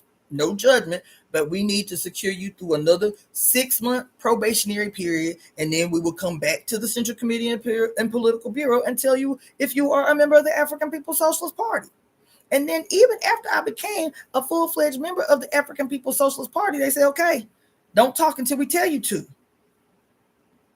If reporters come to our health food store that you are the manager of and want to interview you because it's exciting that it's the only Black health food store in the city, and it's the only health food store and grocery store that exists in the poorest community in the city. If somebody put a microphone before your face or a news camera before your face, you do not say a word. You say, I have to default to my leadership. Let me put you in touch with them. And 3 years later, after remaining silent, because what they had, I wanted. What they knew, I wanted. They had the experiences that I did not have access to. I was convicted in what I wanted. What I wanted was the experience. What I wanted is the knowledge. What I wanted is the lived experience that these elder veterans had that I could not have access to, but through them. And so I shut my fucking mouth and took notes until the chairman came into the store one day out the blue and was like, hey, Sister Comrade. I was like, greetings, peace. You know what I'm saying? Uhuru. That's how we used to greet each other. Uhuru. Chairman. I was like, what's up? What can I do for you today? He's like, I just wanted to tell you real quick to get ready. This Sunday is the day that we, as the Central Committee, are going to allow you to lead the Sunday mass meeting. So make the preparation. You're going to talk about the significance of Black women liberators in history. I said, Sunday is 4 days away. Sunday is 4 days away, Chairman. I'm not going to be ready. I was a nervous fucking wreck. No warning, no hinting at. Came in the store like he did every day to get his smoothie, to get his vegan breakfast. I'm talking to her. Hey, Chairman, how you doing? Whatever. You want the same thing? Da, da, da. He was like, yeah, I just came in here, to get my breakfast. But I just want to tell you, get yourself ready. Get yourself prepared. Because after 3 years as the student, this Sunday, you are going to be the main presenter at the Sunday mass meeting this Sunday. So prepare yourself to speak on behalf of the party about the history of Black women liberators. And while I'm not trying to be as rigid as my, cadre formation revolutionary organization, I am trying to say that I am being extremely gentle regularly, always giving grace, always compensating, even in my frustration, for what I recognize is a culture that we have not established, that I was fortunate enough to come up in the party. It had its weaknesses, but overall, more than anything, I am so outlandishly grateful for my experience in that walk through the African People's Socialist Party. I would not be the person sitting here that I am without it. I would be a fucking reactionary or worse. The type of discipline that I am always talking about is not some burdensome, laborious, top-down, malignant kind of discipline. And even though I had experiences in the party that made me uncomfortable, that's not what I experienced in revolutionary discipline. That's not what I internalized, what was useful and necessary in revolutionary discipline. It wasn't. Of course, you always going to have a few in there that take that shit to the next level. My overall experience in the party about discipline and the kind of discipline that it takes to, and I would like to even come up with another word. I hate the word discipline, but that kind of conviction that allows you to comply, not to conform, to comply because you know that there's something greater that comes from that experience. Do you understand? And so I'm as much as legitimate as the critiques are that I make of the party, more than critiques, and I want to make this declaration because I think it's important, more than the critiques, because one doesn't absolve the other. The critiques that I have of my time in the party and what I observed in the party are fucking real. They're real. But when I have to weigh on a scale my experience in the party in terms of harms and benefits, the benefits way outweigh the harms that I experienced. It doesn't nullify, it doesn't disappear the harms, it doesn't disappear the impact that the harms had. What I can say, being honest,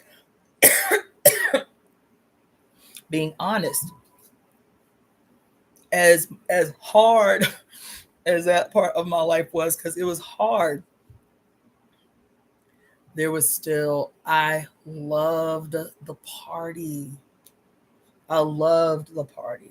I loved everyone in the party. When I say I loved everyone in the party, doesn't mean I liked everyone in the party, but because there was such a strong and extraordinary unity of will, man. There were people in the party that I didn't like necessarily, so they wouldn't be the people that I would, invite to my house for dinner. But even those people that I did not like, I loved. I mean that shit. I would fight for them. I would beat a bitch down for those very same people that I am in deliberate, willful unity with, because we share a singular vision about how our presence in the world inside this organization was guaranteed to change what is. And so when I talk to you about these lessons in particular that I learned in the party, about the discipline, about the culture of accountability, those things are valuable. Those things are valuable. And I found myself reeling myself back from those convictions of those kinds of displays of accountability that were non-judgmental. Those displays, ways that you could really disagree with somebody in the party and not leave with a grudge. Even if that shit came out as like, comrade, that was some bullshit ass bullshit you did. Like, why you did that, comrade? Like we would be up in there arguing, cussing each other the fuck out. It wasn't no gentle, systems of accountability. Sometimes your ass bleeding all over the place. But when we left that meeting and we said, okay, is this issue resolved? Honey, we left that shit right where it was. Comrades all over again the very next day. Let's drink on it. In mass, we have not been taught how to hold each other accountable in a way that is both honest and harsh if it needs to be, and still centered in love.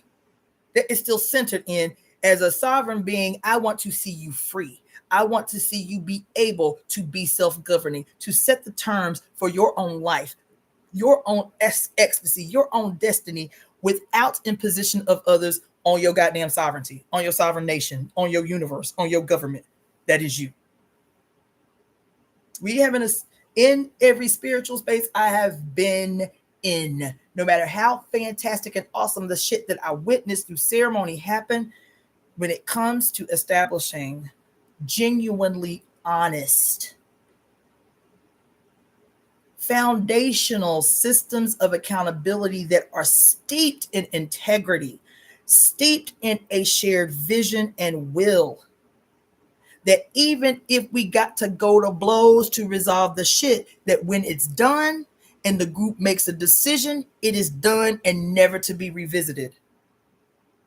We haven't created those cultures in spiritual spaces. And in the absence of the establishment of truly integrity-based systems of accountability, wicked shit will always be allowed to flourish in so-called ceremonial spaces and so-called spiritual spaces. We'll always tiptoe around the bitch feelings. We'll always quote tiptoe gently to spare a motherfucking feelings because they don't know how to take accountability that comes from a place of love, that comes from a place of certainty, conviction that is based in certainty about what it is that we are trying to create together, and that anything that we can create will be better than what we have been forced to survive through. That systems of accountability, because we need them. We can't be battling the patriarch in our skull by ourselves.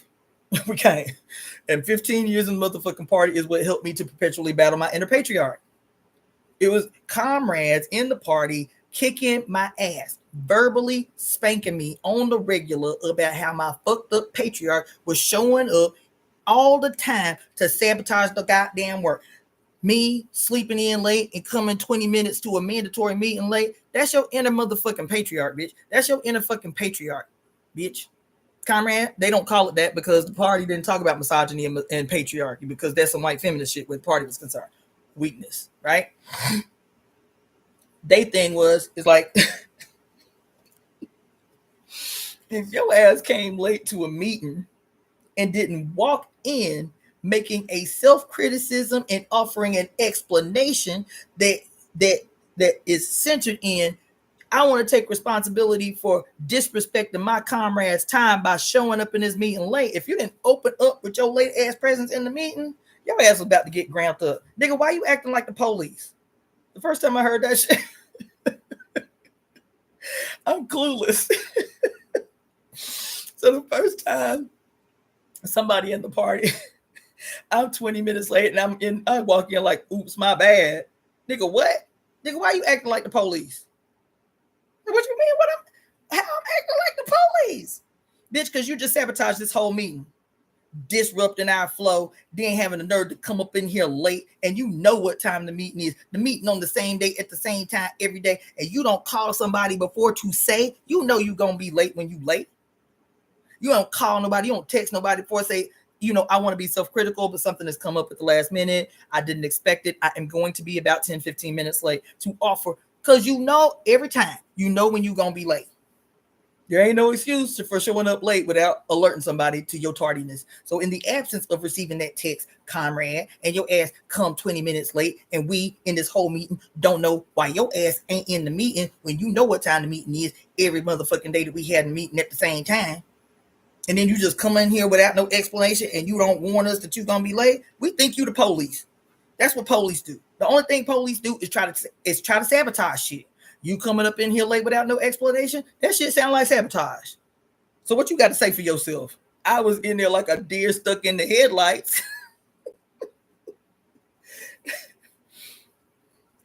That unity with your comrades, unity with your shared vision, unity with your organization, unity with this future that you claim that you can create as the best sons and daughters of Africa is what gets your ass out of bed on time to be where you're supposed to be when you say you're supposed to be there. Unity is what convicts you to move in a way that your flesh tells you that you otherwise don't want to move. It is always centering every aspect of your daily life in this shared vision that we have taken responsibility for. We signed up for this shit. We gonna change the world. That's what our lot in life is. Ain't nobody forced you to be the revolutionary, bitch. So don't be in here acting like the police. Come late again, we kicking your ass out this shit. They meant that shit. They meant that shit. I see y'all bugging in the comment section, wilding out. I'm just trying to give y'all a word. That the me that I am, man, so much of it, especially because I was so young joining the party, was the chiseling away to recognize in your own patterns of behavior, the way that you conduct yourself in the world. So many of us hate the system, but don't have the language to articulate that. So when we go to work, we be doing saboteur shit when we go to work. Like, I hate my motherfucking job. Let me break some motherfucking dishes. These filthy bitches ain't even paying me enough and talking to me any kind of way up in this bitch. Let me skim some of these motherfucking dollars off the top of this goddamn register. These filthy ass bitches. They ain't gonna pay me. I'm taking my shit off the top. We do that because we hate the system. We hate jobs because we know jobs are wrong. I shouldn't have to work to eat. I shouldn't have to, inherently we know that. I shouldn't have to work to live. And then the kind of degrading shit that we have to do to exist, we go up in there with an attitude all the time. I'm gonna be late every day until these motherfuckers fire me. Fuck that. Y'all motherfuckers paying me $7.25 an hour, bitch. I'm gonna be late every day, and I ain't gonna have no excuse why I'm late. Oops, my bad. That's all y'all get, bitches. Y'all know y'all do that every time your manager get, motherfucker look just like you, started just where you at, and then in order to create conflict in the crew, they'll take one of you and put you up as a manager, and they'll internalize that shit and start acting like the same boss y'all was just talking ugly about the day before. Now he becomes the face of the boss, and wear the motherfucker shit like a shroud. He start acting like the boss because he got a little bump in a little 25-cent raise. They got a little 25-cent raise. Now he think he better than you. You know what I mean? That's what you do. You start sabotaging your motherfucking homie too. Oh, you want to act like the white people? You want to act like the boss with your little 25-cent raise, your little 15-cent raise? Bitch, I'm going to treat you like the boss. I'm going to sabotage you the same way I sabotage that motherfucker. You feel me? We do all this little insidious shit. I'm going to unplug the freezer, and ain't nobody going to know why all the food went bad. You know what I'm saying? And so we do that. It's like our little ways of like staging little resistance, right? And so when I did it just like everybody else did. I used to steal from my jobs. I used to skim from my jobs. I used to spit on shit. I used to do the shit too.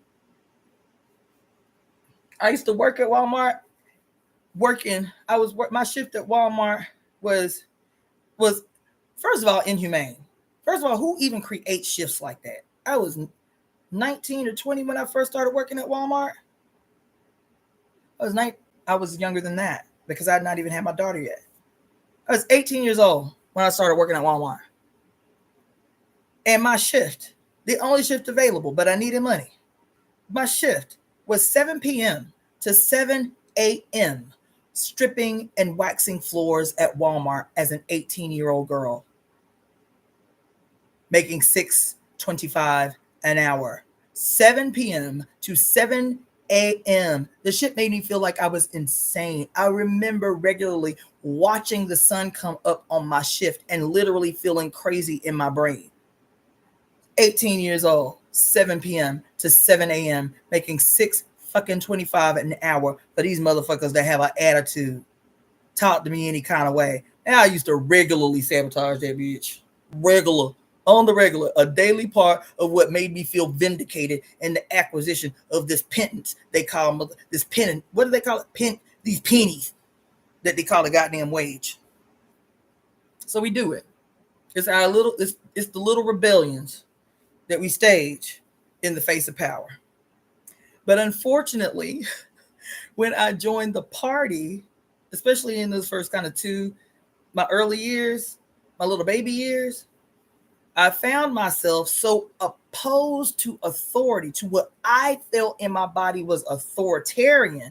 I was so opposed to authority. I had such an attitude towards authority that those first 2 years I was in the party, in my body, I was just like, who are they to tell me what to do? My attitude was stinking. In hindsight, my attitude was raunchy. But it was because I can say that now as an adult with the understanding that I have looking back in real time on myself and my interactions with others, I can say it is because young people in particular, especially that liminal phase that nobody prepares us for between 18 and 24 years old, we are just cast out into the world without a ship, without oars, with nothing. Now you a grown up, bitch. Go be grown up. And there is so much rage and frustration and sadness and loneliness in that particular age group, age 18 to 24, that I was just the expression of that. I had my, when I tell you that my attitude was stanking, it was raunchy, it was funky as fuck. I was an asshole. I was an asshole. Ooh, I was ugly. Y'all can't even imagine it. Even when I get on one and I'm like, motherfucking this and that and this, and I'm in my bag because I'm excited, but I'm like still like, motherfucker, this, honey, that ain't what I'm talking. Even in my worst articulations of ideas that is completely submerged in explicatives and frown out eyebrows. This is gentle. This is gentle. When I tell you my 23-year-old self, my 21-year-old self, you would not recognize. This is Cassandra? Not sweet Cassandra, not nice, funny, energetic Cassandra. I was an asshole. I was a metaphorical dickhead. I was an asshole.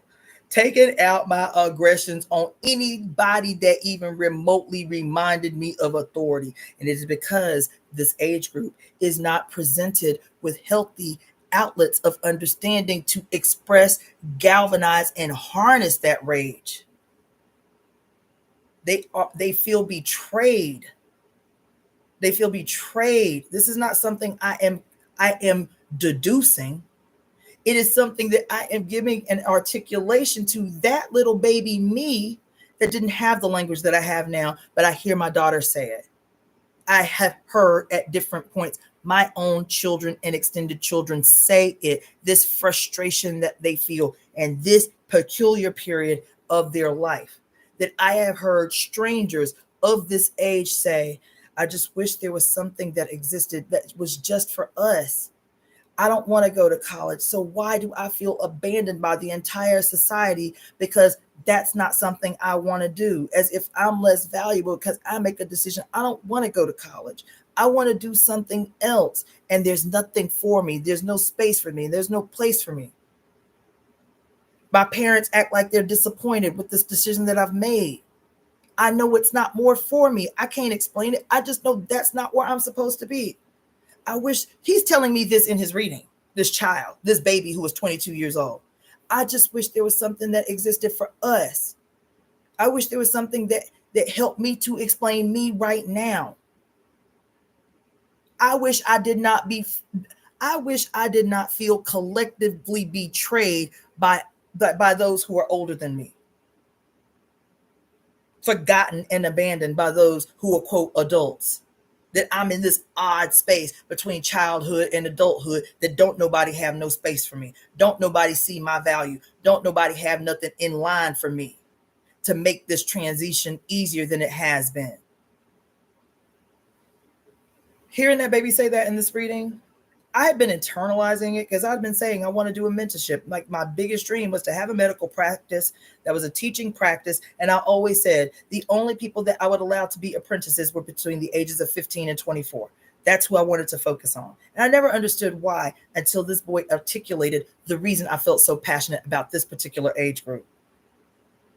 He through his present experience, even though I had the experience when I was his age, I didn't have the language to articulate what he did so well at 22 years old, crying in a reading, trying to understand his fucking life, a baby, feeling abandoned because his dreams for his life didn't line up with his parents. So they was like, well, then you out here grown, go get a job and work it out.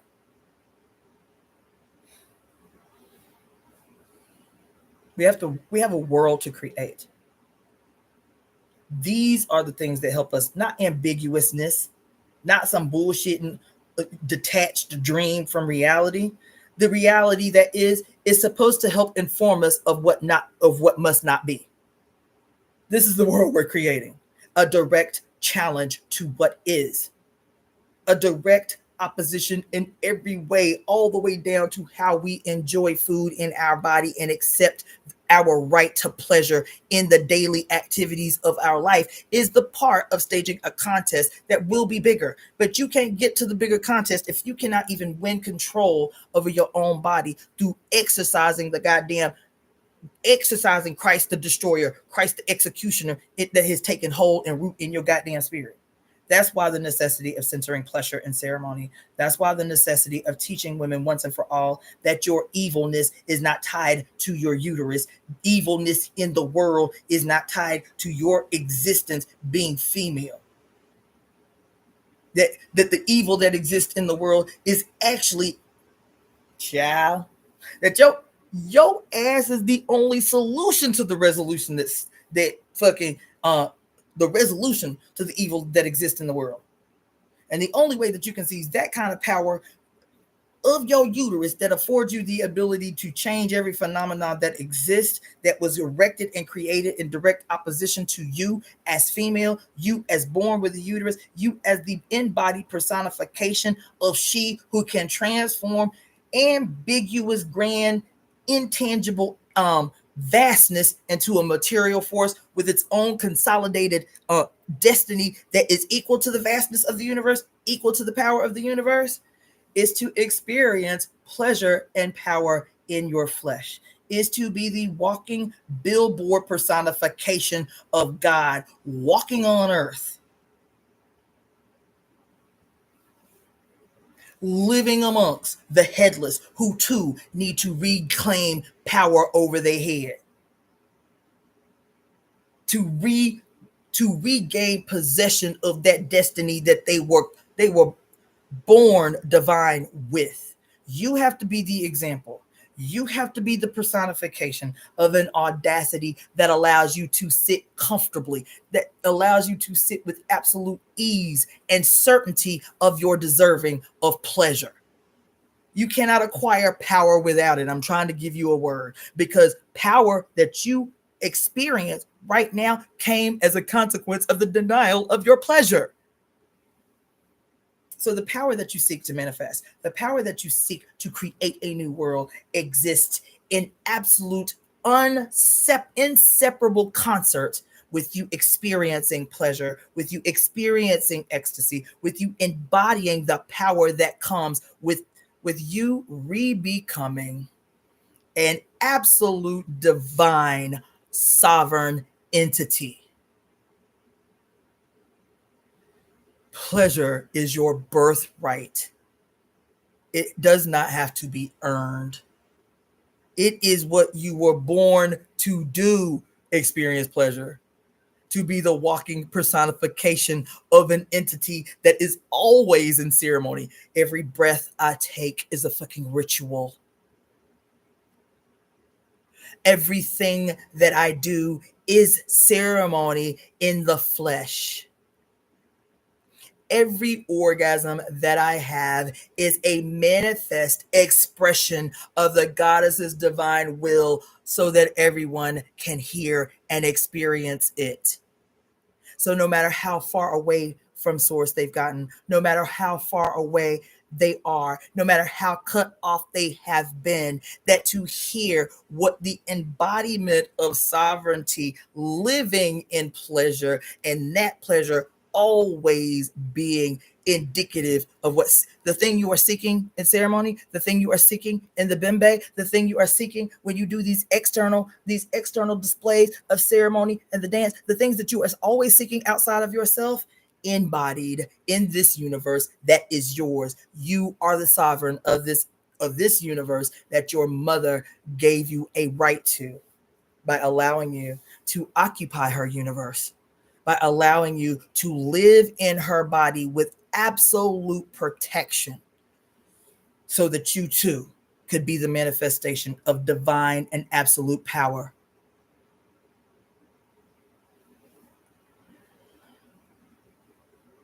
This is the world we have to create, man.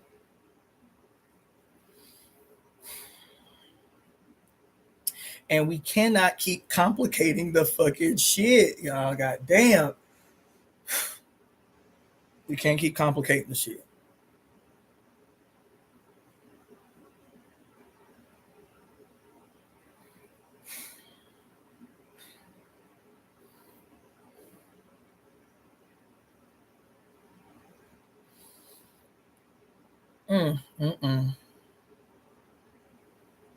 Yeah, so I'm gonna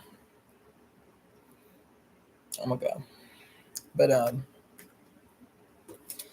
will be back over here after now 8 hours and 6 minutes. It's midnight. I saw somebody put the fish hooks and it just went by. Somebody need to make a noise or something. It ain't midnight. What the fuck?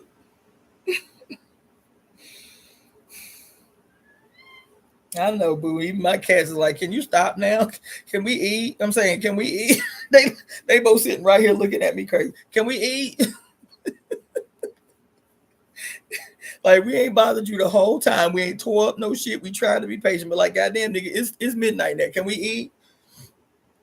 Come on, boo. I'm sorry, girl. Come on, baby. Come on, little baby. Come on, little baby.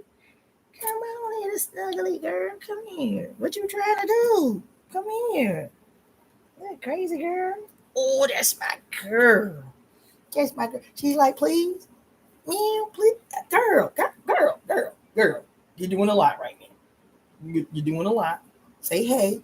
Say hey. Okay. You do too much. No. Anyway. So do something that gives your flesh pleasure this week. As a matter of fact, make a commitment that even if it's only for 10 minutes of every day while we are traversing through this ceremony known as the conspiracy to right all wrongs, that even if there is rage, righteous rage, indignation, and retribution tied to the speaking on this day, that even if I am mad as hell today, even as I cast this conspiracy of retribution, I am centering my motherfucking pleasure. I am going to do one deeply embodied act of pleasure today before I speak this conspiracy into existence. If you need to masturbate and have yourself an orgasm before we speak this conspiracy, do that. If you need to go to the beach and dunk in the water before you speak your conspiracy, but make a commitment to yourself that I need to remember what it feels like to experience pleasure unbridled, to experience pleasure unjudged, to experience deeply embodied pleasure with no guilt, no shoulda, woulda, couldas, no blame, no nothing tied to it, but living in the absolute moment of my ecstasy. I'm gonna make that commitment while I speak this motherfucking conspiracy into the into the world. Oh my God.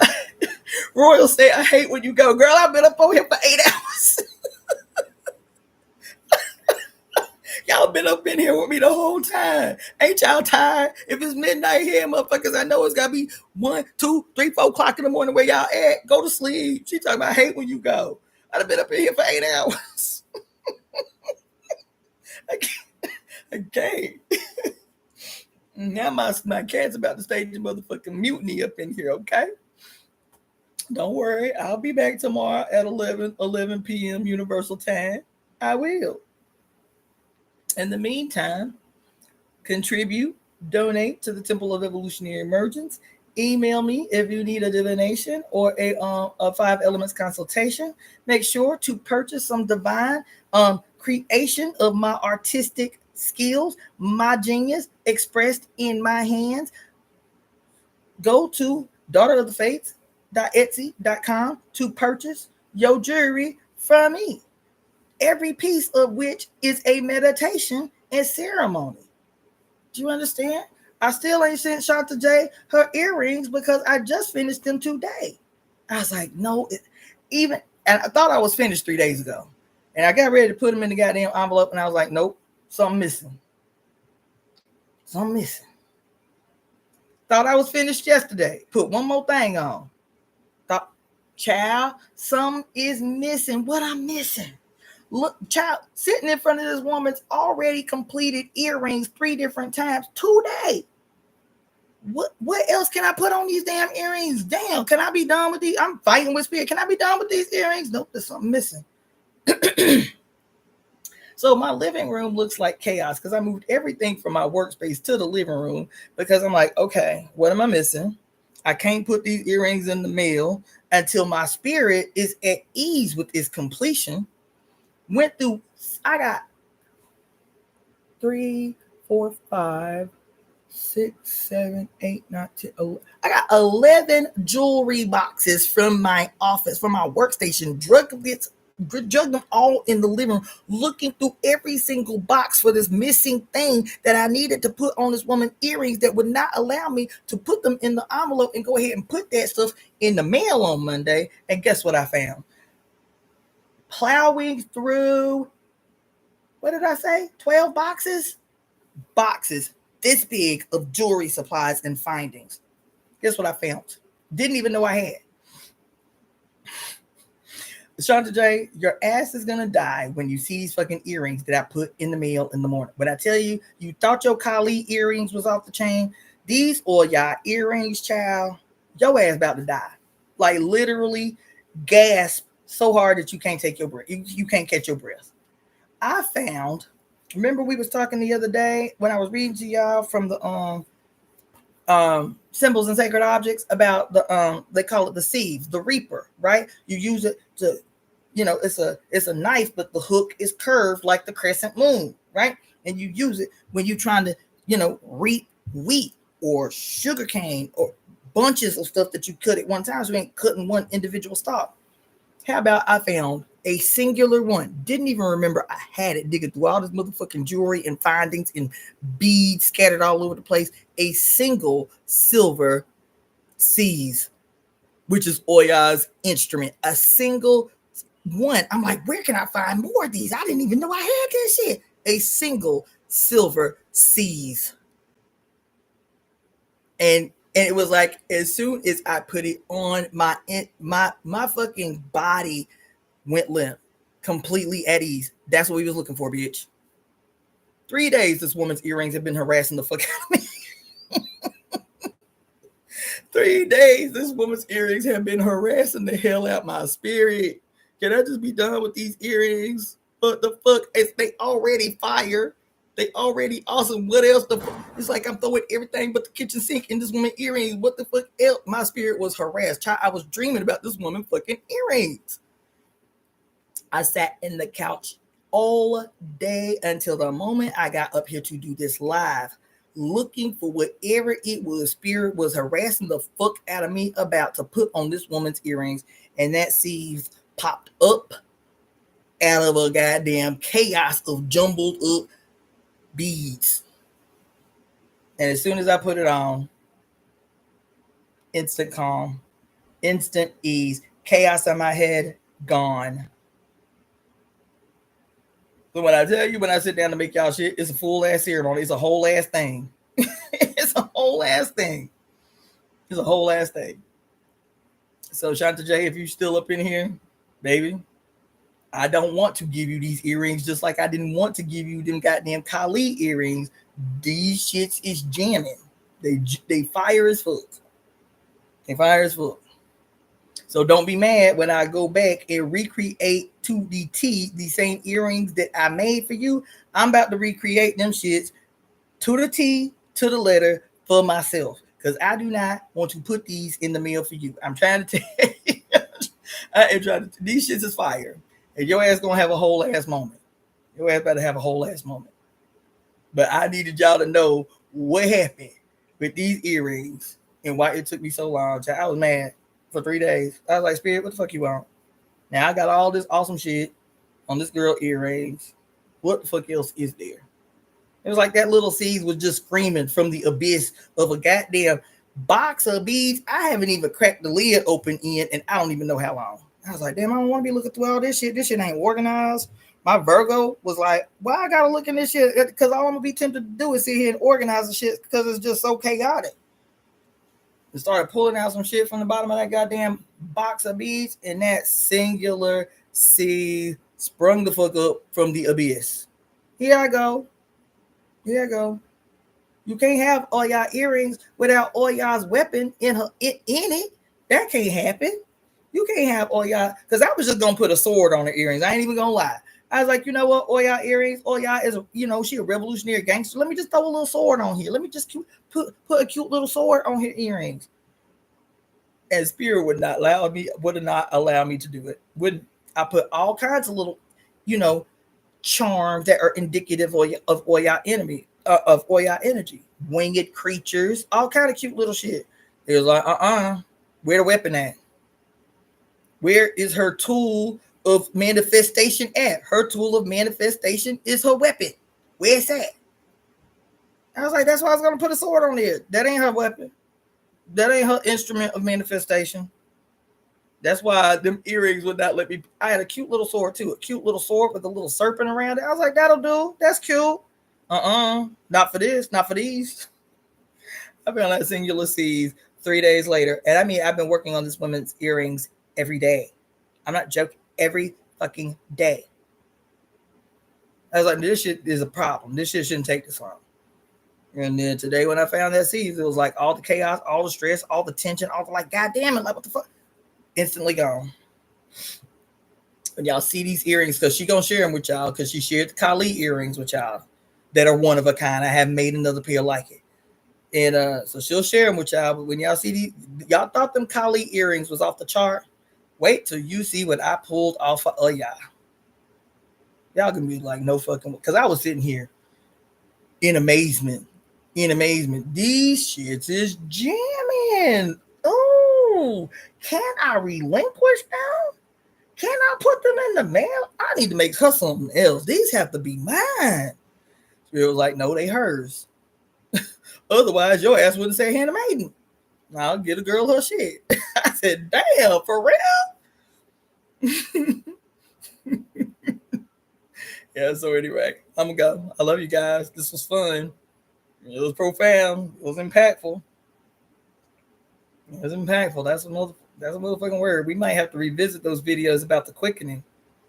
This was some deep and profound shit. Anyway.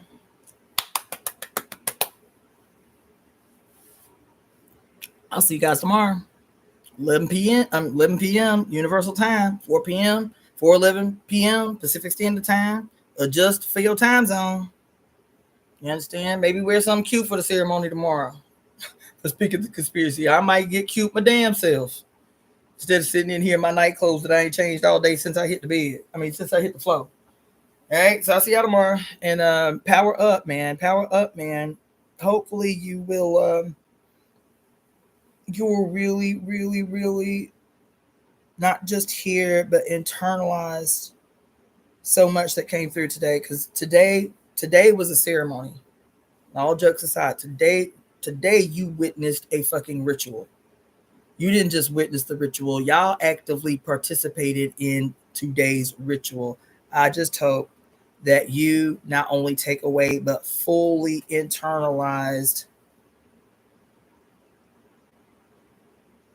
the depth of what happened today.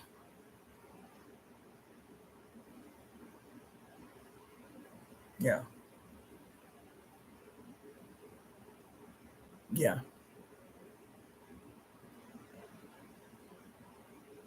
Yeah. All right. Good night. Peace.